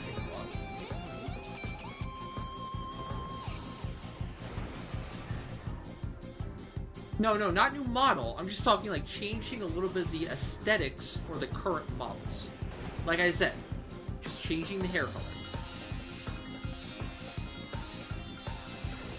Maybe the male Mithra thing, probably not, but I think like changing like the tattoo colors or the hair color or I don't know, shit like that.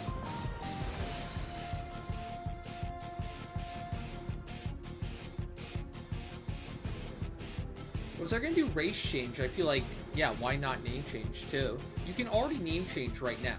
It's just kind of convoluted and annoying to do.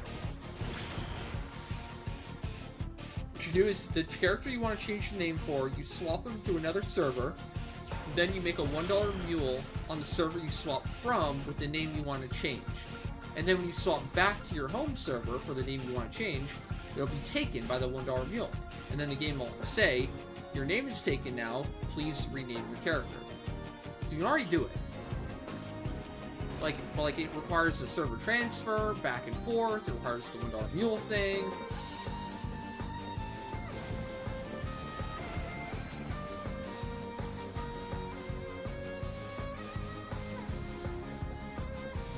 Huh.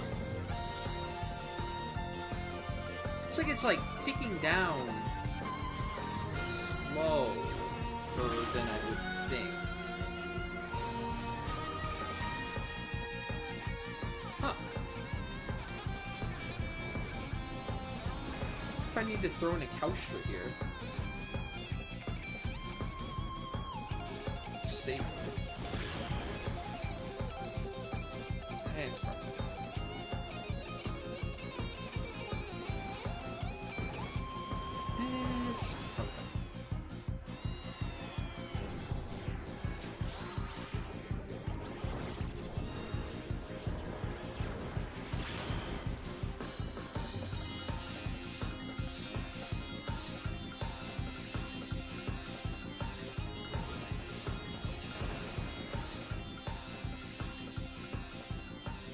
I've gotten that sense from a lot of people, and I think I agree. I do kind of agree that, like, you can't just easily change your persona or who you are in a lot of ways in the game. Like, your name's kind of locked in a lot of ways, at least on your server. And even, like, the race of your character. It makes it so you can, like, more easily remember people over a long period of time. And once you allow race change, name change to be just, like, on a whim, it's really hard to keep that connection to people on your server for a longer period of time. These people are just constantly changing, right? You will never be able to keep up.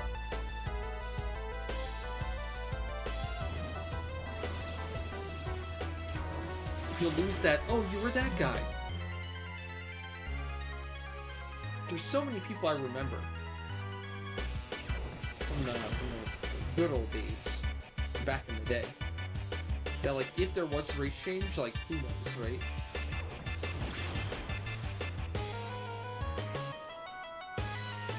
Catnip.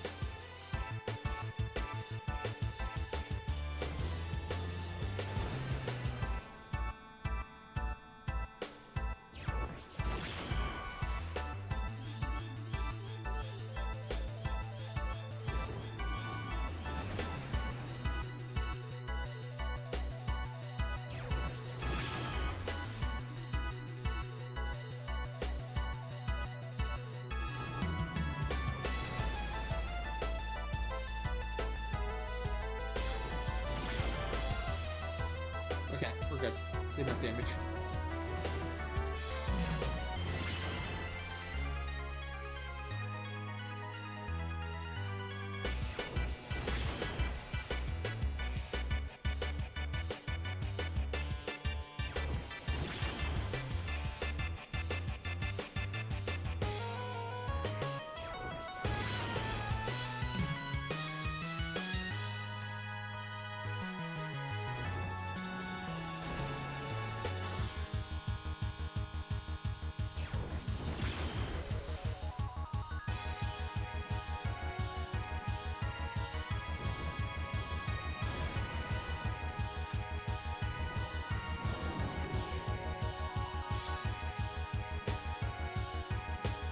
Damn streamer, I put in all this hard work and make 11 themed memes and you won't even acknowledge me?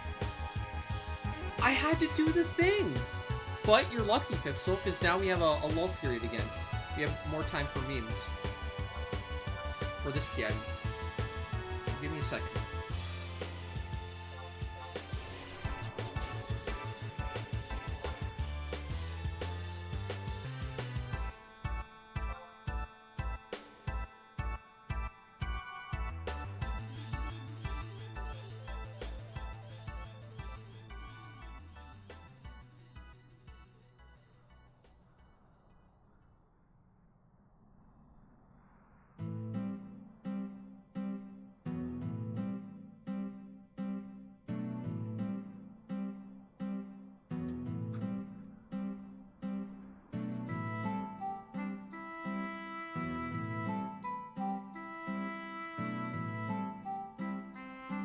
Oh no. No, no, no. I don't think so. I don't think your intentions are pure, Pixel.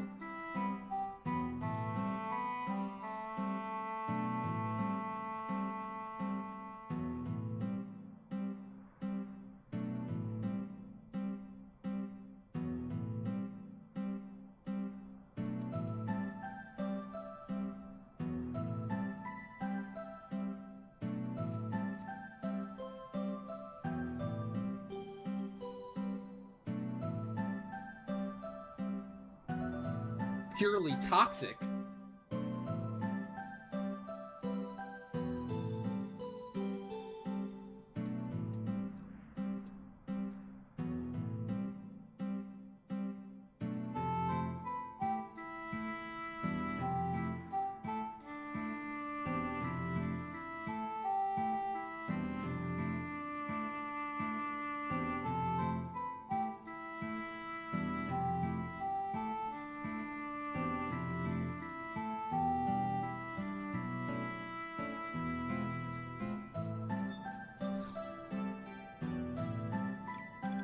Oh no. Why am I not even surprised that's where that turned to?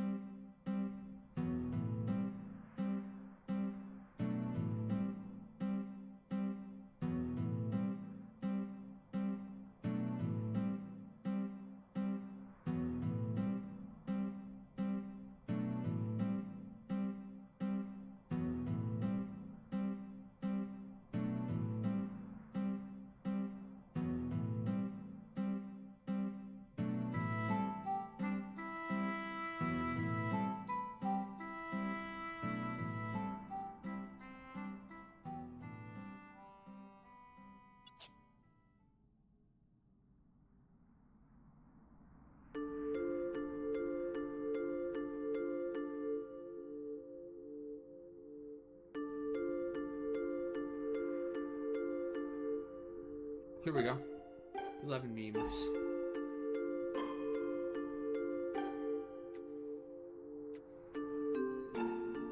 Oh no. How'd you do that?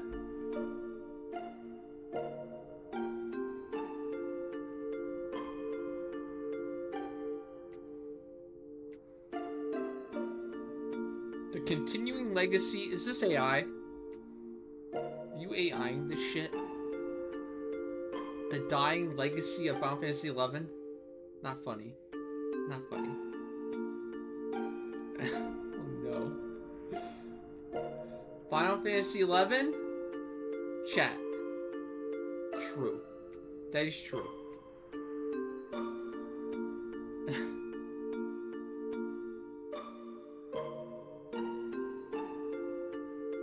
I'm not doing the last one. That's mean. That's a personal attack. No way. No way. That's mean.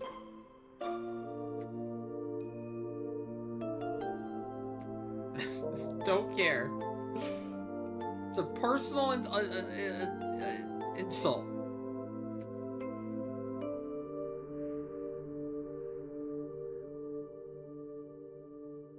He spent 5 minutes. Wow. It's still there. I'm not showing it though.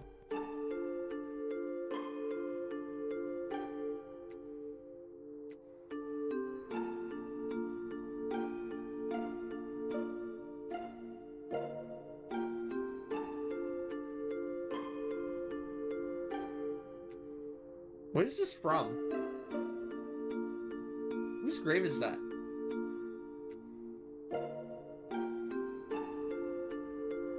What's the lore of this?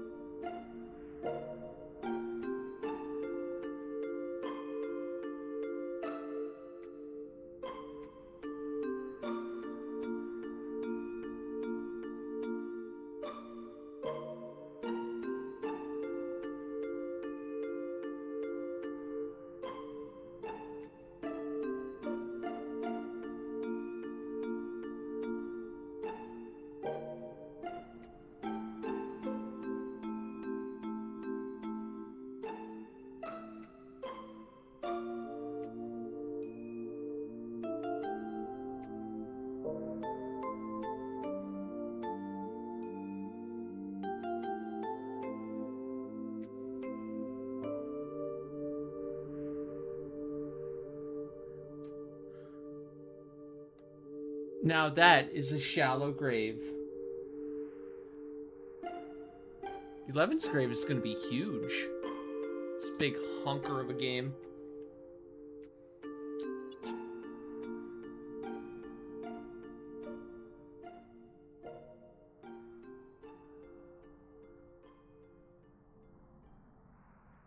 Yeah, see, he was attacking his personal appearance. That's mean. That's not nice. Yeah, I thought it was like maybe a Conehead reference.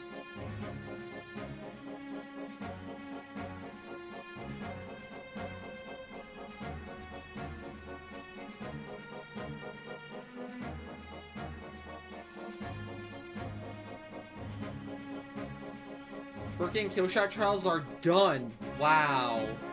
Good try hard.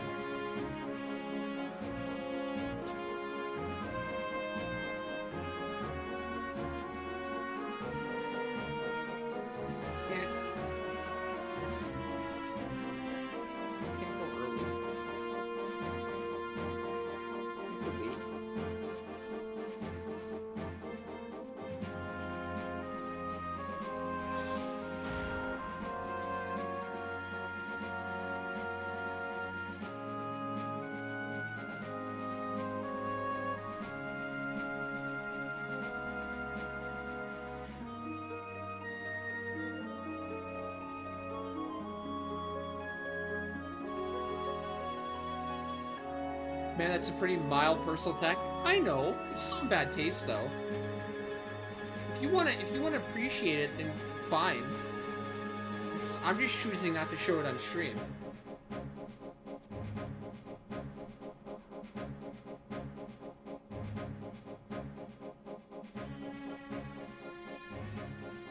If you don't like it, sue me. If you don't like it, make me.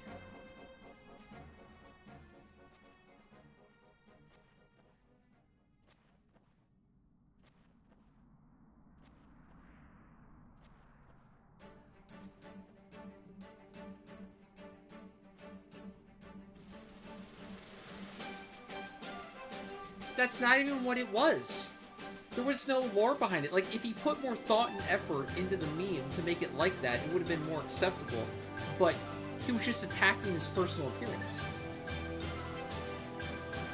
That's just bullying. It's not memeing.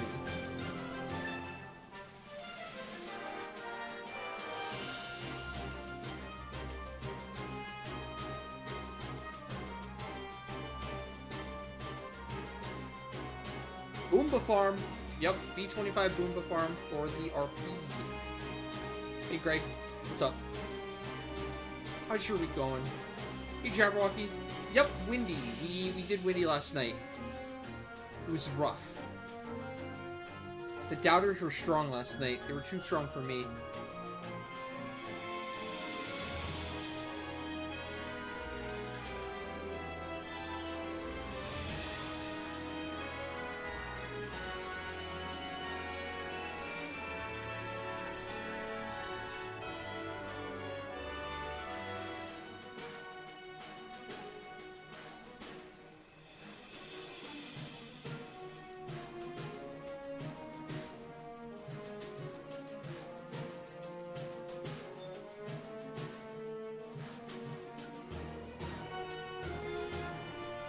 No, I AMPK'd bacon 3 times, okay? And it was worth it. Deserved.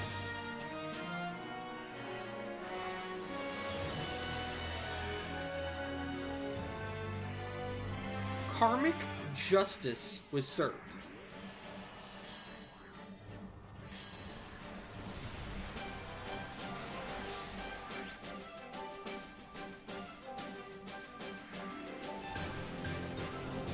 Fortunately, Flying Tar was caught in the crossfire. Yeah.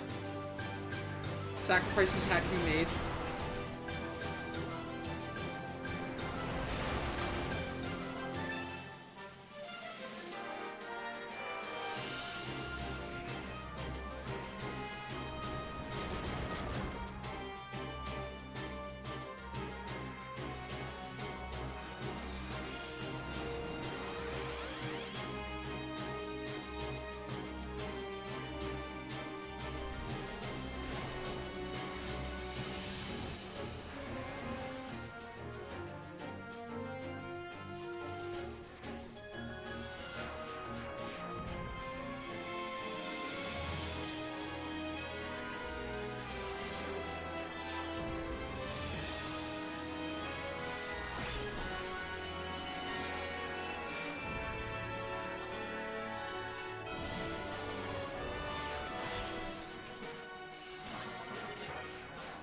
Boom.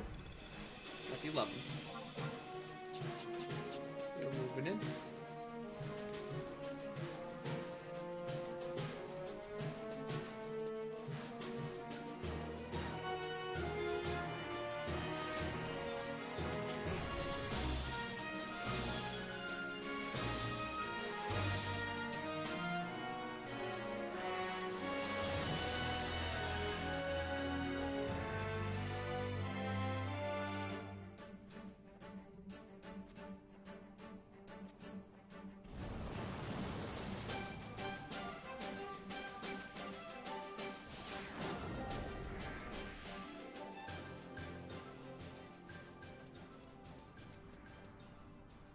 Did all that.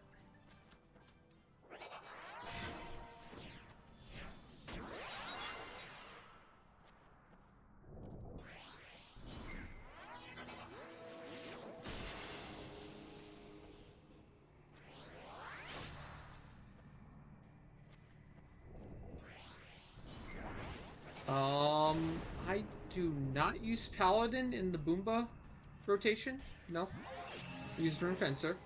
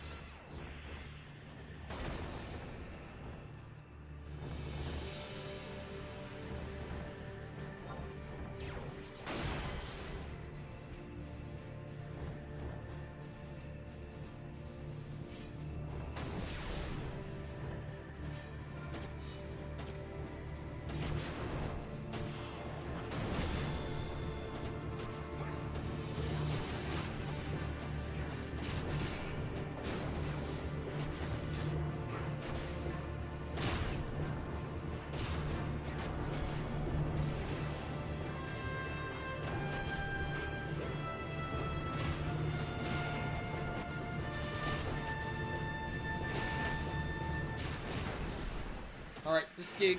That's enough damage. Fucking run!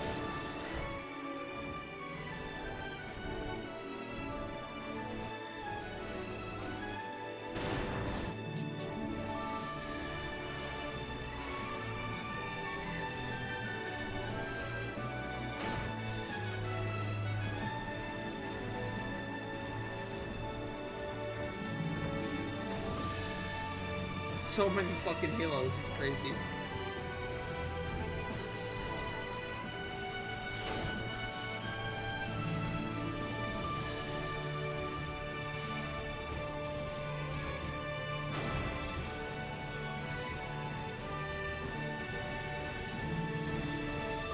I know, right? But you can get it on a nice pattern. It looks kind of cool.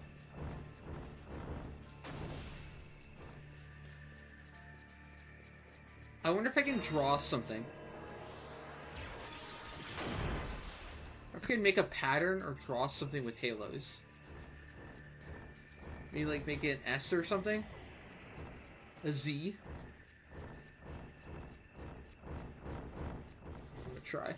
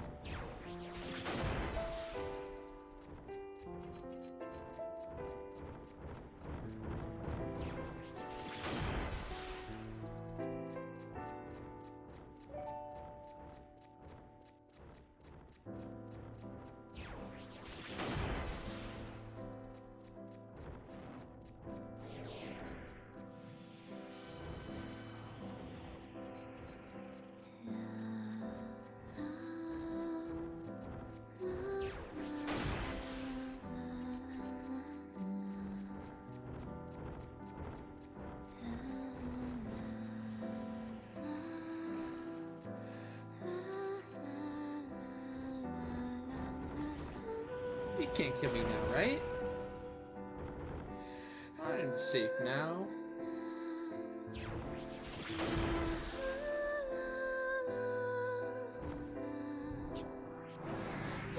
Cool. Only one death the entire time? The Beastmaster?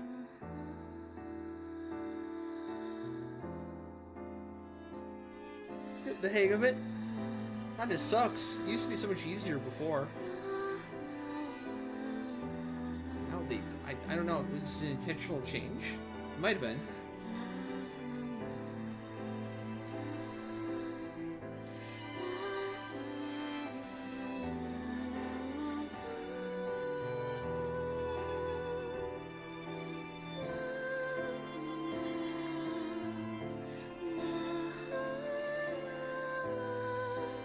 I just want it really, really hard to recover from the V25.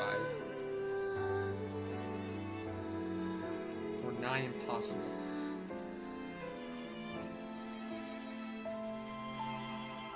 Is anyone really surviving before? I don't know. I don't think so. No problem, Bacon. No problem.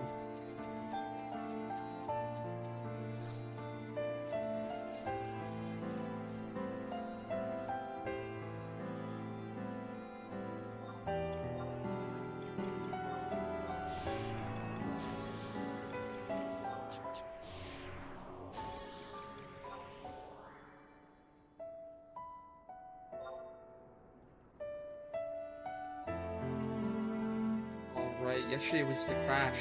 Ash's crash.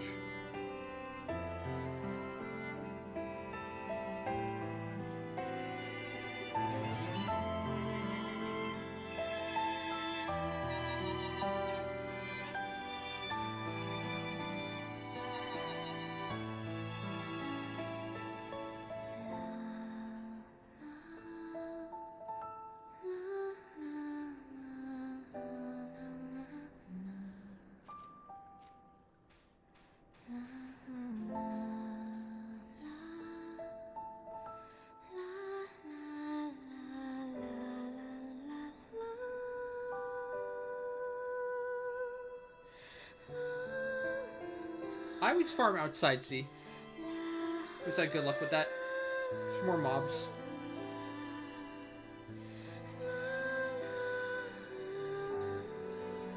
In general.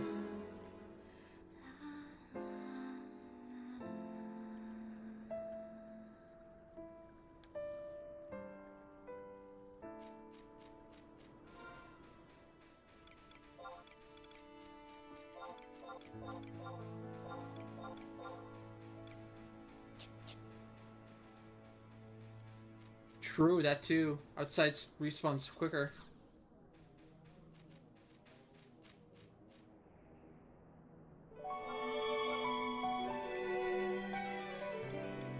Good point, good point.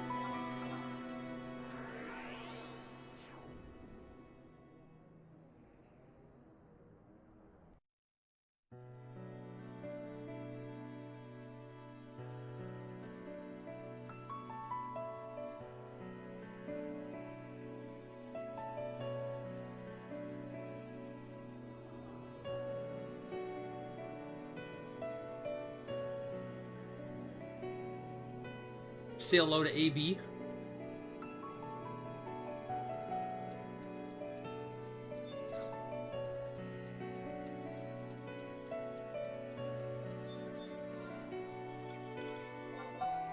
Down memory lane with AB.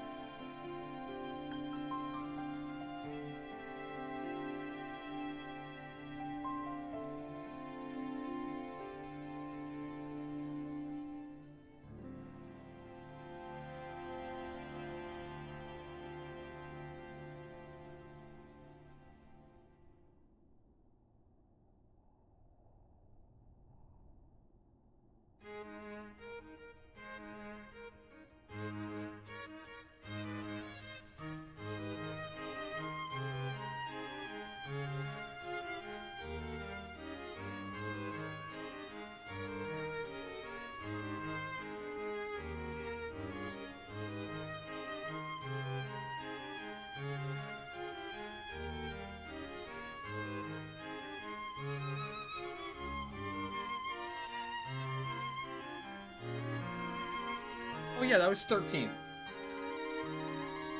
Final Fantasy 13. Ah, God, it's all on JP. I don't. They still haven't updated the track list titles to English, though. I can't give you the exact name.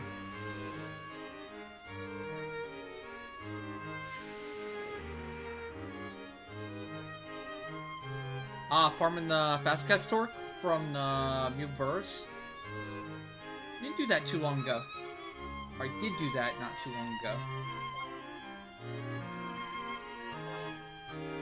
An alternative is the Volt Surge Torque. If you just want like one less Fastcast, but just get one quicker, you know. I think I ended up farming mine because it had an MP on it for Death Set. Which is kind of fun. And then since I already did it on one character, I ended up getting on everyone. Yeah, so I idle in it. Wait, hold on. Well, no. Yeah, I have to fastcast in it so I keep my MP, so I don't lose as much MP when I'm in precast.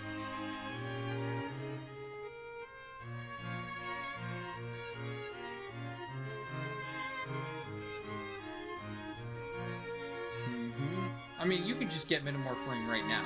I mean, it's not like they're hard to get. You don't really have to wait for the campaign. It might be quicker and easier, but those NMs are already pretty easy.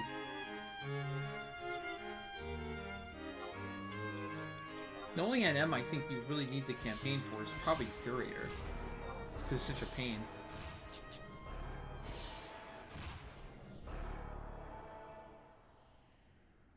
All the other ones, I'd say just go out and get it now, honestly. Unless you're really busy doing other stuff, of course. If your plate is already full, then yeah, save it to save time, but if you need it now, just go get it now.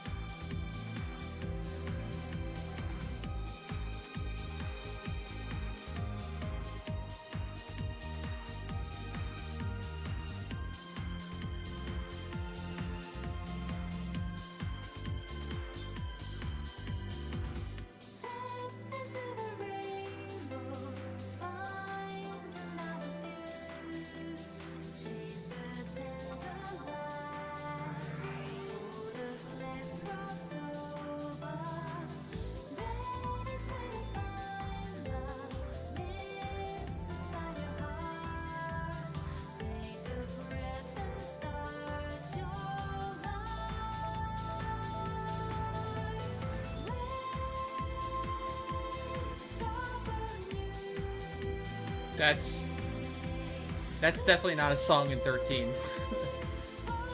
Watered by... I don't think there's this 13 song called Water. Hold on. Let's see what it was.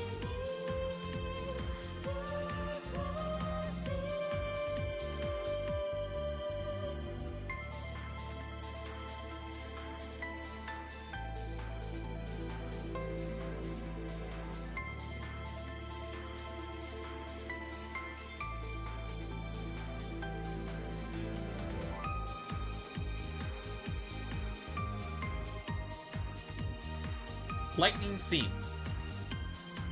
The track that was playing was called Lightning's Theme, or Lightning Theme.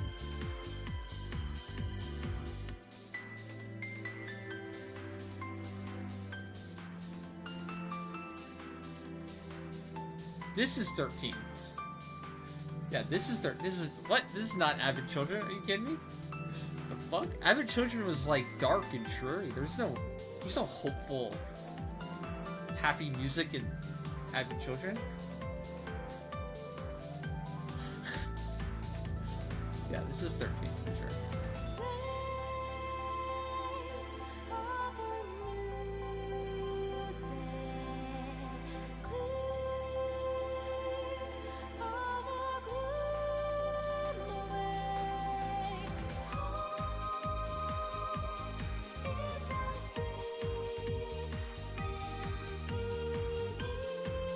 This translation's weird, but I think it's like...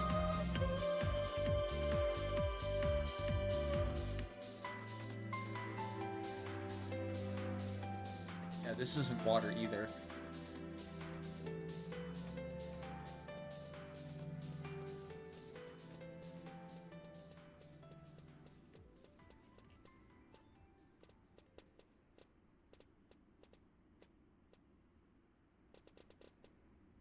Oh shit.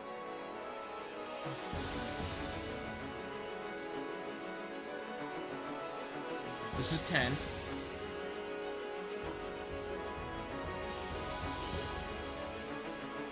I think we're like Final Fantasy 5 to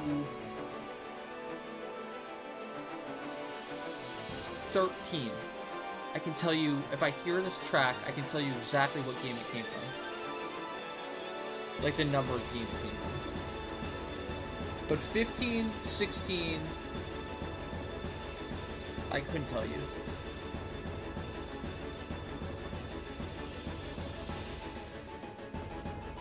$14 I could maybe tell you. Most of the time I could probably tell you the 14. 11 I could guarantee it. I'd probably tell you the name and the zone it came from too.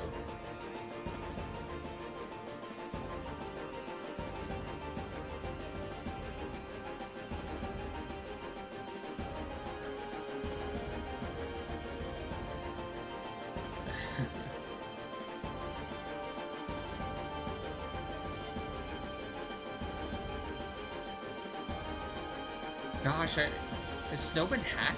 Like, this is so weird. So unlike him? I don't know what's going on. It's kind of sad, though. I feel bad.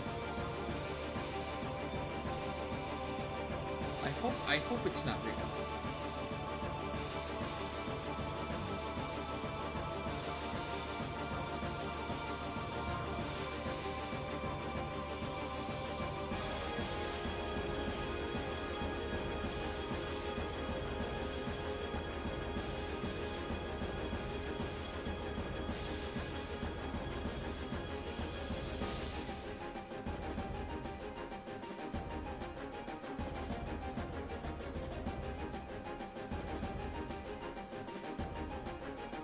Zone bonus is windy. Yep.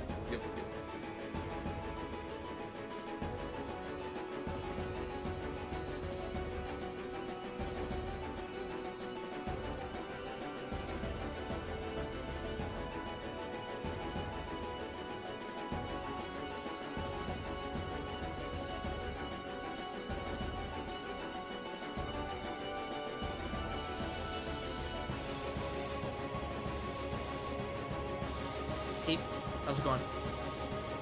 Hey.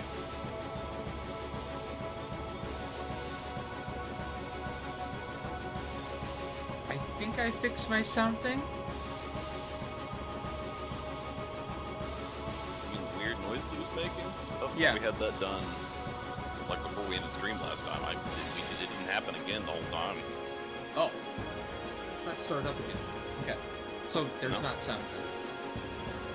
You did that restart or reset or whatever, and then it didn't happen again till it didn't happen again at all. So Okay. let stream caught something after trying to rob. Then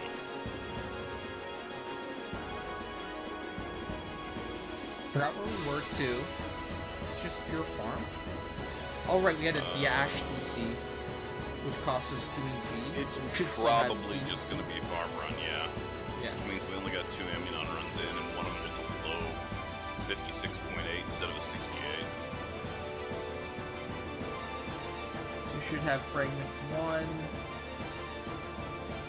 shards E and G.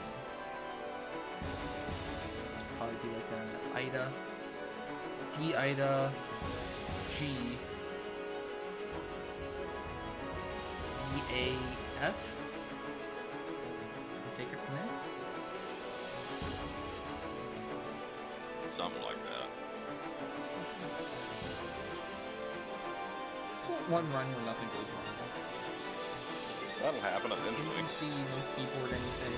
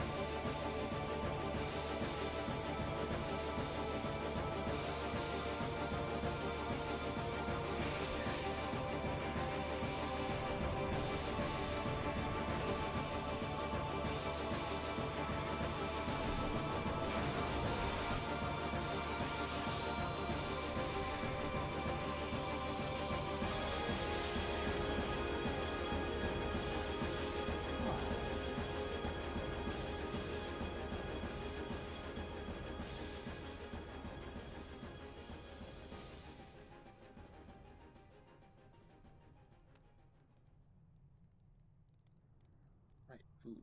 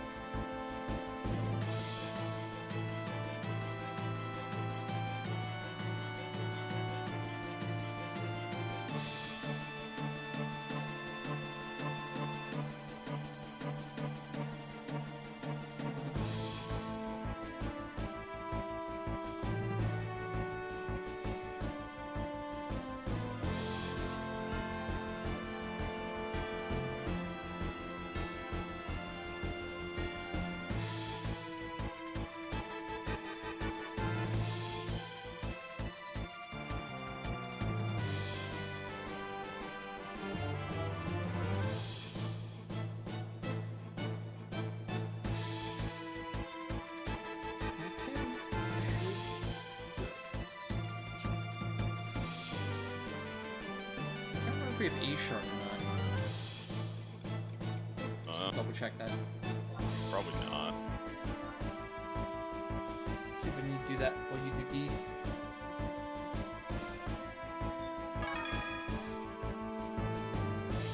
And we're in.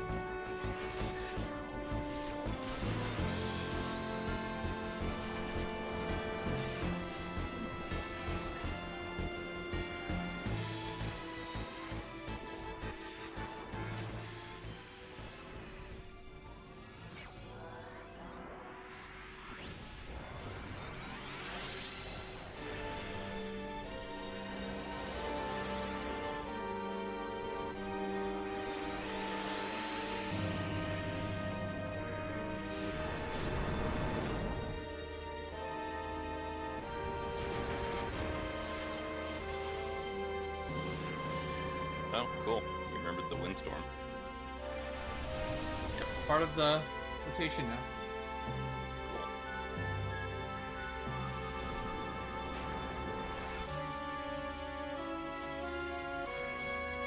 Okay, looks like we have Fragment 1, Metal and Shard A, Shard B and G. So we do have A. Ready? Yeah. So just help with D, I suppose. I mean, technically we could go do A boss first and then come back. But Well, we're probably gonna do that anyways, right? We're gonna go D, like then just A, like then A Ida. and B and or something like that. Yeah.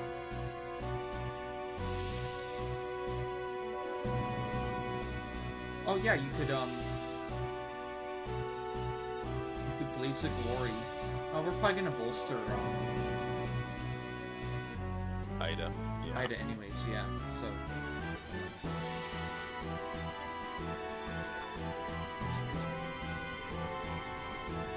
and yeah, I see what you mean now.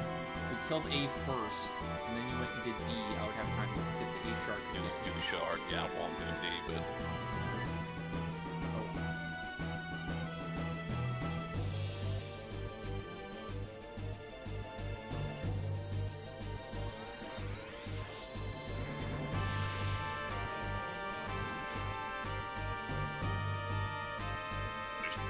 standing over here all isolated, but it's just two. Well, and I Oh, wow. 2. I need one more. But I can't get one more without getting extras. This is probably gonna link more too, but.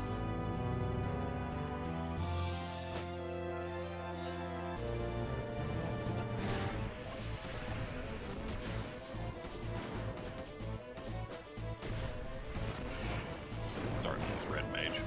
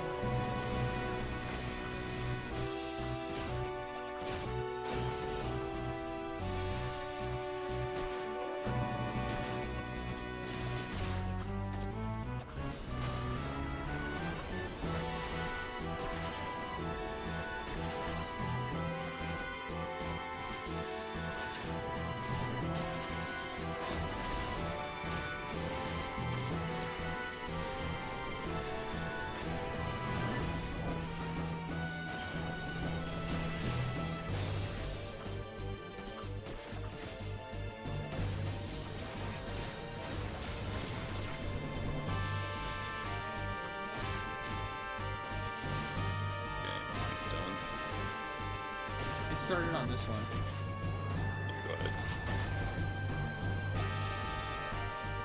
Some excision, and I'll close with fusion.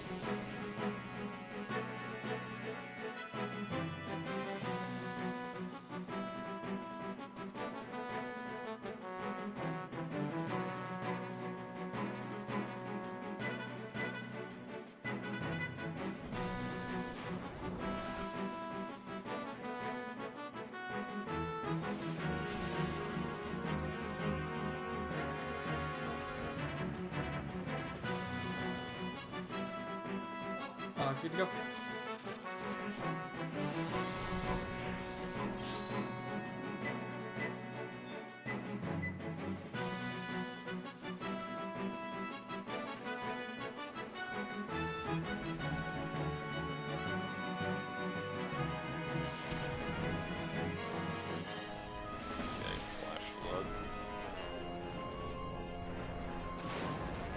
Rock.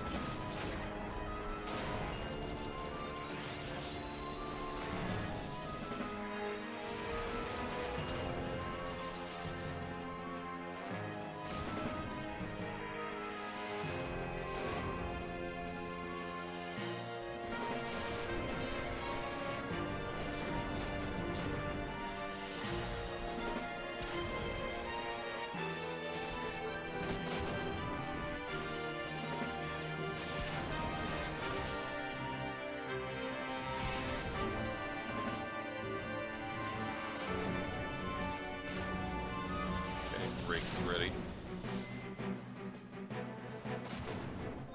It's okay.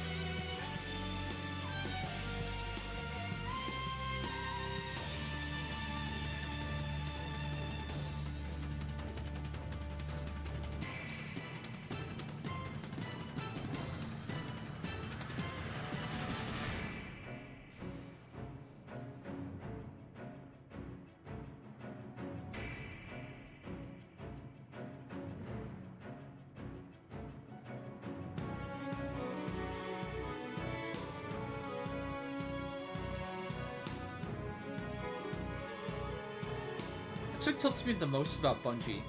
You know?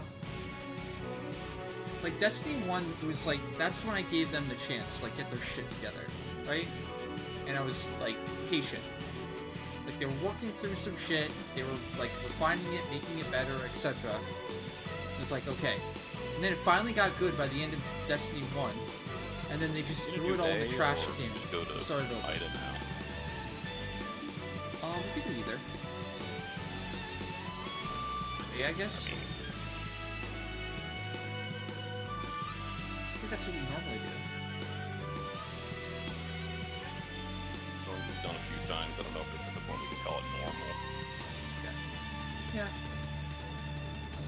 Either way, it doesn't make sense to, like, use the portal, run all the way back later, but I guess if we did B to A, it wouldn't matter. Right? So technically, we could do A and then go to B. Yeah. Technically, yeah. Doesn't make a big much difference either way. I don't think it'll matter. It would give us an extra box.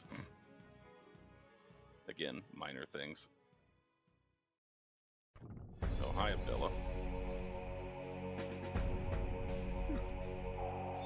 You kill this. Waiting anyway. Yeah.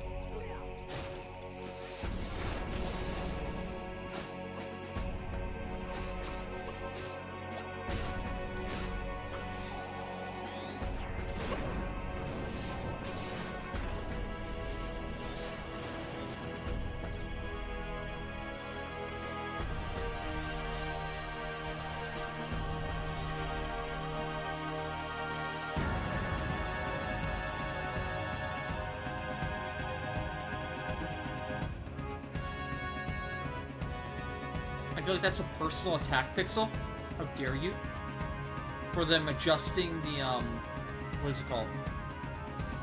The 11 changes they're making to hide, viewer names.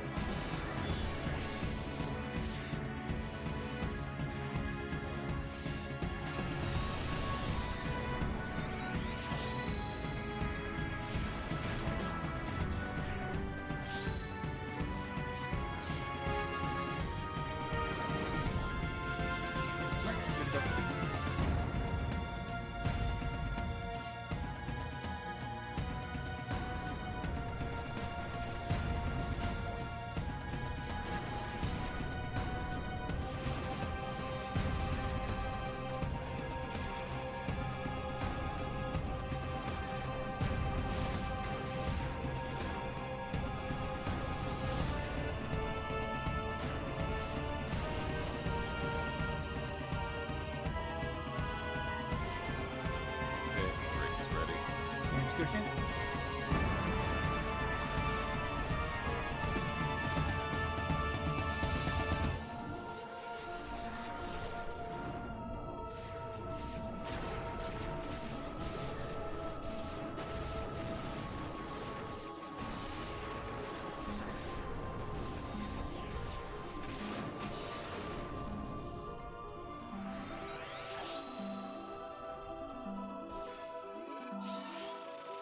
Head back and go to D, or forward and go to B, boss? We can just go to B, yeah. We have Right the now. shard already. We'll just Yeah. go smack that around and then go. Then I guess we'd go do.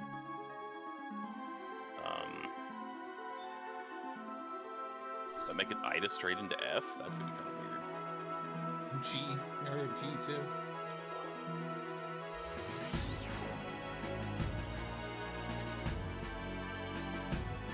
guess, since we'll Well, bolster Brandon Ida. Beal and bolster, and I think. And Yeah, we have wild card even still, so yeah, it's not immediately an issue. It's just odd to go through them with that spacing.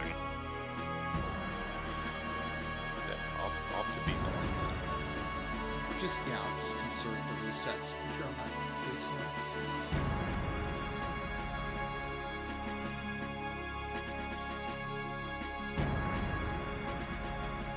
I feel like we're gonna end up with a bunch of time at the end to go refarm shards or something.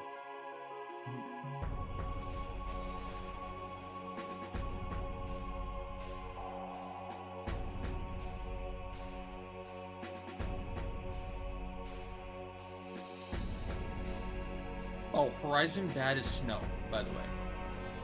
I guess technically we could have done A again here. He's very mad right now. I don't know if that's ideal or not, but since we used the shards, they would get farmed again.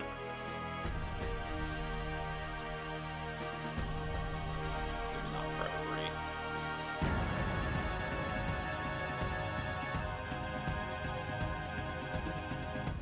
I'm not the one typing. You're the one who can't stop talking about it, so who's mad?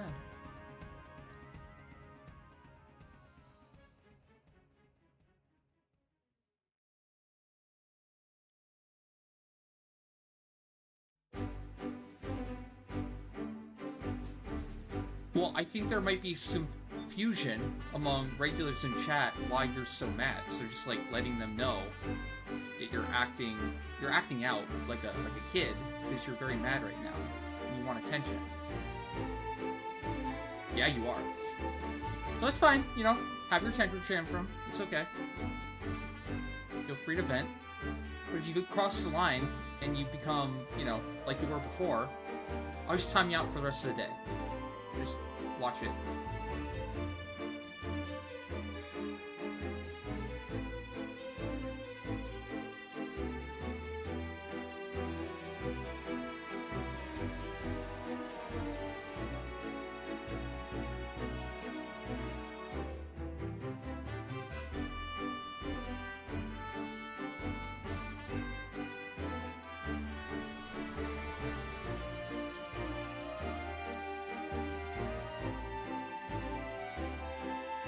I have been nothing but kind, courteous, and respectful to Snow ever since I've known him.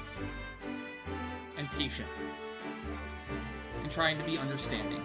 And then yeah, like recently, past like week or month or something, he's done a 180 on me. He just treats me like shit all the time in chat. So getting a little fed up with it, I'd say. But oh, we'll see.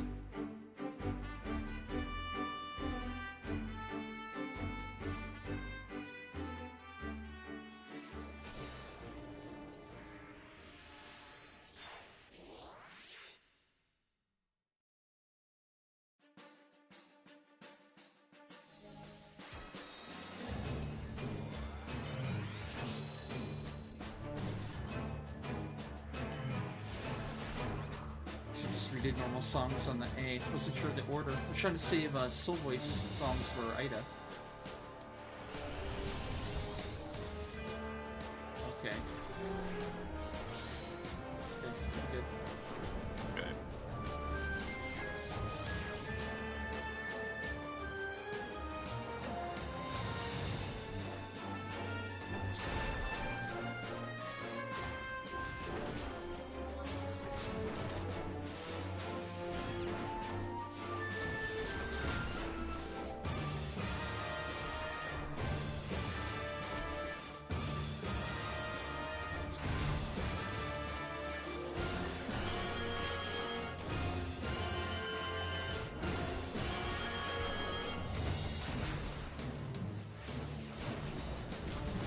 Okay, Rake is ready.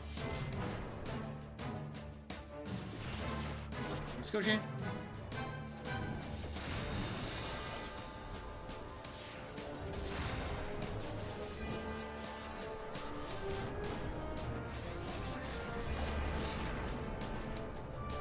Not getting long drop on this one. killed your Wuhan? Or there is no Wuhan? I cast it. I mean, I used lasting emanation on it, and then it just apparently immediately fucking died. Going Scoochie?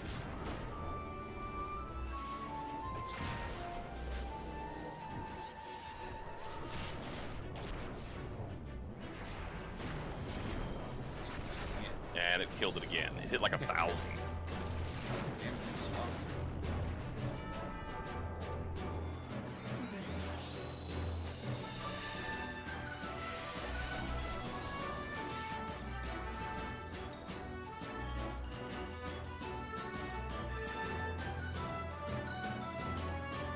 Dude, I love the banter. I love the playful banter. You guys know it.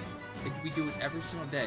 But, like, sometimes it crosses the line, and, like, especially with Snow, it feels hateful, it feels mean. It feels like it's not joking at all. And then it devolves in these, like, yelling matches, it feels like, in chat, where he's, like, calling me wrong and being, I don't know. It's not banter.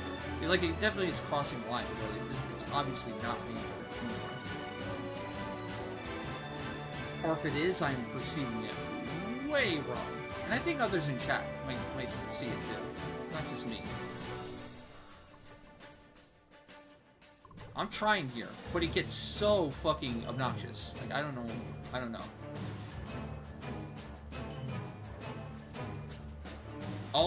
My main advice would just be chill. Can we please chill?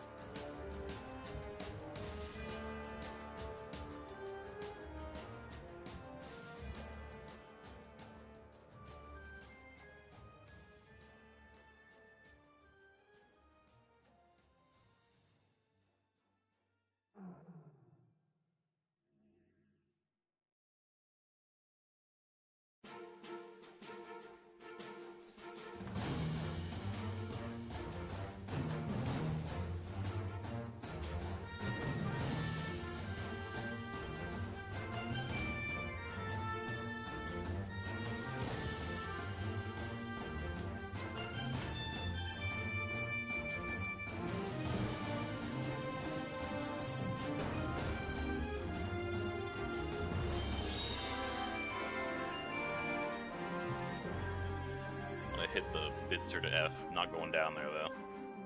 Okay. Just get an extra box out of it.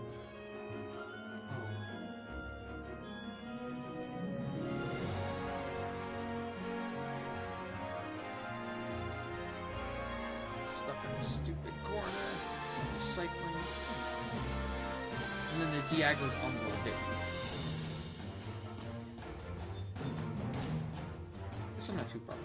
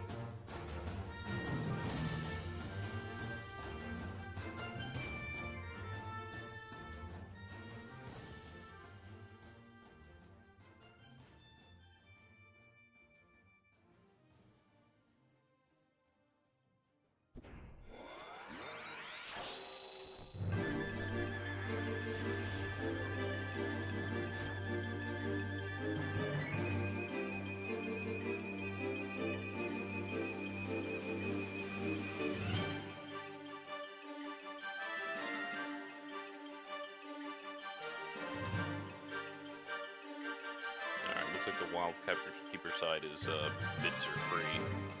Cool.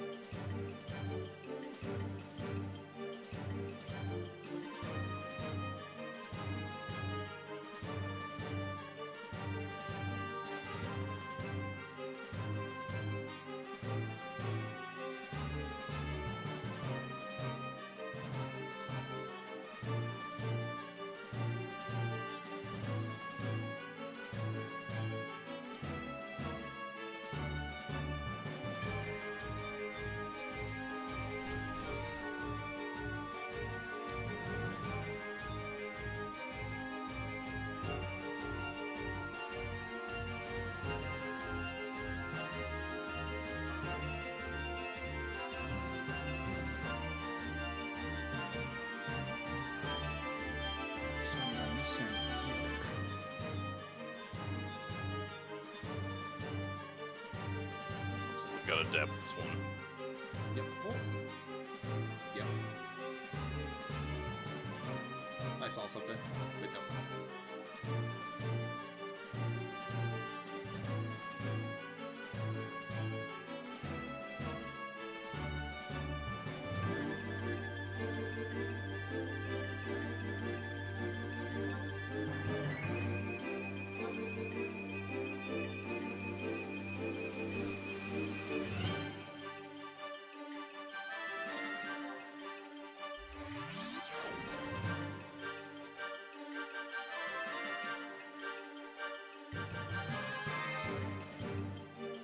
Pixel, you notice how I don't just straight up ban him? I try to talk and have a dialogue, and that's what everyone here is trying to do, and you're just saying like, oh, he's being Twitter modded? Everyone's trying to help out and be like, hey, you're not coming across as like, you know, like having good banter. Probably work on that. You're coming across as like deadpan and brash and you know, hurtful, like vindictive. I'm not saying, like, leave, get out, or anything. I'm just saying, come on. Lighten up. Cheer up.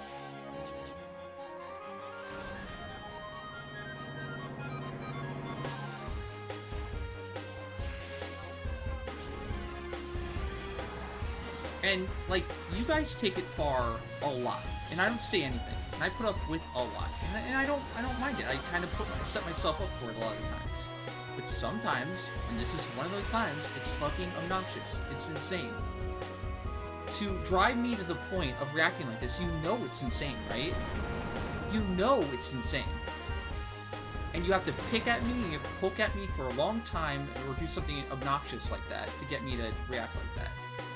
So don't pretend like, oh, you're just being dogpiled on. Like, this has been building for a while.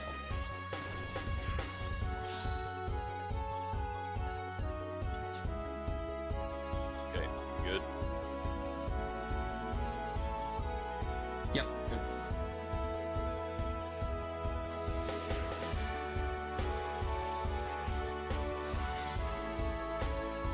Should be.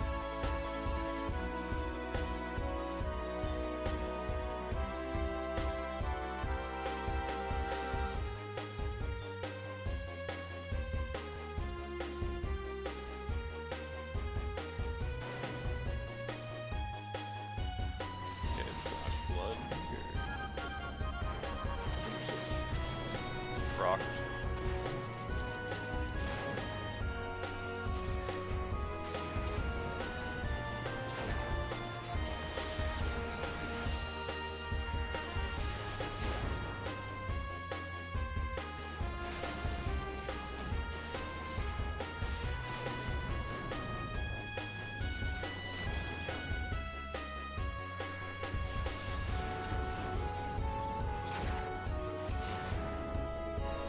Sir. Yeah, I did.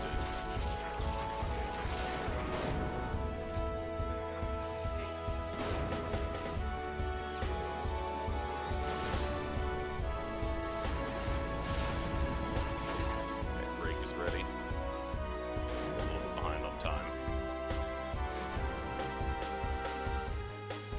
That's good. Start about 10 seconds late.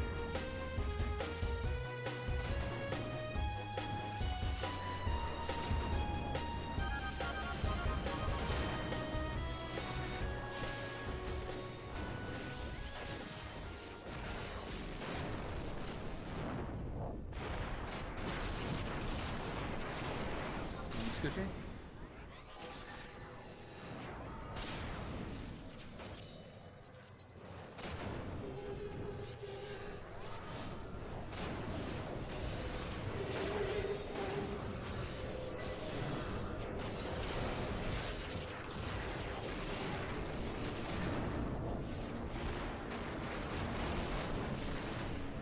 Just gonna go. Yeah, 58 seconds left. We're good. Scoochie.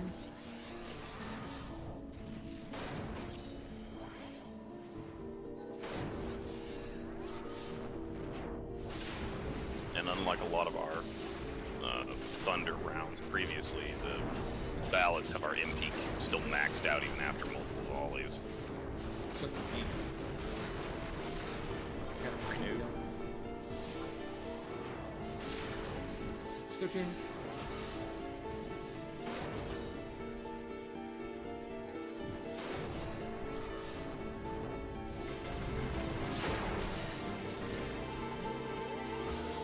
Probably could have just renewed that one as a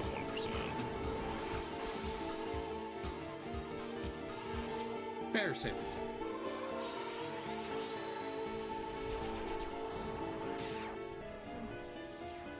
Yo, and Rengoku with the 3,500 bits. Thank you so much. We still didn't do your spins from yesterday. Check Ash's sneak duration. That had no effect on her. Okay. She still got like 7+ minutes, then whatever, but 9 minutes. Should be good. okay, yeah, it should be fine.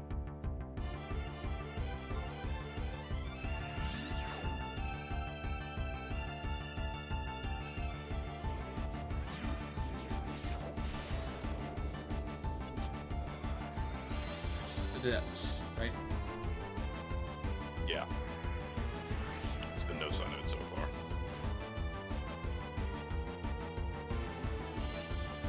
Okay, we'll do. Thank you again, Rengoku.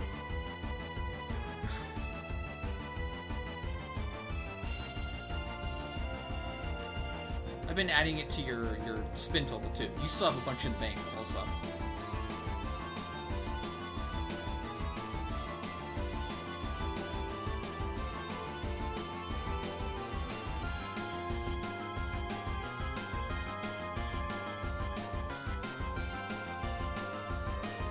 Hey Kari, what's up?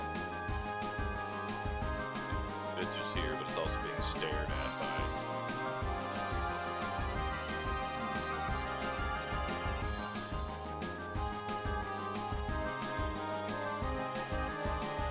Okay, I aggro the mins, there's an aggro screen too.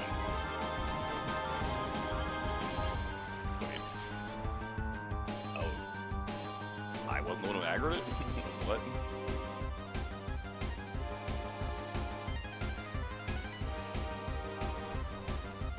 They start beating the shit out of recycling.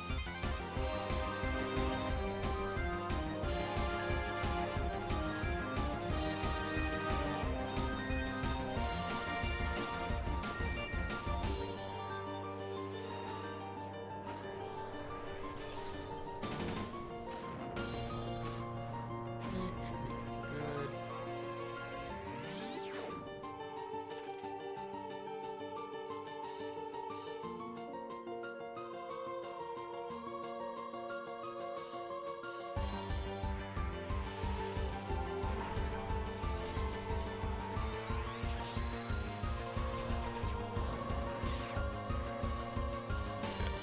I'm guessing G then F. GF, yeah? Got both shards, so just straight to it, and after that it's gonna be some weird after the fact-ish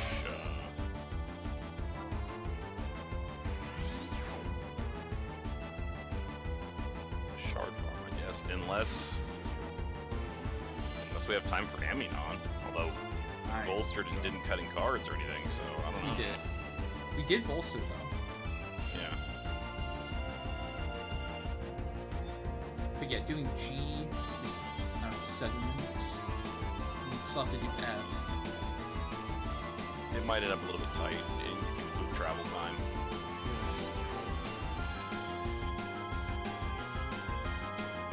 But like if you took 14 minutes off of it right now, we'd still have over 10 minutes. Just barely.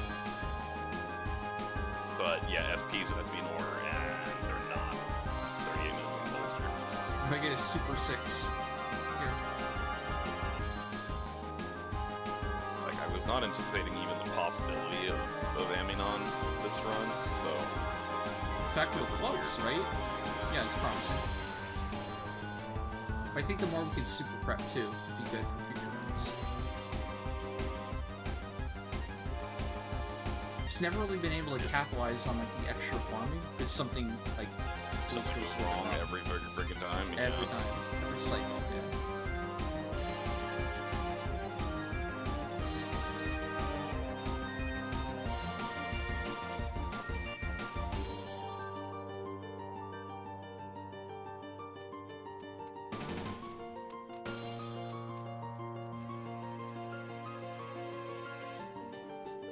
Still have Sylvie songs up for G here too. That's kind of cool. That's a benefit of going from like Ida to G or something. From a base boss to base boss, yeah. Sharing Solway songs across.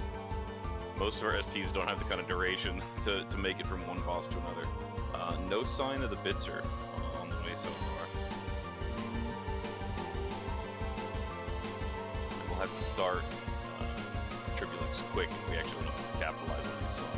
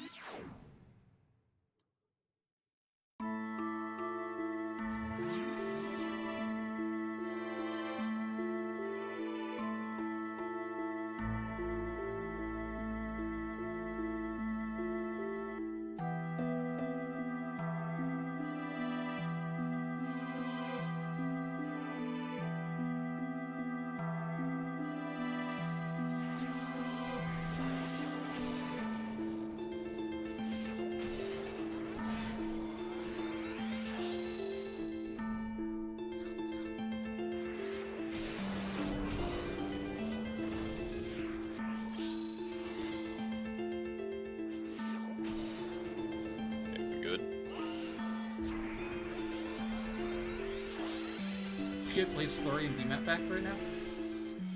Everything's ready. Everything with bolster. Good to go.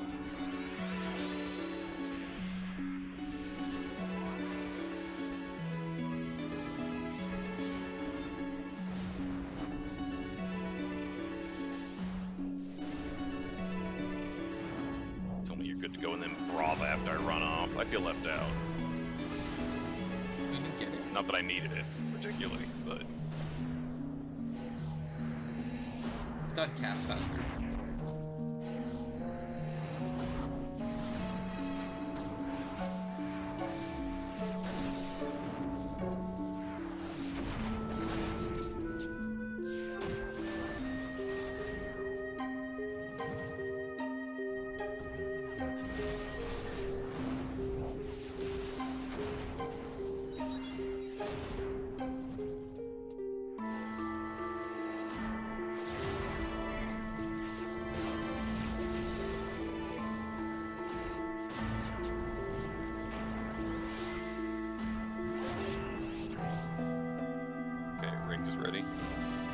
It's pressing.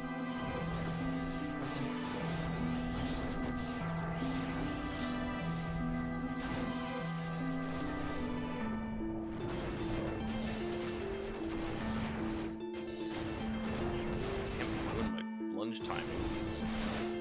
Still worked out alright. Nope. Pressing like fire 3. Let's go chain.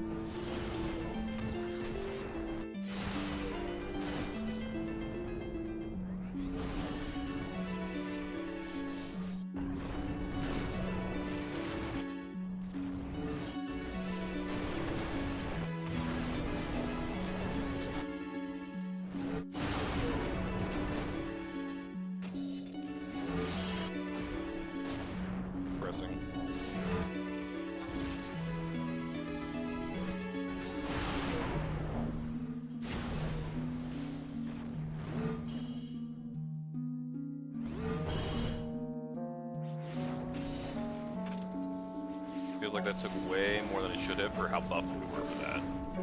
Yeah, as long as we're dropping. We had like everything but bolster for that. It still took like 3 volleys.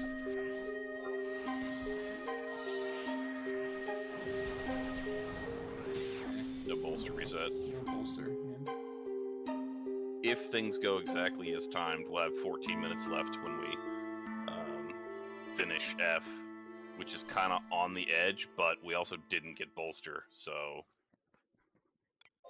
I don't think there'll be any ambient on. No. Yeah, so.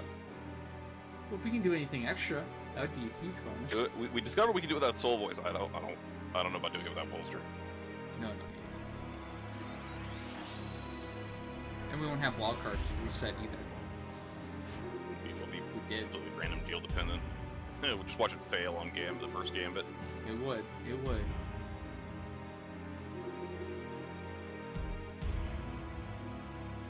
But yeah, that G did not go as quickly as I was expecting for level of buffs we had on it. We still had songs up till the end there. So we had a ton of extra int. Entrust, Blaze of Glory, Ecliptic, Willopan, and it just still took forever to die.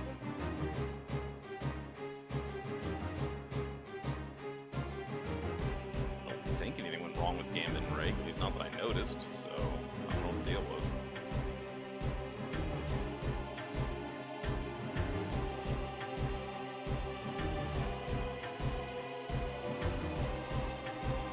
Yo, Pixel, you got your wish.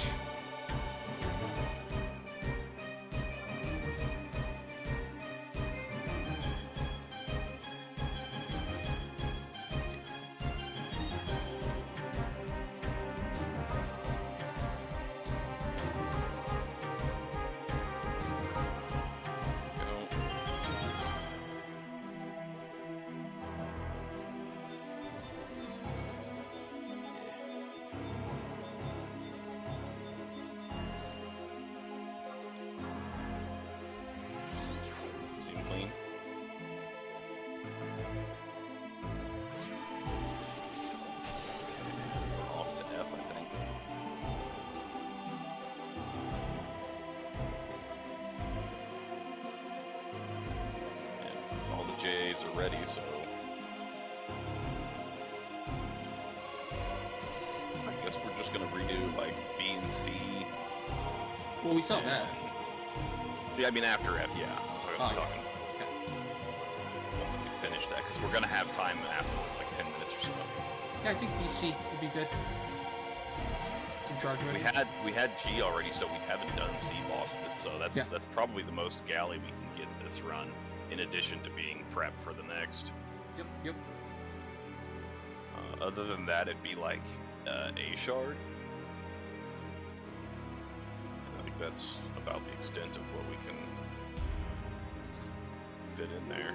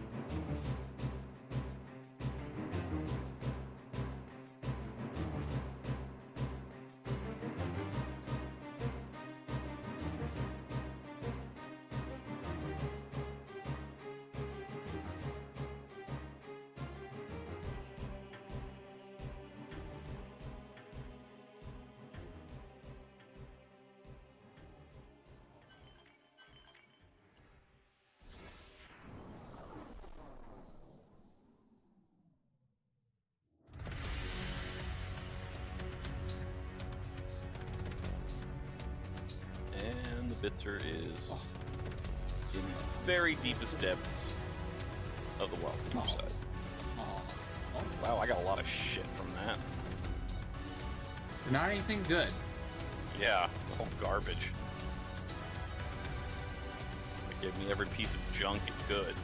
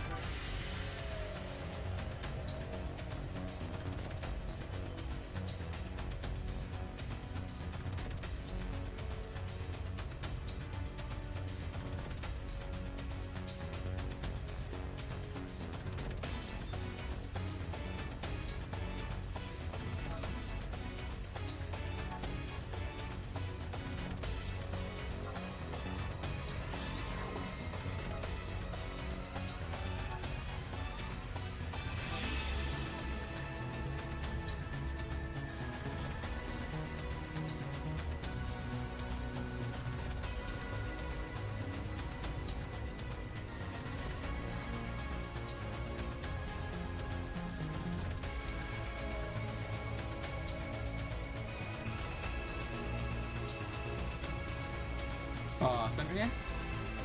Okay.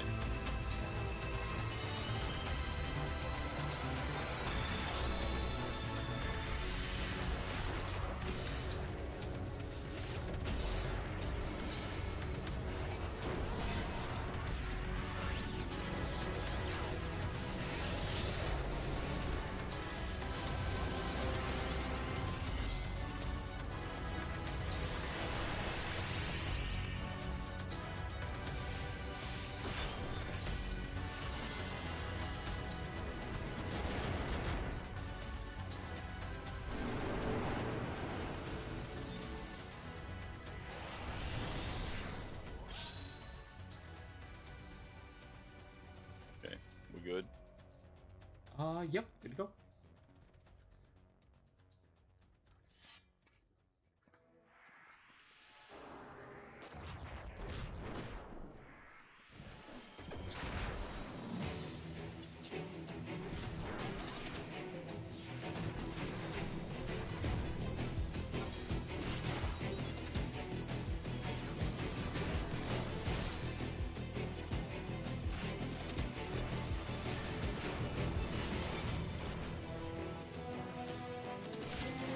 Okay, Rake is ready.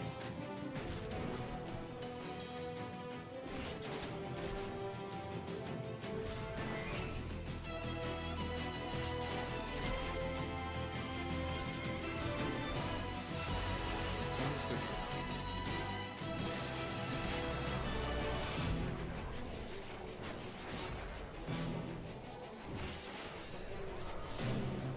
Fuck. Rock. That did no damage.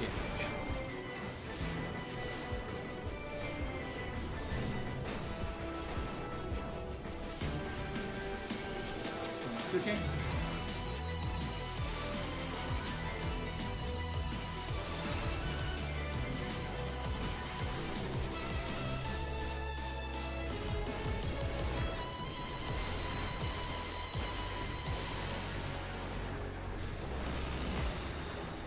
Got to use Gambit and Rake. You just survived a little bit too well. They Okay, swap? switched. Yep. Rake was about off though, so we used like almost the full duration, just didn't get that much out of it.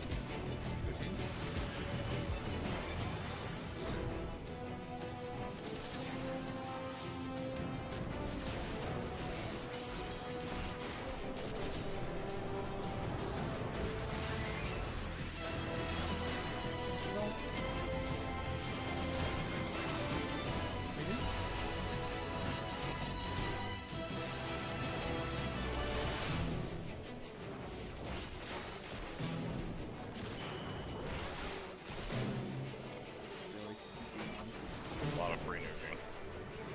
Red. Hey, there's the +1.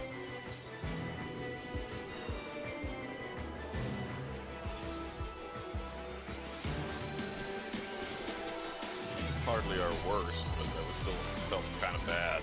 Yeah. For no discernible reason. That was Blaze of Glory, Ecliptic, dematerialized Luopan. Luopan lived like the whole time. We had to It was trust even that Indian. first volley. I'm like, this isn't a lot of damage. What the hell? I see no reason for this, but it. I even did Wizard Roll. I don't normally do Wizard Roll. Oh, did I have art on the wrong element? Did you? Maybe. I don't know. That explain it. Other than that, I would have no idea. You said deepest depths of the rocket grave? Yeah, art was casting the wrong element, so that's why. Ah, okay. Well, that explains it all then. I set my rune, I didn't set art. Okay. I mean, it still worked, so. Yeah, it died. 3 volley. Well, 3-ish volleys.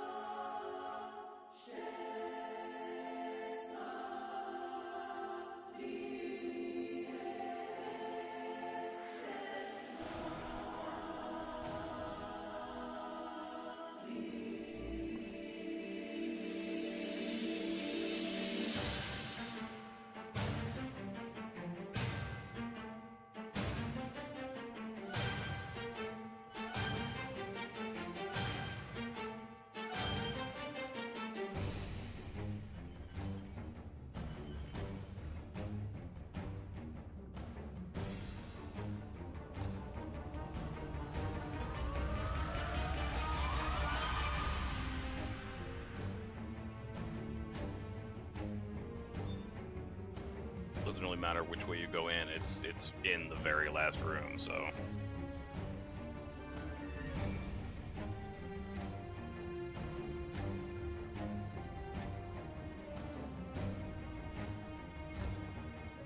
Okay.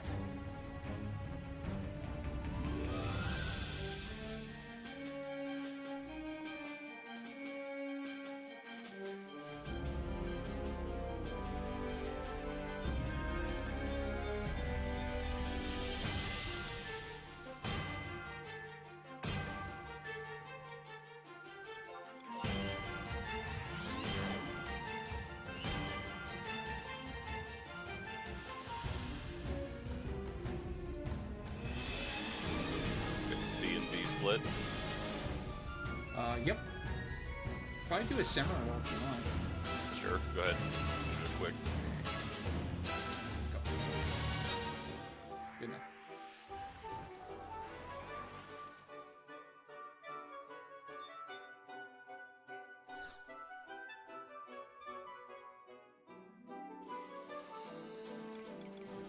I'm already at beat. Shit. I didn't have to touch the move. Probably be able to do C-Boss too. Cool. Yeah, should. I mean, we have a full 7.5 minutes right now, so. Yep.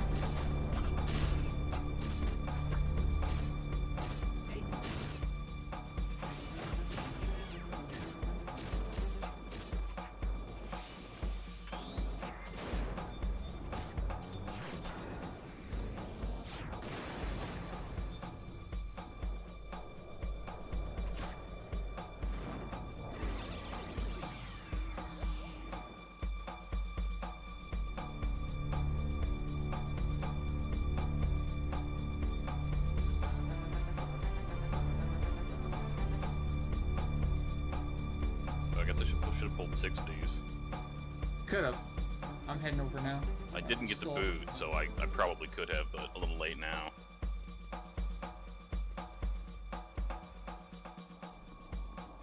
Okay, C shard is done. I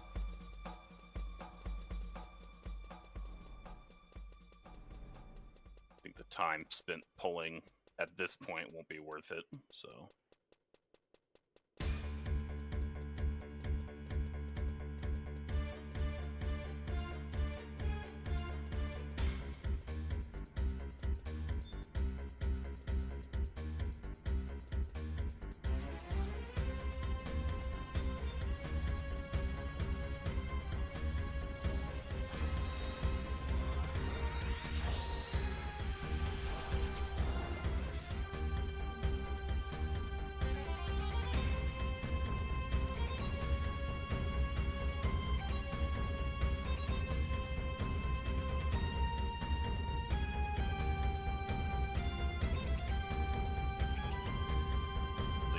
door box right there.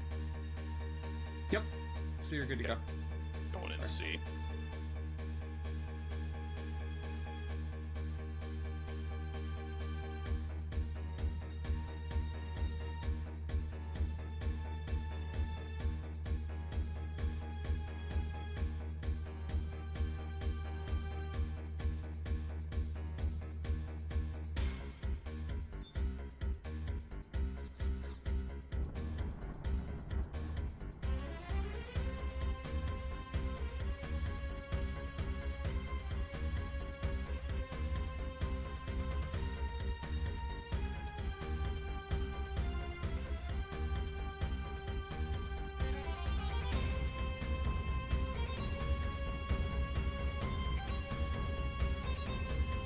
Now.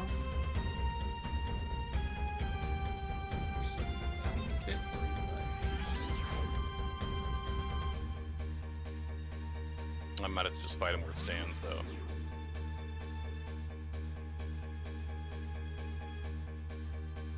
Potentially.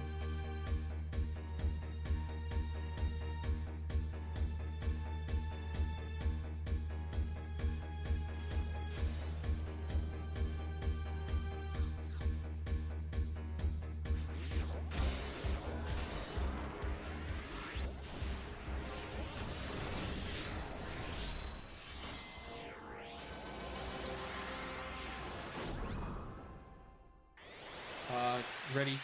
Depends if you want songs or not. Or just go now. I think I'm just going at this point.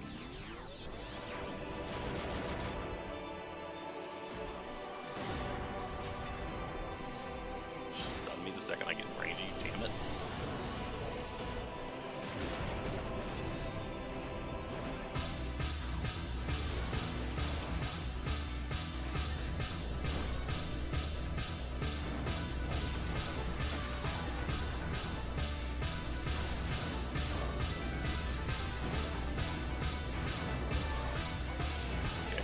Ready. I'm switching. Pressed. Oh shit, I pressed myself.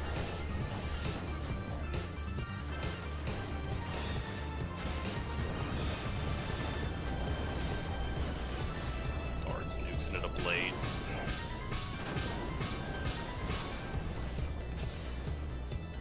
Really finished off with 3 nukes.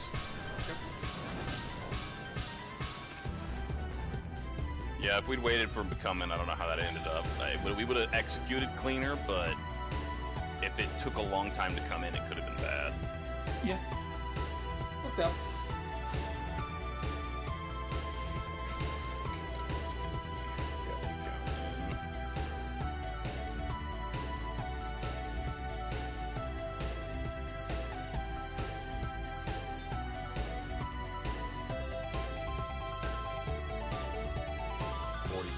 Okay.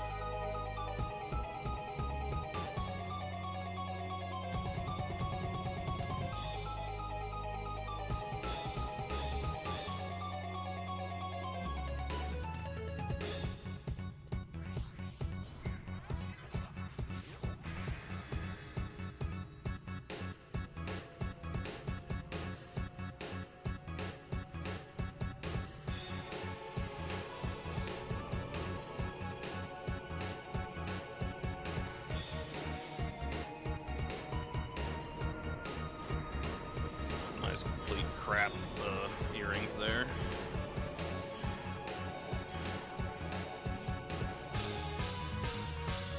Current galley total is in chat. Cool. What was the total for today's round? 40.8. Okay. Back on the good track. Pretty normal. Yeah. This is the start of the great cycle. Well, I guess the benefit is we have so much prep for tomorrow. If you think about it. we'll have straight to... Yeah, we'll have straight to Aminon. E after. Then G. Then B, then F. And I wonder if there would be time for D and I after that. Could be.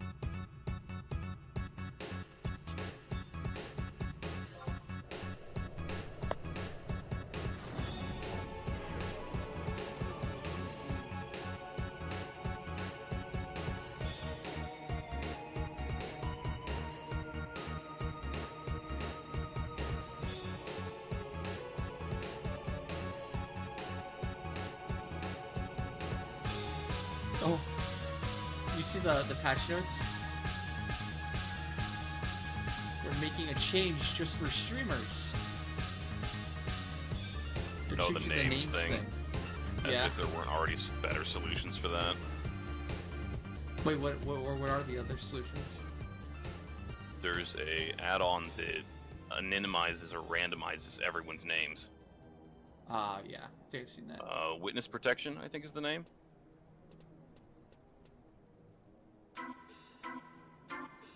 So if your concern was that someone's name was going to be seen or your name was going to be seen, there's already a thing for that, or you can just have names be off by default.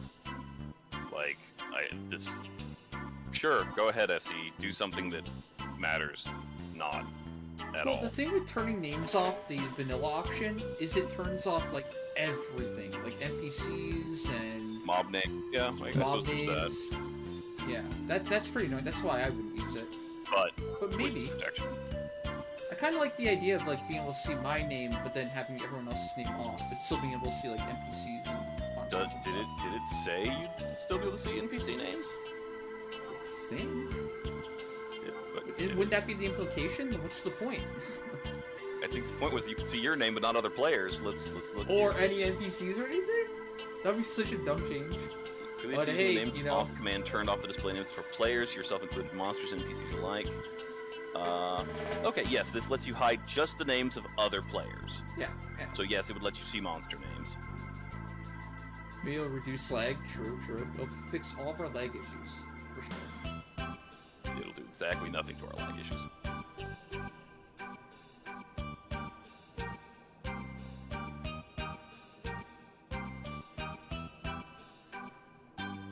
Well, that would turn off everyone's stars. You'd only see your stars. Everyone else would be like this. Yeah, there'd be no nameplate. Like anything, the name itself, and anything attached to it, like a link shell icon, etc. Come to think of it. I wonder how long I've not been wearing a link pearl for. Probably since that one time I did that testing in PvP. It's a while. Like... Were you testing yes. storms? No, this was much farther back than that, so I don't even remember what I was testing. It's been long enough that... So I forgot to put that link shell back on, and it stayed off. All those questions to Martell got ignored. Wow. I mean, you'd be able to see I wasn't on a link shell list if you looked. True. I just didn't realize... I was sitting there looking at my name. There's my stars. I don't see a link pearl icon. To be fair, I didn't notice that either. Yeah, just no attention was paid to this whatsoever. I haven't been in Link Shell for like, I don't know, a week or something. What the hell was I last testing in PvP? I tested something. Briefly. And I can't remember what it was. So, I don't know. It's obnoxious that takes your Link Shell off. It's like, don't do that. Like, there's literally nothing else in the game that'll take your Link Pearl off. Right? Yeah.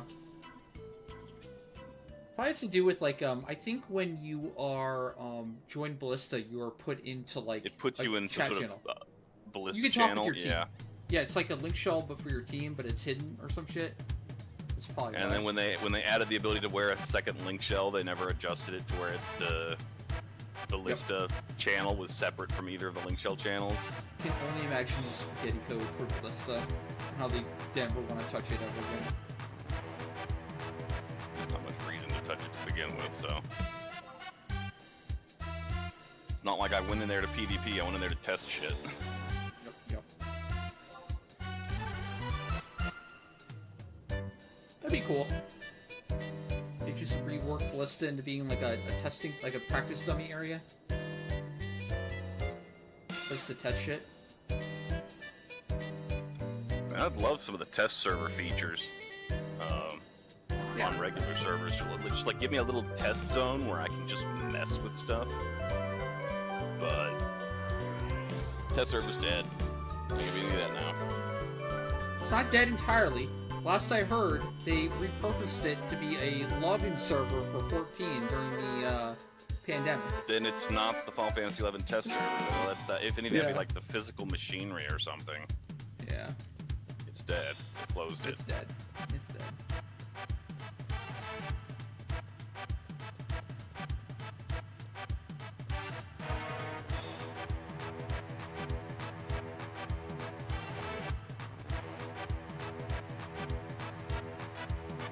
Yeah, the update summary was not particularly interesting. Not really.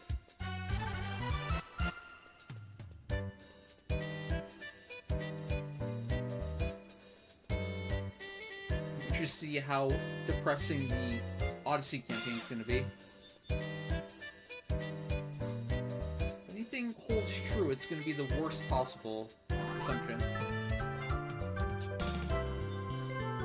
Like, I'm probably gonna farm segments in the near future, and I still don't care.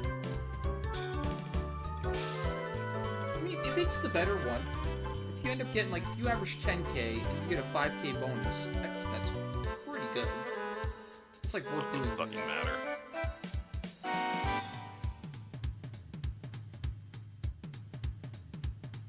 Then if you did B or A instead, and you end up getting double boxes. Better. I can't believe they didn't do double kill. Like, why not? Why I mean, that would have been significantly more appealing, even though I don't even need Gil. But still would have been more appealing. Because you get all your Gil from hitting the exit, so you're not getting like 12% of the actual total. You'd actually be getting 50% more Gil.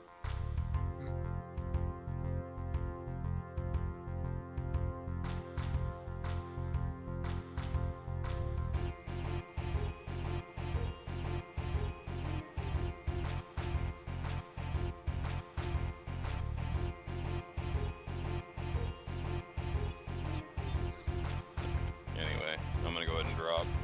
See ya. Have a good night. Later.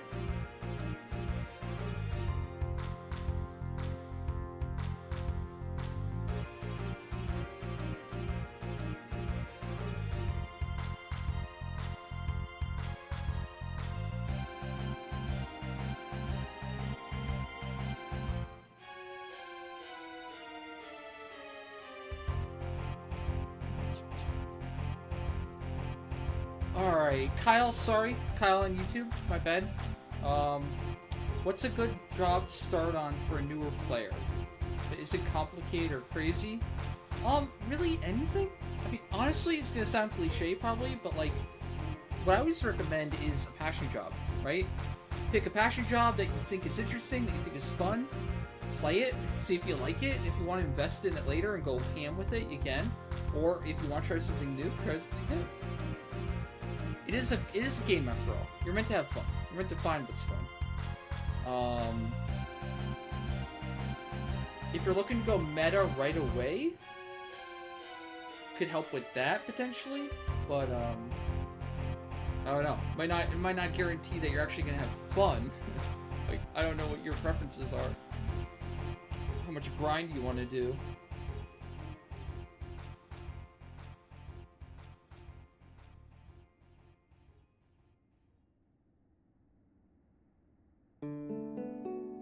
Stat hour. What does stat hour mean? Oh, stat hour, like statistics. Gotcha. Yeah. You know, you guys should really ask more questions, too. I mean, it would be at the detriment of our runs, but yeah, if you guys have any, like, questions during stat hour, you know, feel free. He loves answering questions. If it's relating to, like, 11 and shit. I say that because it's like, if you ask a bunch of questions, he's probably gonna answer and think about it, and then it's gonna go make our runs go to shit, but...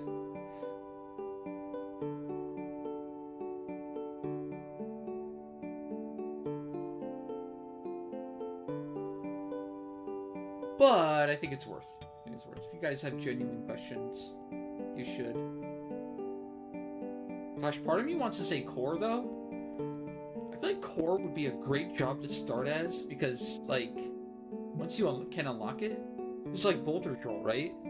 Get, like, 99 core, get Bolter's Roll, you got, like, decent good damage for everything, even have access to an AoE weapon skill, and just getting through the storylines would be so much smoother.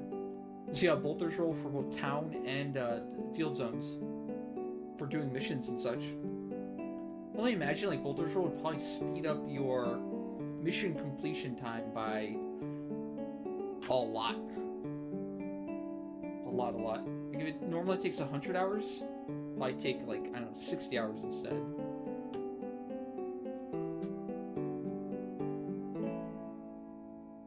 Plus core is like probably the most like in-demand, most used job in the game for like everything.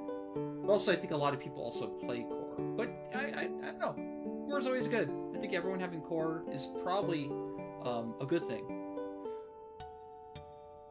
You can never have too many cores, you know?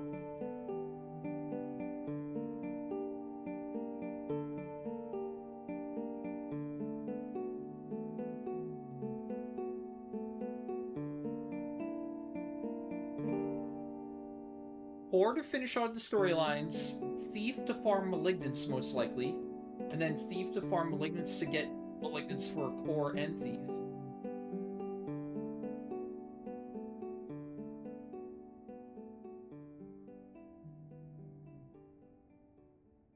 Core isn't too complicated, but it's also quite expensive and quite involved.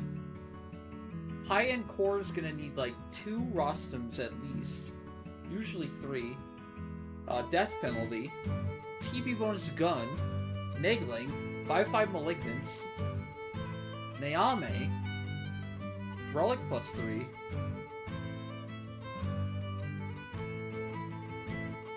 so like, you know, it might be ideal, but like, it's also, you know, a lot of work, a lot of time, effort. But I feel that that's getting so ahead, you know? If you're a new player, like, you shouldn't be thinking about these things yet, you know? Don't try to defeat yourself before you even start with how much is in front of you. I mean, that's part of the fun of the game. It's like climbing Mount Everest.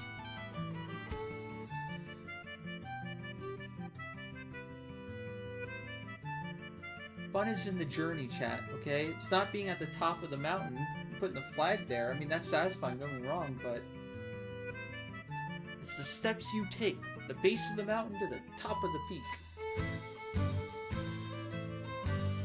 Now it sounds cheesy and corny, but it's true.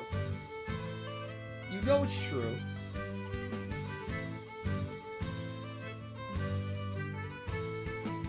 My other analogy for 11 is like, it's like a, if you're an anime fan, it's like a shonen. It's a shonen anime. You start out as the weak main character who's like transported into like a new world, or you know, is just a lowly human, and then they meet a new like cast of characters, and they realize they have this like inner power that they have to train, and they're weak, and they get wrecked first. They have to go through the montage bullshit to fight all the weak bad guys first, and then you end up at the final bad guy. That's Final Fantasy XI. The power fantasy, you know? Starting out super weak and getting stronger and better, till the things that destroyed you early on, you can come back and exact vengeance.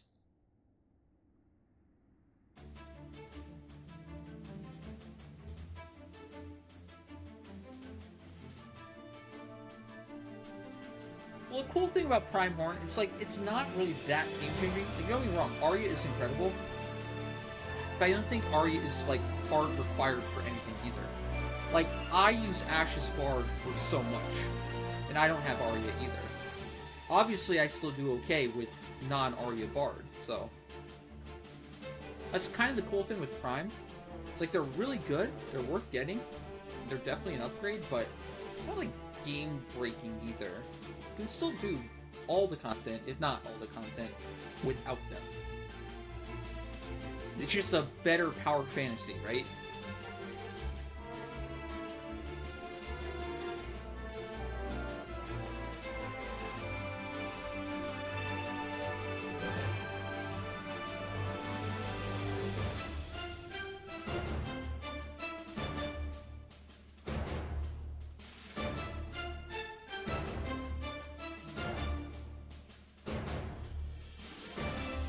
My glass half full for Mythic is, it gets easier as you do more. Every time you do another Mythic, you'll know from the previous one, right? The assaults will be way easier. You'll be more efficient at Anheriar. You'll be more efficient at Nizul farming, right? You'll be more efficient with your time, right? You'll know how to do it. You'll know the process.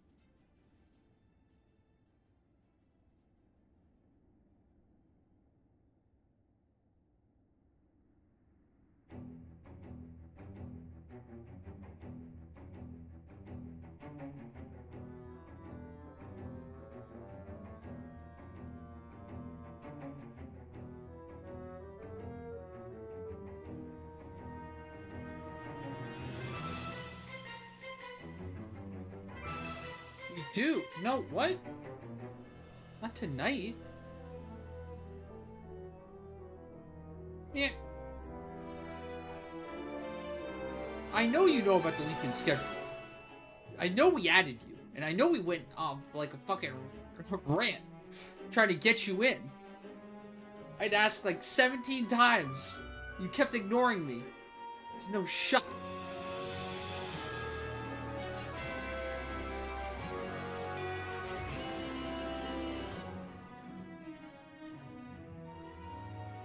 Got a question? You made a dumb decision long ago. You made Ragnar for your Dark Knight. Now you're back after a while. Seems like it deals around 20k res though, but Dark Knight's worth it. Should you stick with making blue? Oh no, Dark Knight's good. Like I said, like passion job. Do you like passion? Or sorry, do you like Dark Knight as your passion job? I'd say invest into whatever job you like playing, right? Make it your passion job. Now, there also is a reality of, like, what is good for certain content. I wouldn't suggest, like, bringing in your passion job to everything no matter what. There's also, like, a balance, right? It's good having multiple jobs to use for certain content when it's ideal. Then use your passion job when it fits in best. Like, I love Samurai, but I don't, like, use Samurai for literally everything anymore. I have a multitude now of options to choose from. So if I were you, I would do both. Say, focus on your Boo, focus on your Dark Knight. Use them where they're strong.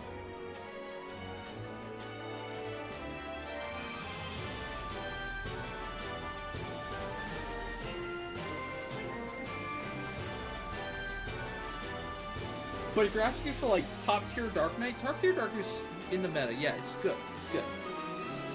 It's in the top DDs.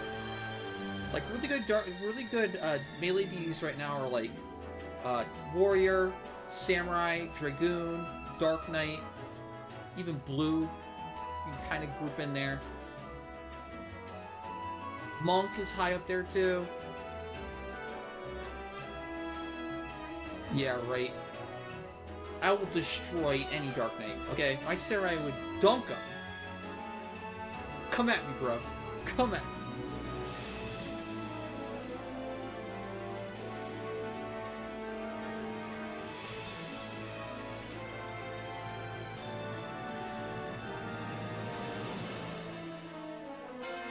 Now, I'm gonna let you in on the secret. The secret sauce to Final Fantasy XI. Buffs and debuffs. They matter so much. If you're looking to increase your damage, usually it's your buffs and debuffs that have the biggest impact. More than anything. Even some of the worst jobs in the game currently can do insane damage if they have the proper buffs and debuffs.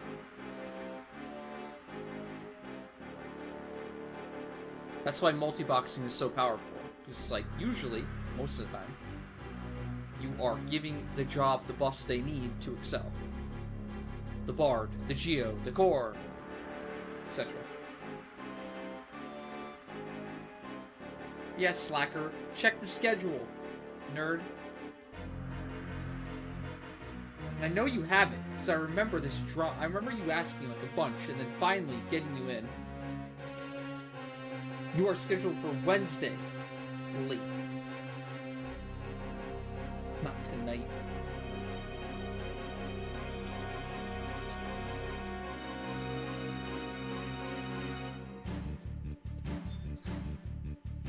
Yep, but don't stop there. You need Daru Dabla, you need Carnwenhen.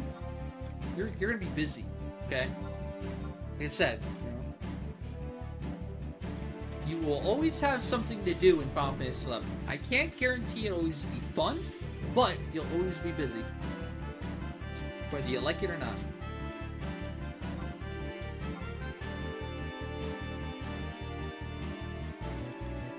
You probably have a whole checklist of things to work on and improve on. That's part of the fun.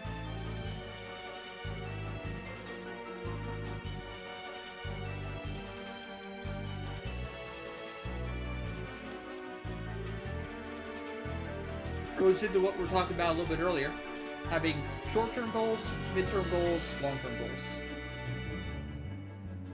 Set a long-term goal, break it down into a few mid-term goals, and then a bunch of short-term goals. And chip away at it. Do what you can when you can.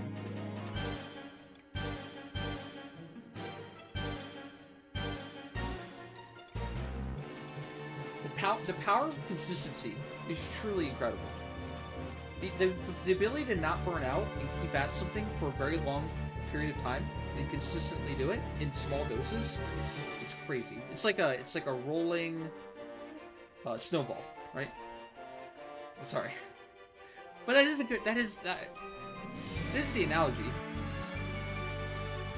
Because as it goes down, it builds up, it builds steam, it grows, it grows, and it gets bigger and bigger and bigger, and then before you know it, you have this giant boulder.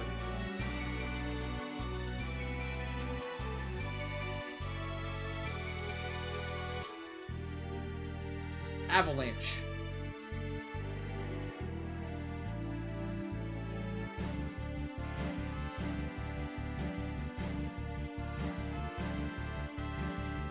They say the same thing about compounding interest, too.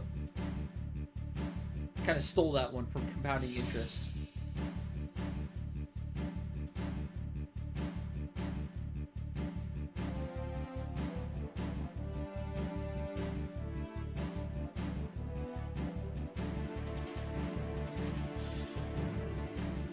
You threw away by mistake? Oh no. Well, nowadays, if you accidentally throw something away like that, you wanna watch? Do you have anything cool to throw away?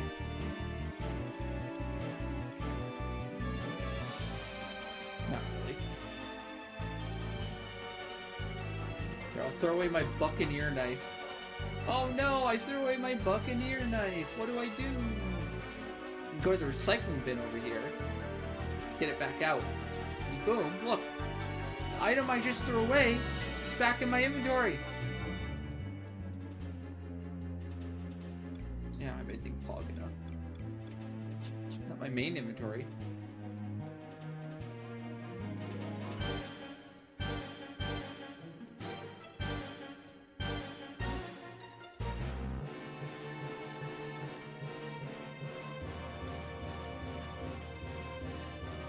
Alright, prediction. We did get one today. We got an old case plus one today.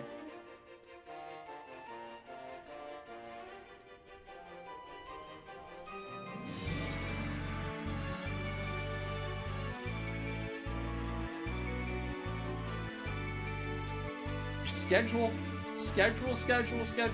Give me a day and a time when you want to go, and I'll add it to the schedule. And we can do it.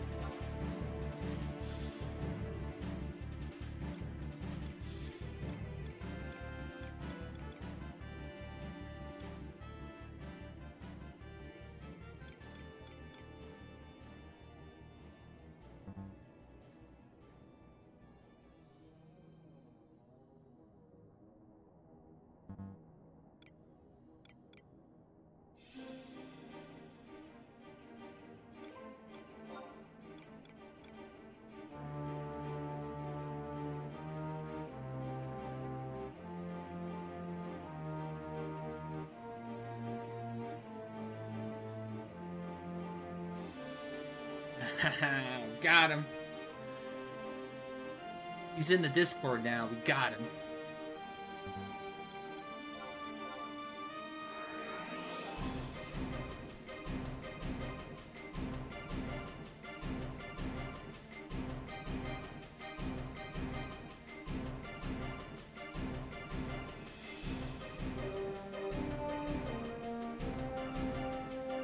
Alright, Bomb and Oblivious? You guys around?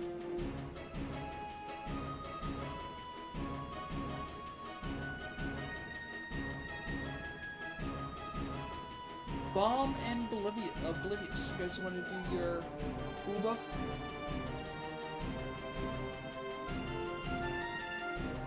If guys need to be added manually to the schedule thing, the Ragnarok section. Oh my god. Yeah, right, it went through. You're trolling me. He's trolling me. I can feel it. He does that all the time. Yeah, right, your power went out. Nice try. Okay. Well, I told you. Well, what I said was, the schedule. I know you have access to the schedule, slacker.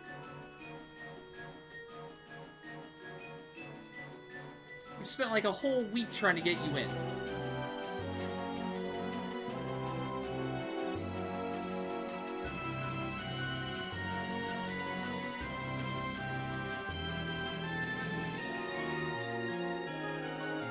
Easy way to check. But, yeah, you were never scheduled for tonight. You were scheduled for Wednesday night. Which we talked about the other day. Which is why I added it to the schedule.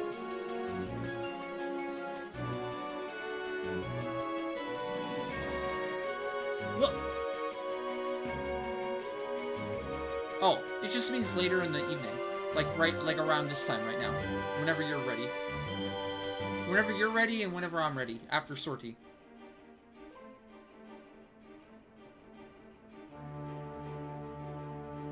Hold on. It says it at the top! Are you kidding me? At the very top, it said generally stream time starts at 2:30 CST. So early stream refers to 2 p.m. to 7 p.m. Monday, Friday, Saturday, we can do Leafkin Omen, Vagary at 5 p.m. CST. Late stream refers to after sortie, etc. So generally 9 p.m. CST to midnight. Spawn! Why do I even add a schedule? Why do I even type anything? You guys don't read anything, so what's the point? You guys say I don't read chat. You guys don't read anything. Joking, by the way. Joking. But still, it's there. Why are you logging in? It's tomorrow! What are you talking about? It's Tuesday. It's not Wednesday. He said he read the schedule, but he's logging in now to do his run on the wrong day. Oh, man. I'm losing it. No, you don't.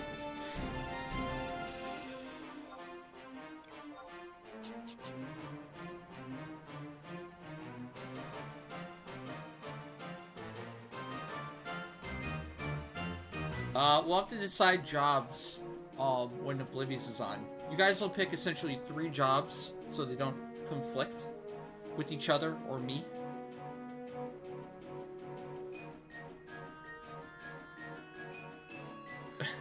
Yeah, right.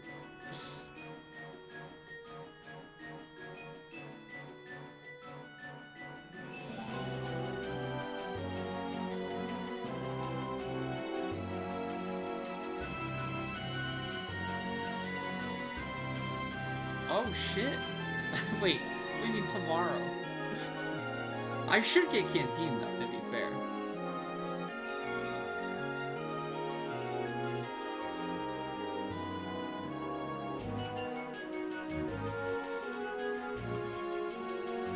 Where's Oblivious stuff?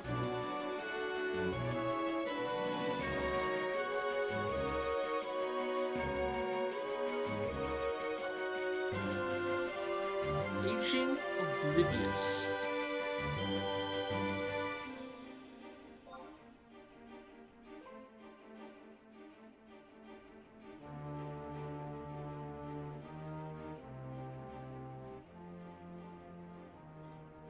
I don't know. I don't know the stats. Like, apparently at one point somebody broke it.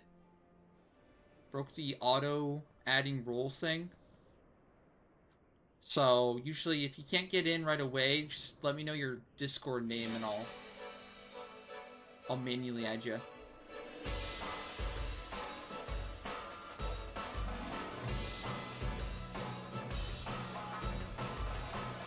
Actually, I can probably just determine who you are by this.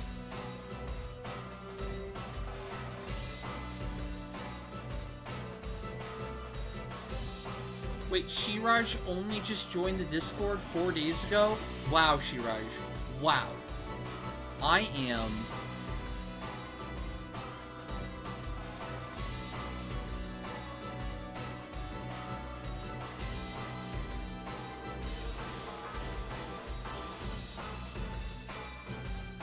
shocked. Alright. I think I added you. You see it now?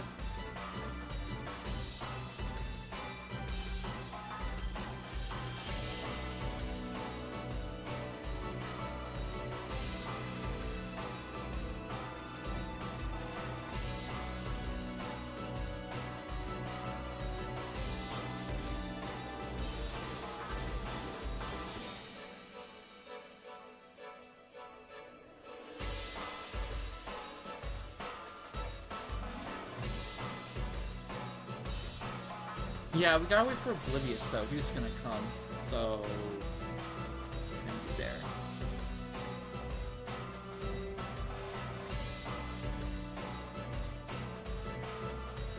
One sec.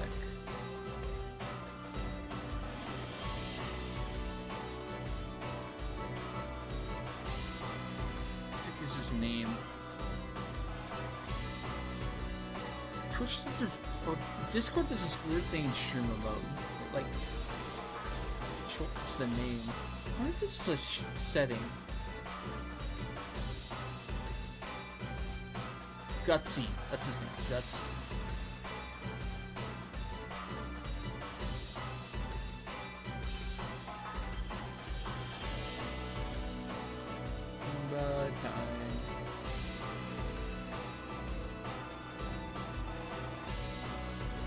There's Oblivious. Oblivious, we're ready for Boomba.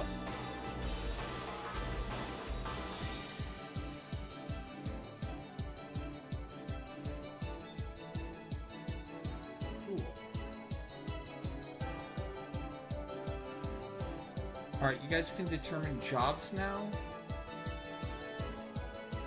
Where are you going, Oblivious?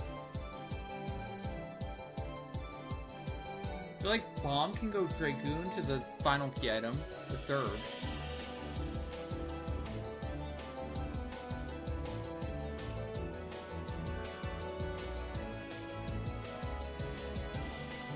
Okay.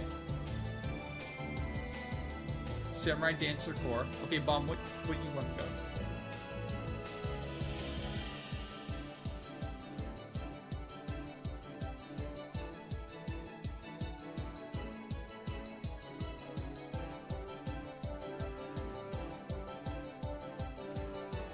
Dragoon can be one of yours.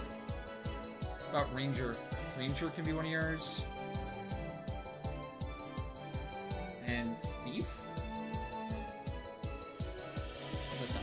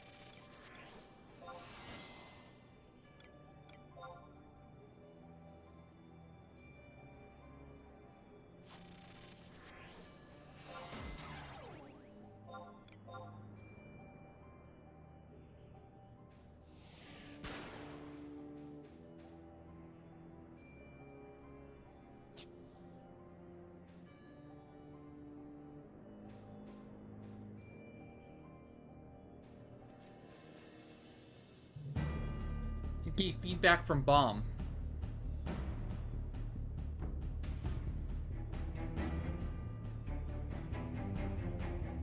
We start our stream goal to get your sound fixed. Oh, we're determining jobs here. I was asking, is Ranger, Thief, and Dragoon fine for you for the job order?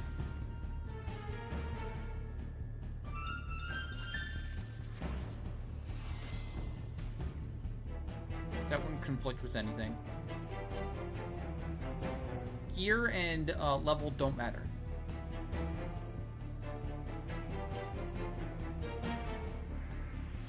That's fine. Yeah, we're not doing anything to first get him.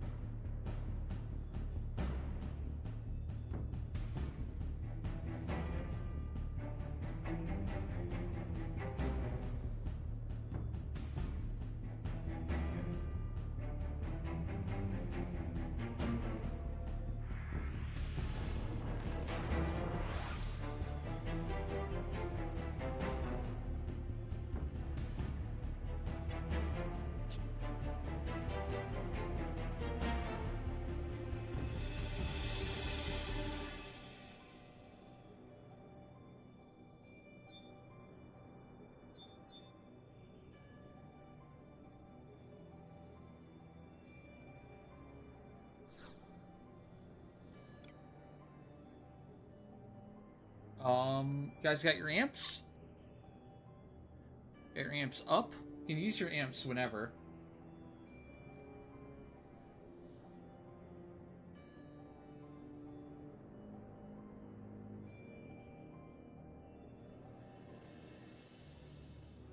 Well, these are other characters, yeah, on the server. Other people play the game.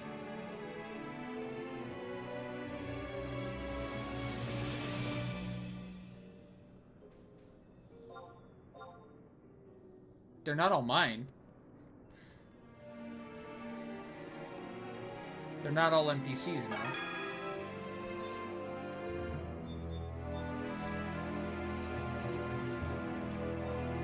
Does Bomb have amplifiers? You have 3 Mog amplifiers for each. Get them? You do, okay. Making sure.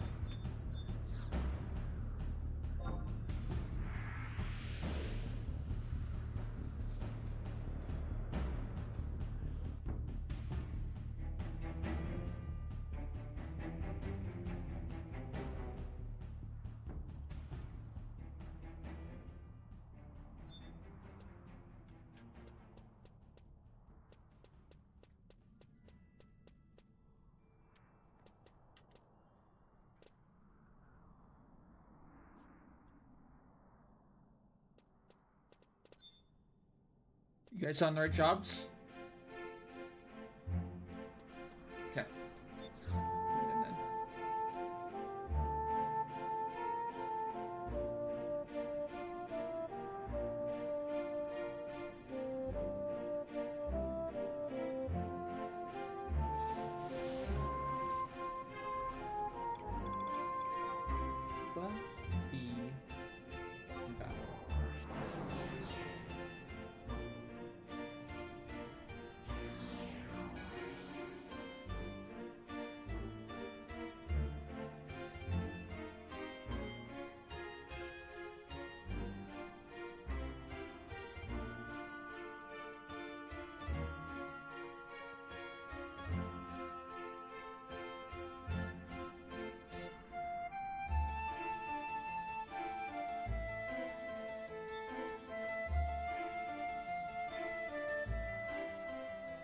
Does Moogle Mastery do anything? Not in here.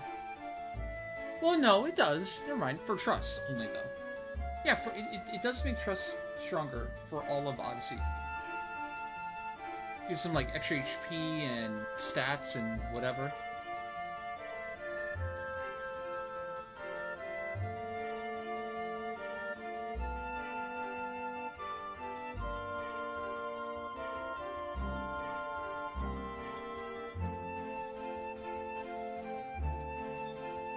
Boomba has a boppable nose. You think he'd allow it? Why don't you try it? Let's find out. See what happens.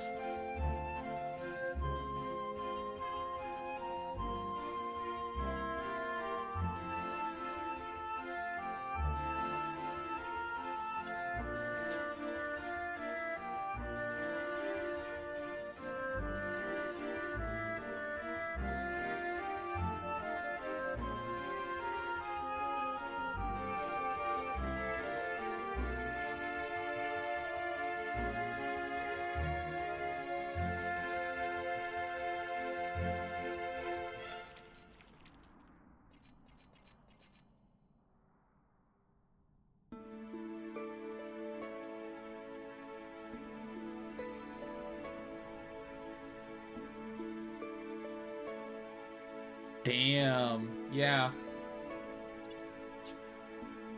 That'd suck.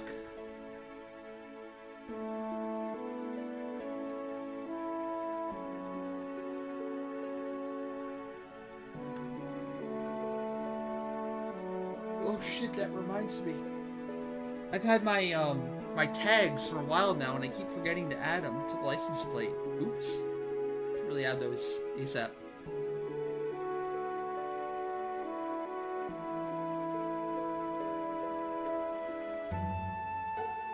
Bomb! You know what? Uncalled for. You know, yellow card. Yellow card to bomb. Low blow. Do not make fun of my stage-tried private staff and call it Signet staff. It's not funny. You know how much time and effort I put in this stupid staff? This fancy Signet staff?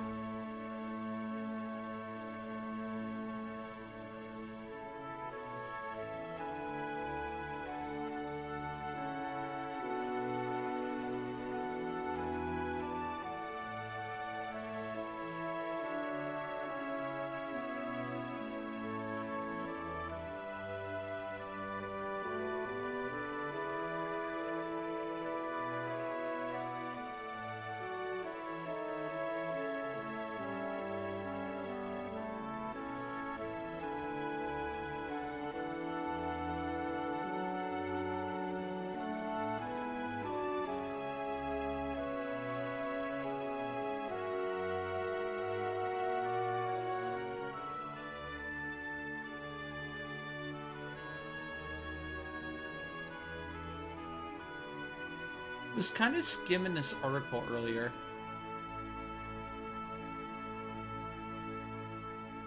Like they had an interview with them. They're talking about the history, early part of the game. Today's MMOs aim for convenience in every aspect, but the fantasy realm I envisioned may have been more like those of the past, Ishii said. The harshness of the world was precisely why we sometimes worked with others and shared our joy with those around us. It filled me with joy to have been able to create and witness a world where people can honestly tell each other congratulations when someone levels up. Today, Final Fantasy VII has been streamlined for solo play, and much of the harshness has been filled down to make up for the gradually declining player count. But, I mean, like, that's only early on. It's like nobody that does these articles ever actually get to, like, the harshness of the game, which is, like, the later game. Where, like, you get something and it is a congratulations from there.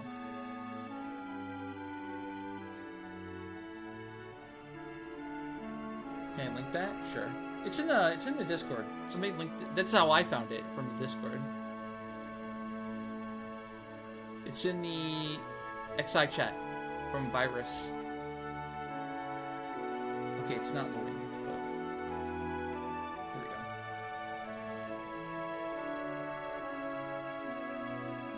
go. Leveling up a character could take years in real life.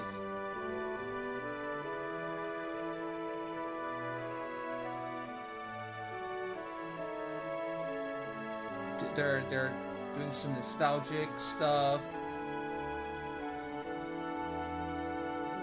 Just doing something in Final Fantasy VII always felt like you were preparing for an adventure.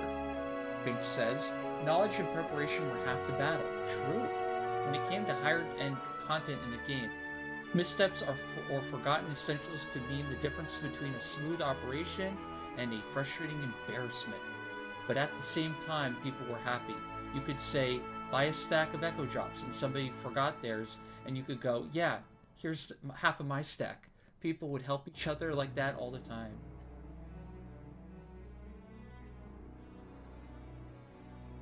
Hickamol. Oh, wow.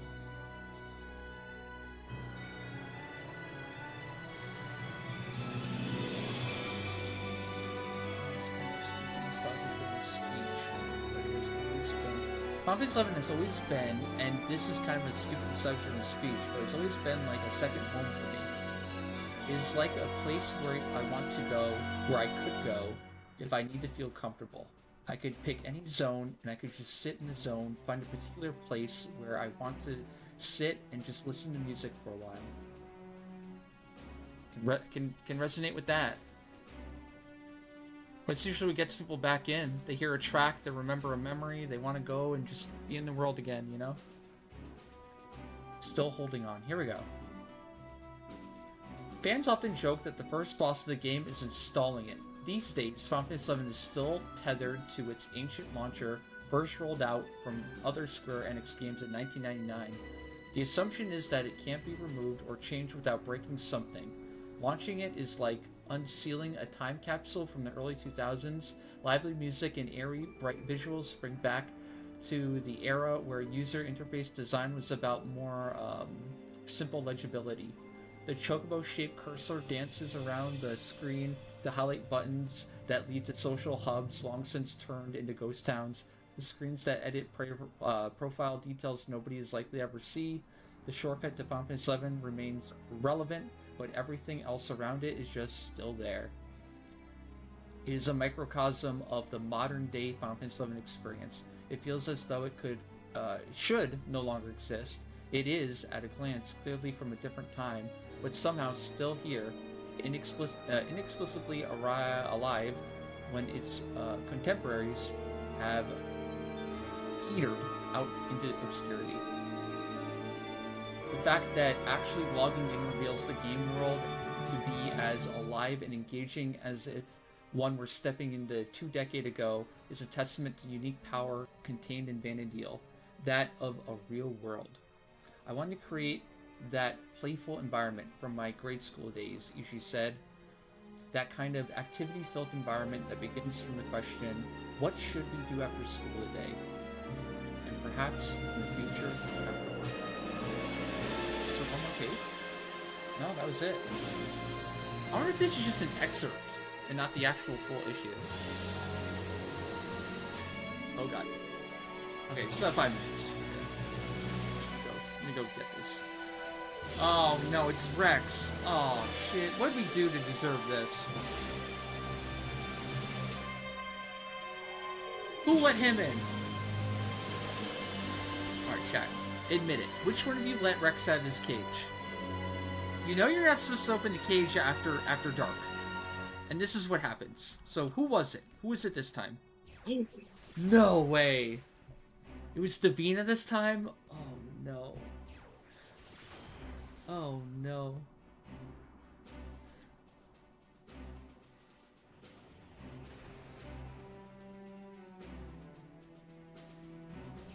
You hate to see it. You hate to see it.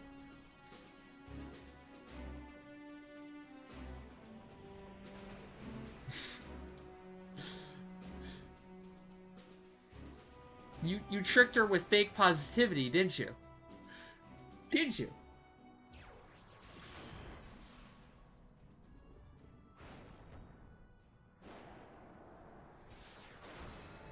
You're not sharing your secrets. Wow. Rude.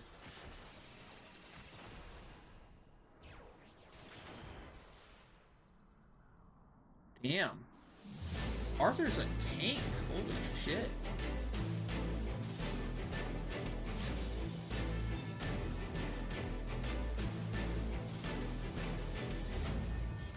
Arthur's a unit.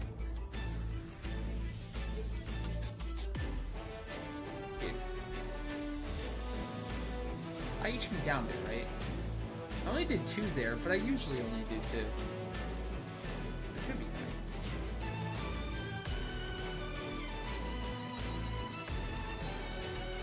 Concern? Concern? Okay, there we go. Got it.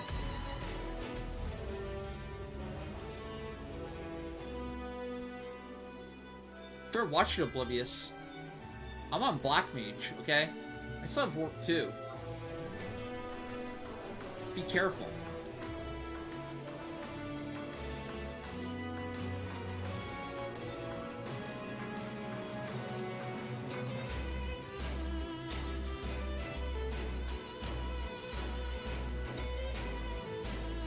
Is Valk still there?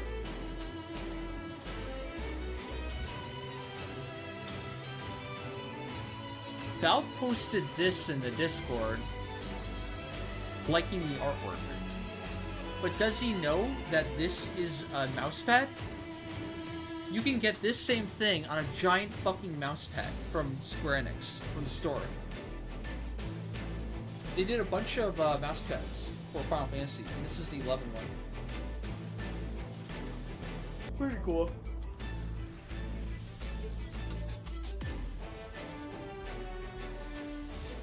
You would have bought it, but they ruined it by having a Galco White Mage. True, true. There were no Galco White Mages.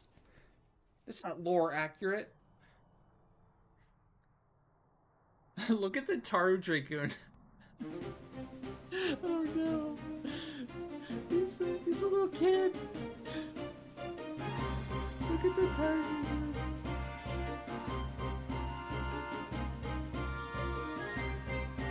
It's like a 2-year-old.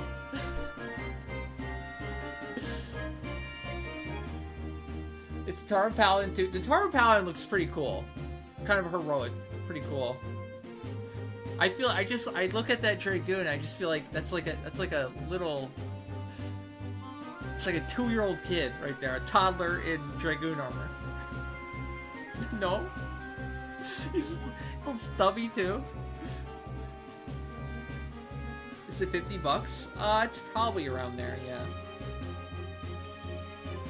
I'm gonna assume like 30 to 50 probably range for it. I mean, it's a big mouse pad. It's huge.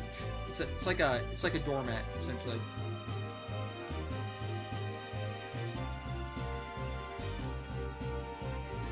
$35? Yeah, that sounds right.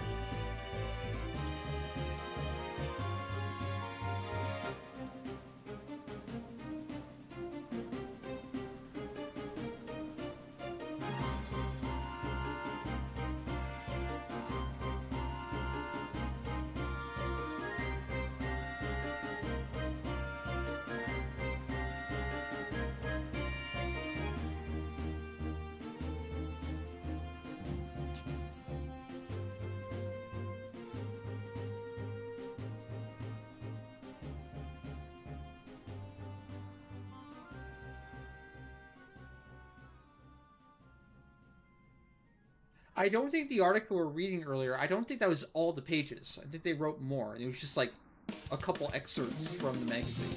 They'll probably make you buy the subscription or the article or whatever to read it all. I'm kind of interested for the future thing. But it's probably the same thing we've already seen so many times.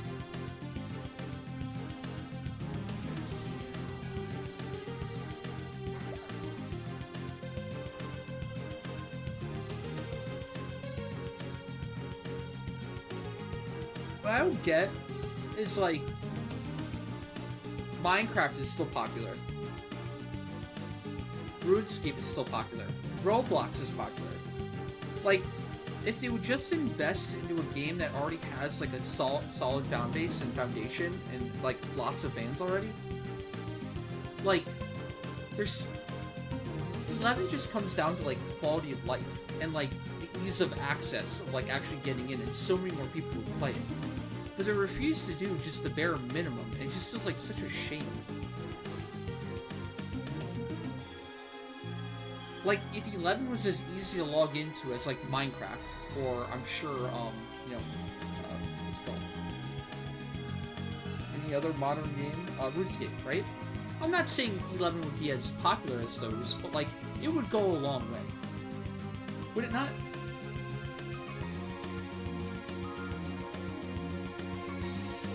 It would absolutely guaranteed make them not only more money than it would cost to put in, but it would be like tenfold. But they don't want money. They specifically don't want money from 11, apparently. It's just like closed-mindedness, I suppose. It's just so frustrating. Where they refuse to see the special thing that they have, right? It's so tilting. Not appreciating the gem and the incredible thing that they have, and they're just like throwing it to the side, right? Essentially.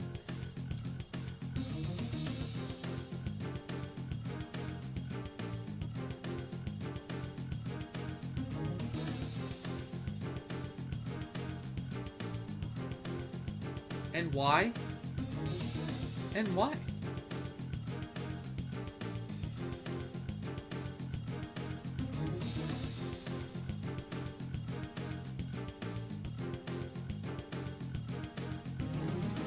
I mean, it doesn't even match their cultural values, really, even.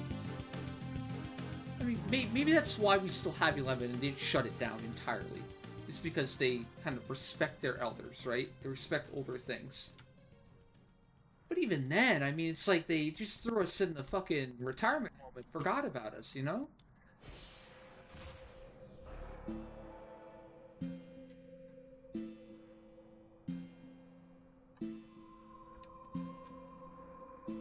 I just don't understand how they can be so successful, and 14 can be so successful, and they can't just, like, kick a little bit back to 11. That's probably the most frustrating part, especially considering that 11 floated 14 for so long. Literally, not only, like, our profits, the players that were subbing to 11 paid for the existence of 14 and 1.0, and the existence of Realm Reborn, right? But also, like, the manpower that was taken from 11. Like, 11 lost its prime years. Like, that window of, like, when a game is new and it's in the first 10 years, like, 5 to 10 years, right? I feel like 11's, like, lifeline, or like, prime content time was cut in half. At least.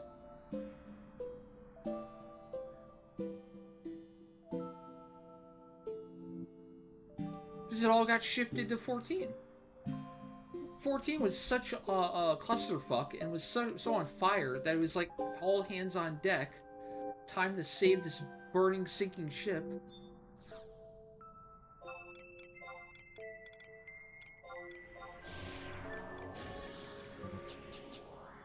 And now we just get tossed out to the side and, like, forgotten about.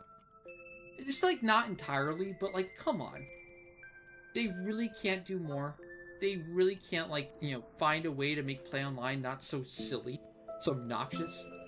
It would really cost that much. And you don't think they'll make it back?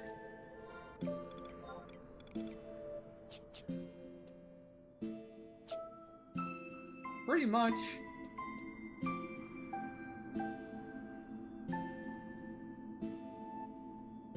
It's like they got what they wanted from it, and they're just okay just throwing it to the side, without appreciating, like, the fan base that they built, the specialness of what it means to the fans that like it.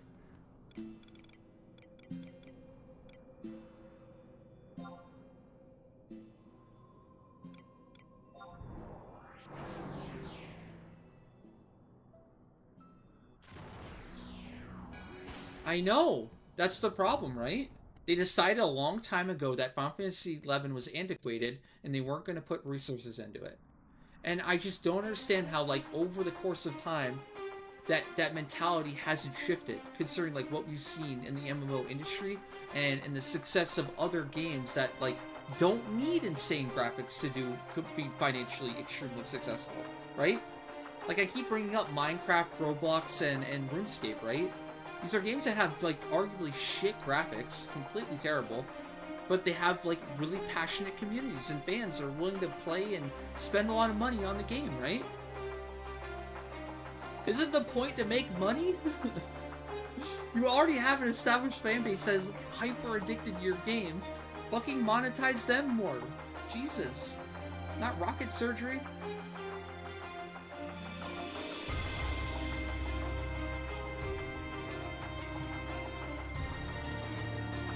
It's like it says spite. It almost feels like they're neglect for 11 and giving it like what it deserves and what it like let's not forget.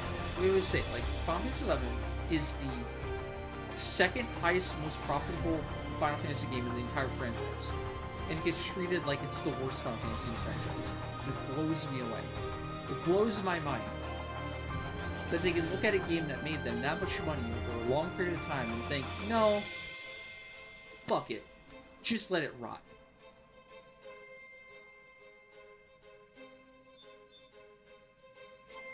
And they've tried to let it rot so many times, but it keeps staying so successful to the point where they can't justify completely getting rid of it, because it's still making them, because it still has such amazing fans that are willing to stick with the game through thick and thin, right, and come back and still play it, no matter how much pain and suffering is involved in the process of like getting reinstalled and setting up an account and everything like that, right? In spite of that, the game still does well enough. Still makes them a profit. Imagine if they actually gave a shit. Imagine if the upper management actually gave a shit and reinvested just a little bit into it. It's just wild to me.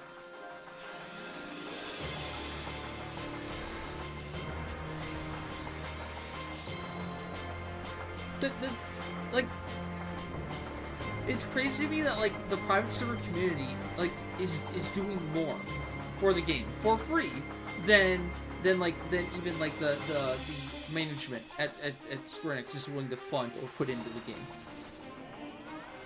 It's crazy to me that the HD mod makers of 11 and the add-on makers do more, spend more of their time, resources, and energy into the game than what the upper management and the decision makers in Square Enix are willing to do. And all the while they scoff at it, right? They allow it to exist, but like why not team up with the third-party stuff, right? Why not team up with Windows 4? I mean, I know why, because they don't want the headache of it, and they don't think 11 is worth it to do it, but still.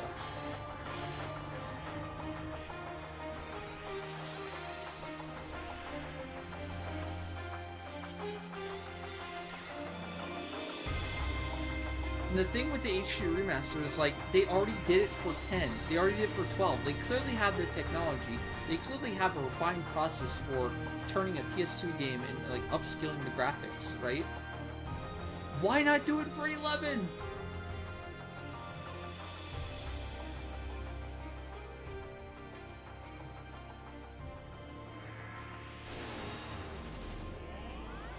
Think if they did it 10 years ago, where the game would be now, right?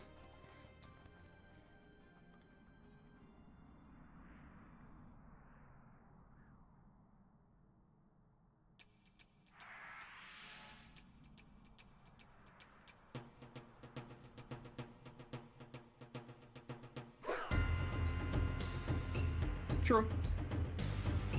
But also it's a sub game. I mean, I think they would make more money like HD remastering 11 over a long period than they would for even 10.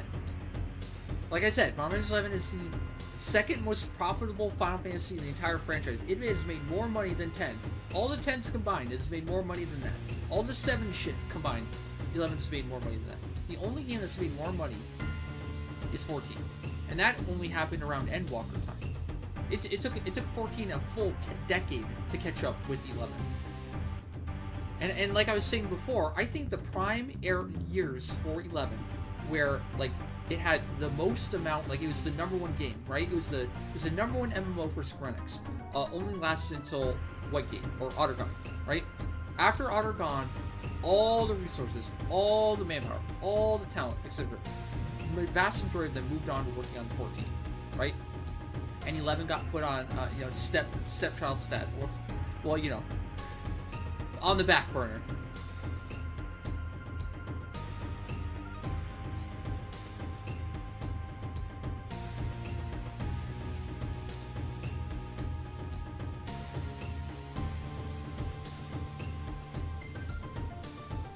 Well, I mean, it's the whole business model of YouTube. It's why YouTube is so successful. Think about how popular, think about how insanely popular YouTube is. They don't make any content. They don't do anything. They're just like, hey, you want to make videos on our platform? Okay. And if we run ads, we'll pay you a portion of the money we make in ads. And then like the content creators flow in and make the incredible content for them, right? That's why Minecraft is so incredibly popular. That's why Roblox is so incredibly popular. Because they're just a platform that allows people to be creative and make really cool, interesting stuff that like a single team of developers probably can't do on their own, right? They're enabling and giving them the tools to do cool things, right? I mean, well, look at the passionate community of 11. We already have that, right? All the add-ons, all the HD mod packs, like hell, I'll even give props to the private servers. Like, that is passionate people that want to keep that era of the game alive and going.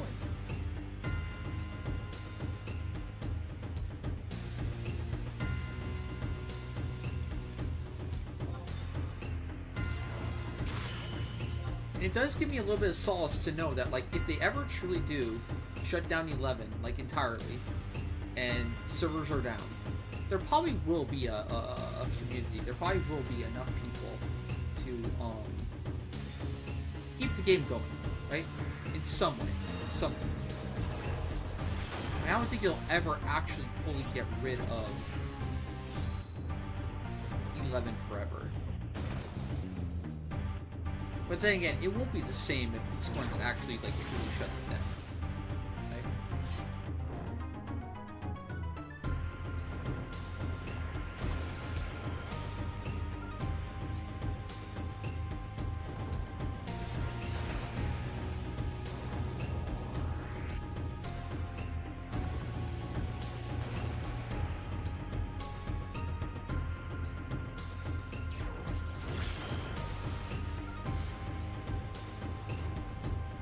It's just so, like, disheartening to think about the potential, though, and the squandered potential. Like, don't get me wrong, I'm incredibly grateful, I think we're incredibly fortunate to have the game that we have right now. Because I think in today's, like, business climate, game climate, MMO climate, right, a lot of their companies would just shut 11 down when they would launch 14, right? It would just be gone. We'd have nothing, right? Our only option would have been to quit or to go play 14, and like that would have been it. So at least we still have the game, right? But I just feel like its potential was squandered, because it could have been so much more. There is such a ready, willing, passionate community out there that they just let wither.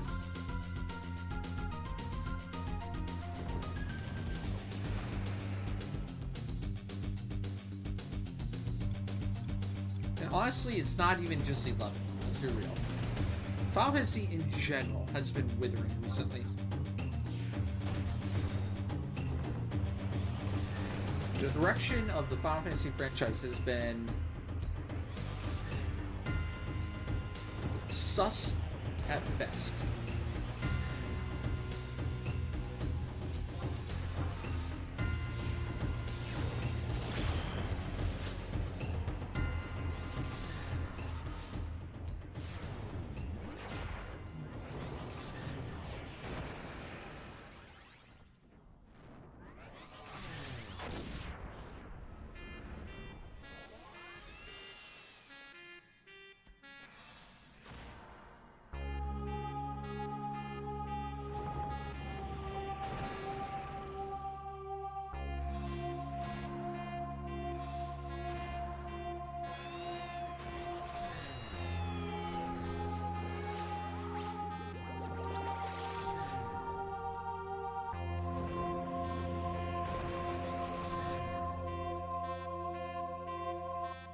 Oh yeah, and then even So, talking about what chat's talking about right now, the Etsy stuff. Yeah, I've seen some really, really incredibly made, like arena weapons, different clothing. Like, it's kind of crazy what people can do. I think, even on the front page of Final Fantasy Auction House, right? Still? Yeah. Oh, some new screenshots got accepted.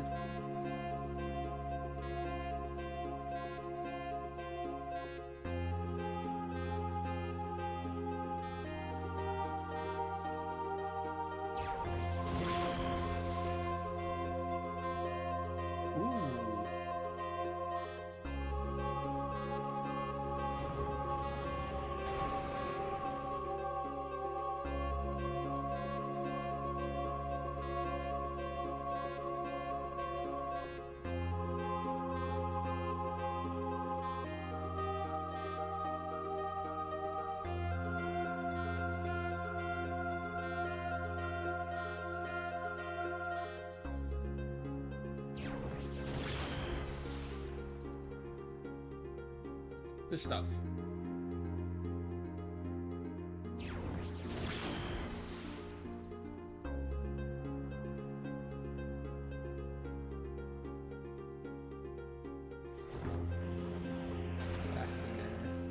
Ooh, this is kind of crazy. Look at that. Jesus. This is pretty big, too.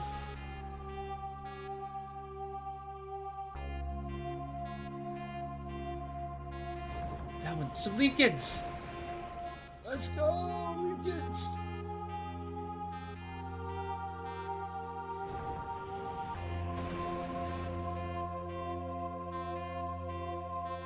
The playing cards actually look decent. Oh, damn, look at that, too. Holy shit, look at that Bahamut.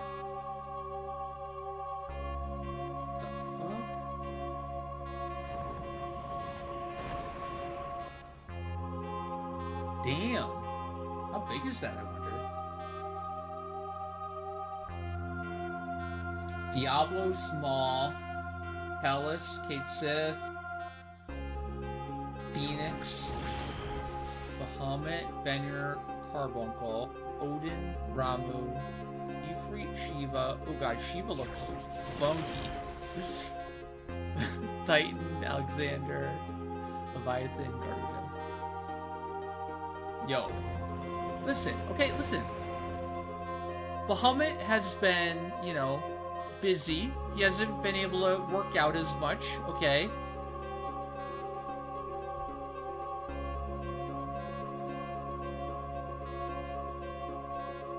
Maybe Bahamut has a bit of a dad bod now, sure. Okay. He's been busy.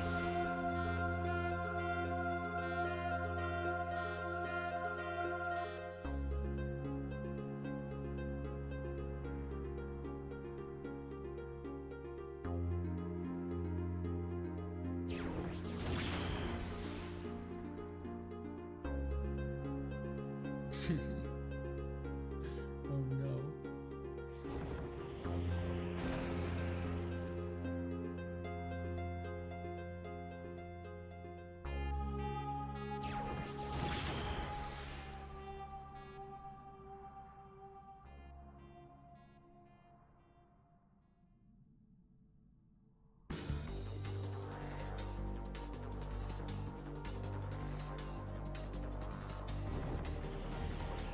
Oh, that sucks. Somebody got banned.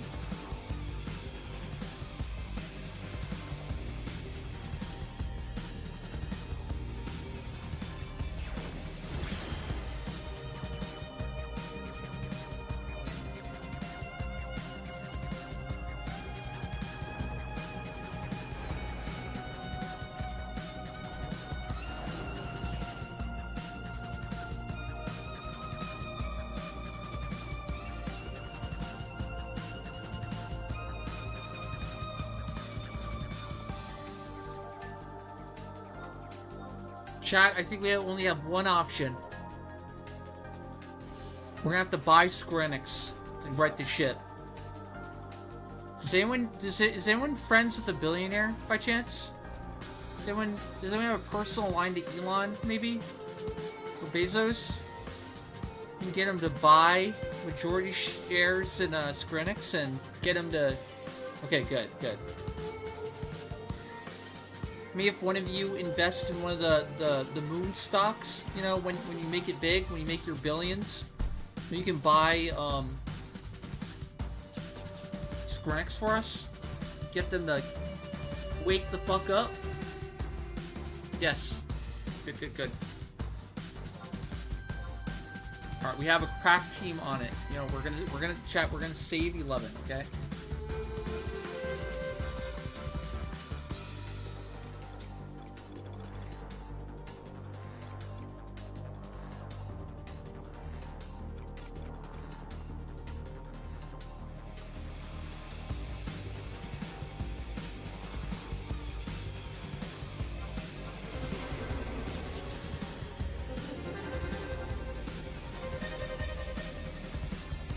You can TP roll.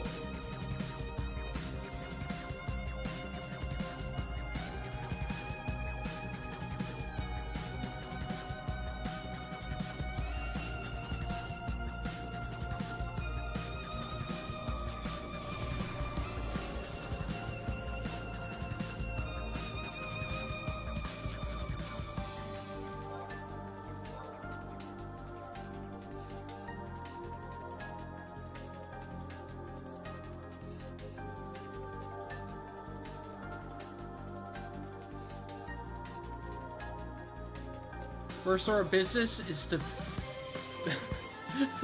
Oh god. First order of business, all Galka players, insta-ban. Wow. That's kind of harsh. What about Elvins?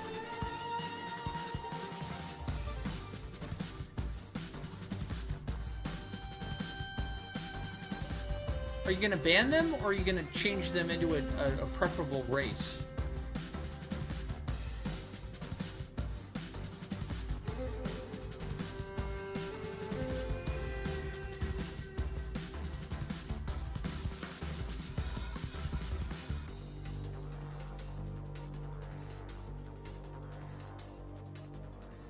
All Elvins, back to the farm. Back to Winder's farm. For you, Elvins.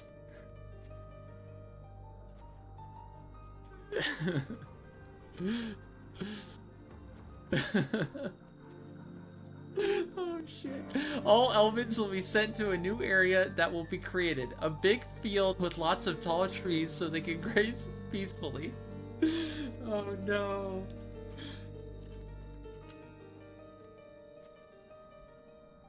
Hear that, Elvins? Are you excited?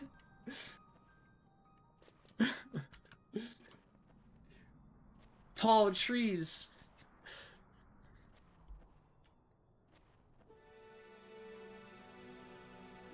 The dreams come true.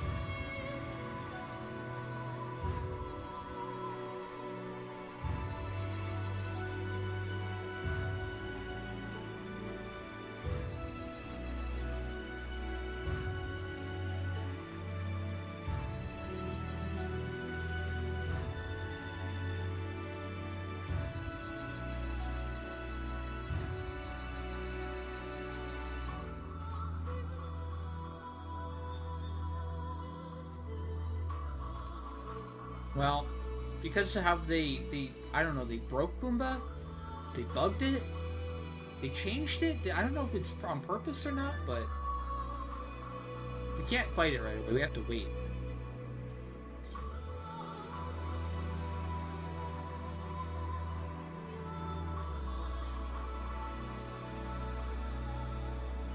Oh, here we go.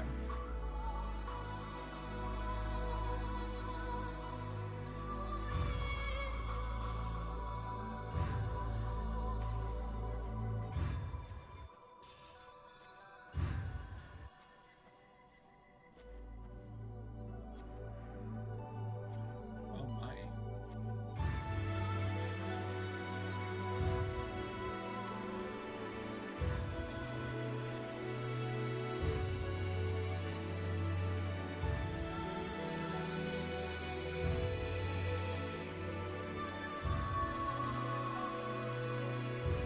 Oh my god, I think Positivity Arc is taking over.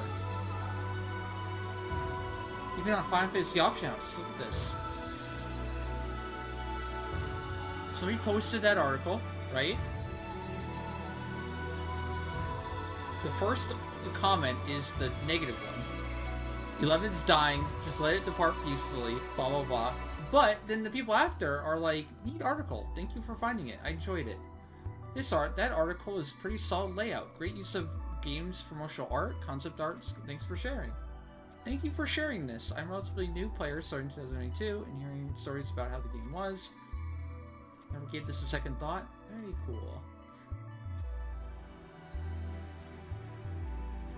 Finally the positive people are coming out. Representing.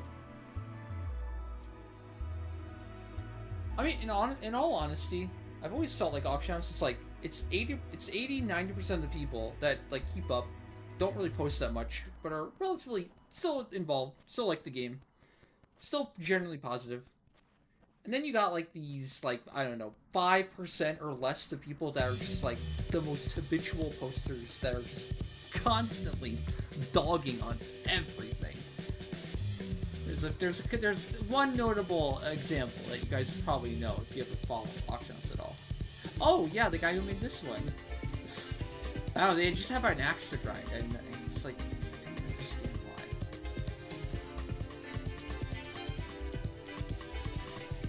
Oh, I've been meaning to go over this page. Look at this, how to improve the game. And 16 pages of people like with ideas on how to improve the game.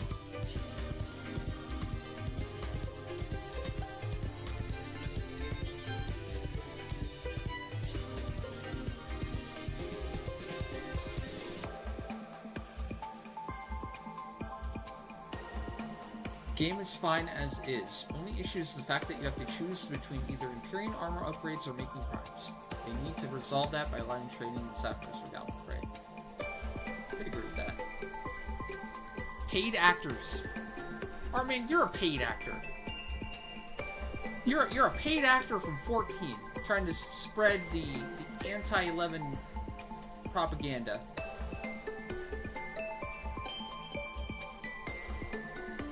I like this stuff. Because it shows how passionate the community still is. It shows people still care. I think there's certain parts of the community that are very frustrated with a lot of things. They still care. And this is evidence of that.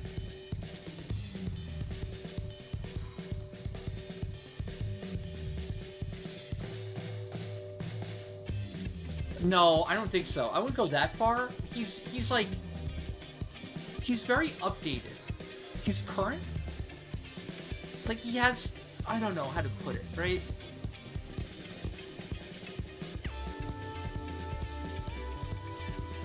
He's knowledgeable to a certain extent, but he's not knowledgeable in, like, content. Like, he probably has no clue how, like, Soulkey's really done. At like a fine detailed level. Or, like, any of the, B25 fights. I don't think he does, like, any, like, endgame content, like, actually, right? But he is knowledgeable in a way where, like, somebody who keeps up with, like, TMZ or something like that. There's no way. No, he does not. The way he talks about content, it has always seemed like he doesn't actually do the content. he gets an idea from like how other people post about it and he runs with it. Well, maybe more than most. I'm just saying he's not like a hardcore endgame player.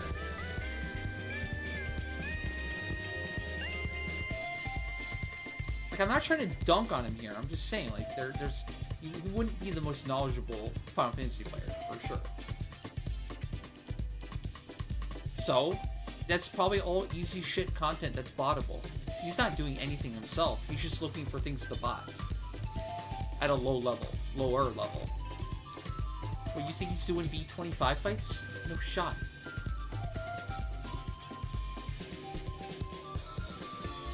People are more knowledgeable than him on Auction House? Or anywhere. Thorny. Martel. This guy.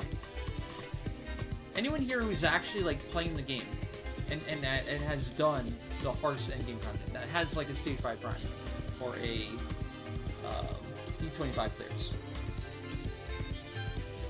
I'm trying to phrase it in a way where like I know he knows a lot. He keeps up to date with a lot of 11 info for sure. To troll about it or dunk on it, right? Probably more than most. I can agree with that aspect, but like actual like nitty gritty details of the game, I'm not sure about that.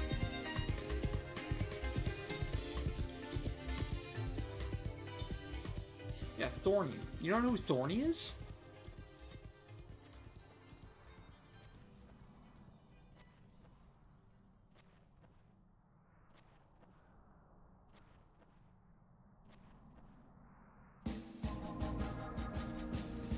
I would agree. On like a technical level and even like a, like on a, like behind the scenes, like, you know, bones of the game and like on a, like a very, very deep level, like in the technicalities of how like everything works, I'd say Thorny is probably high up there, if not. No, he's separate from Wanderer. He does his own thing. He's like the lead dude for Ashita, or one of the lead dudes for Ashita.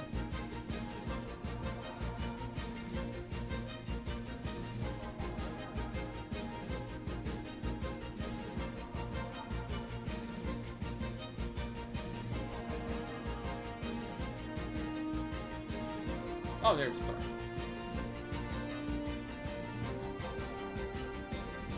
Yeah, I don't think so.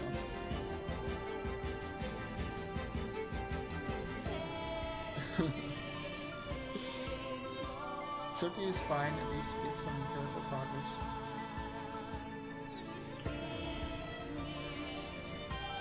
How long we got?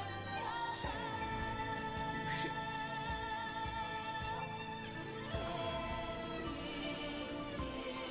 Right, you can roll. Can buff.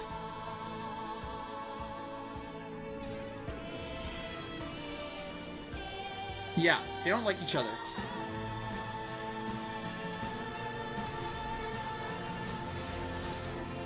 So man, I this is gonna sound harsh, sure. I don't really mean too much offense here, but like, he's like, Thorny's like the, I don't know, what's the analogy here?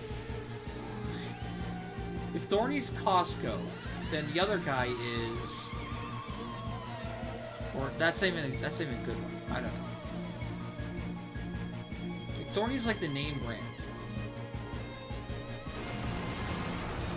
They're both in competition with each other.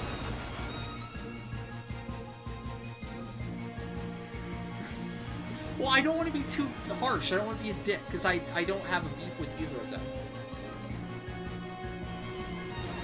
And I don't want to start shit with either of them either. So I'm just trying to be as, like, you know, fair and concise as possible, or honest as possible. What the perception is among the community, or how they post.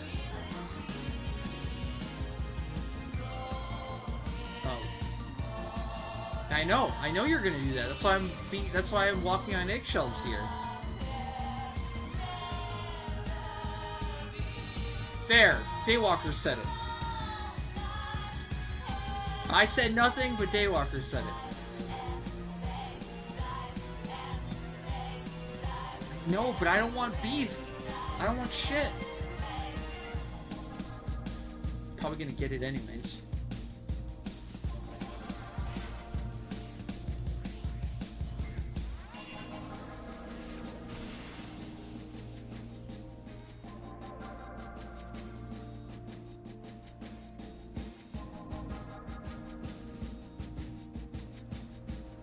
Well, I remember, didn't Thorny post his tax returns one year?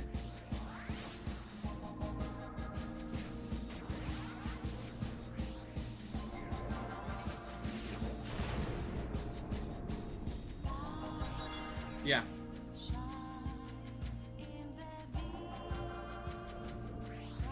That was a while ago. I think it was pre, like, metal duping, too. So it might have, like, gone significantly down. I have no clue, but... I think it was 200K in a year, is what he posted for his tax returns. And apparently he was saying... He's like a smaller operation, too. Apparently there's much, much larger operations.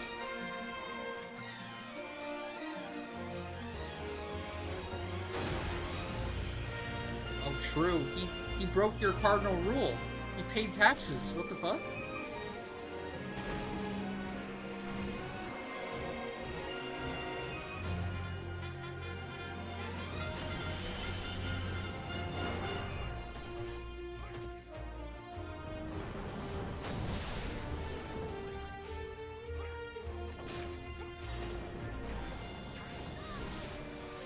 Oh, you guys noticed Savage Blade only, right? Yeah, you did. Okay, good.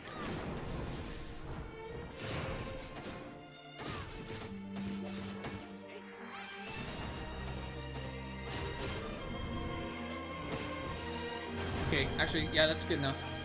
Disengage. Run.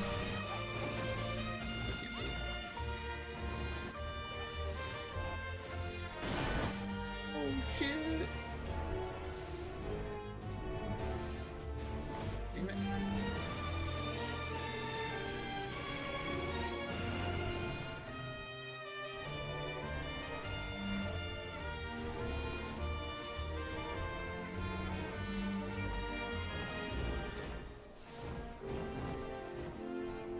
Can't see I'm being fucking chased by the rainbow.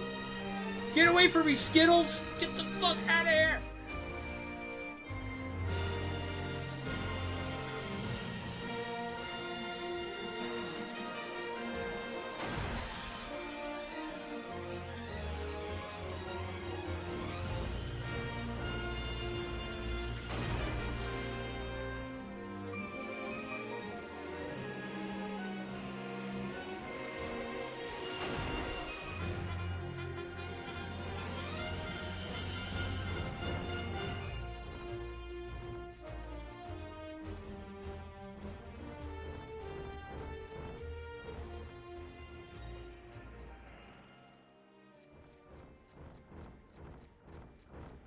Oh yeah, I don't know.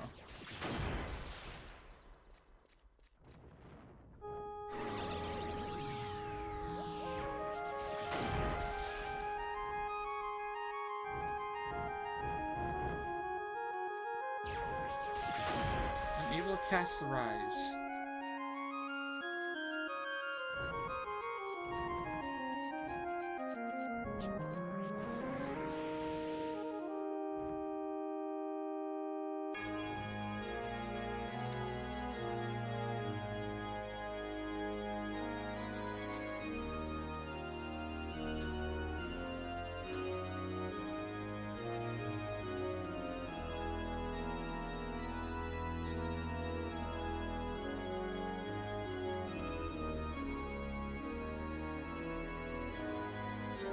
Sounds like 8.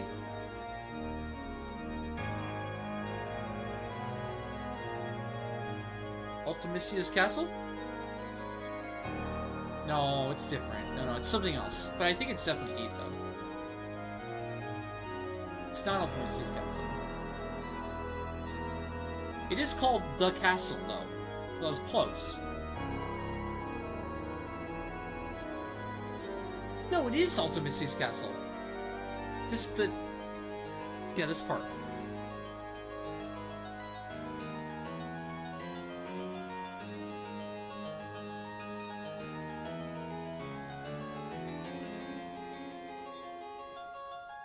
No problem, no problem. Grats on the RP.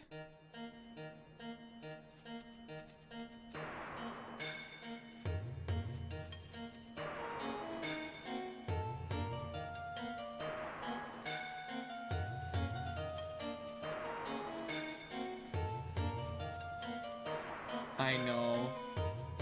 I wish there was reason to kill him while RP farming, but shit, man. What are you gonna do?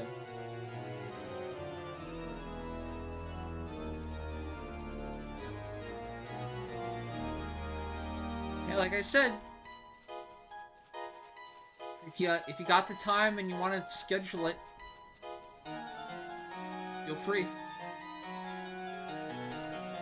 Always down. Oh, my crystals are...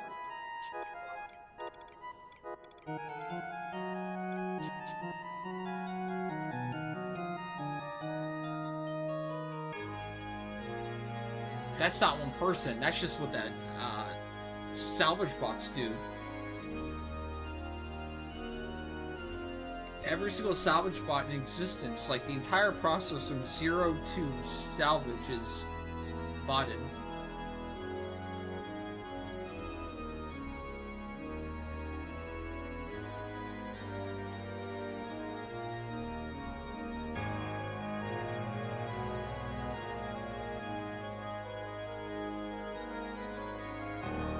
Friday late? Sure. If it's open.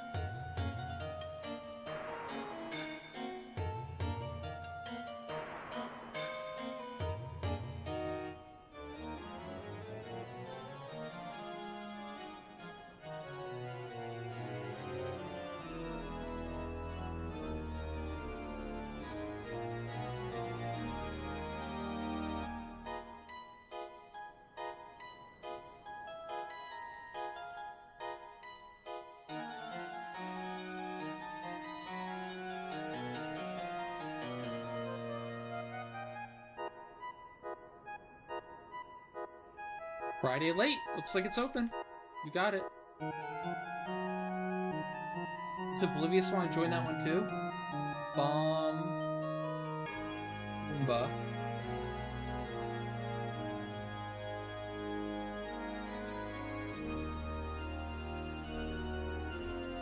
Do I have that added for tomorrow? Wednesday. Can you do that early, or does it have to be late?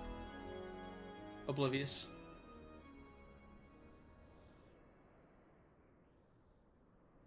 Don't forget, chat, if you have any questions, if you're a returning player or a new player, and you have anything at all, seriously,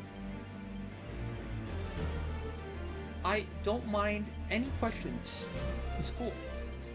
And even if I don't know the answer, chances are chat would know. It's prime time. Prime time question time.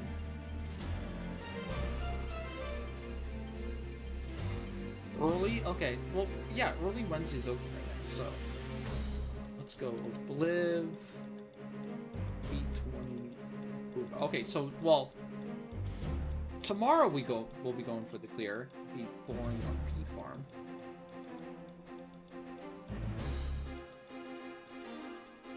Finally got your shiny Pokemon. Let's go. You really did farm a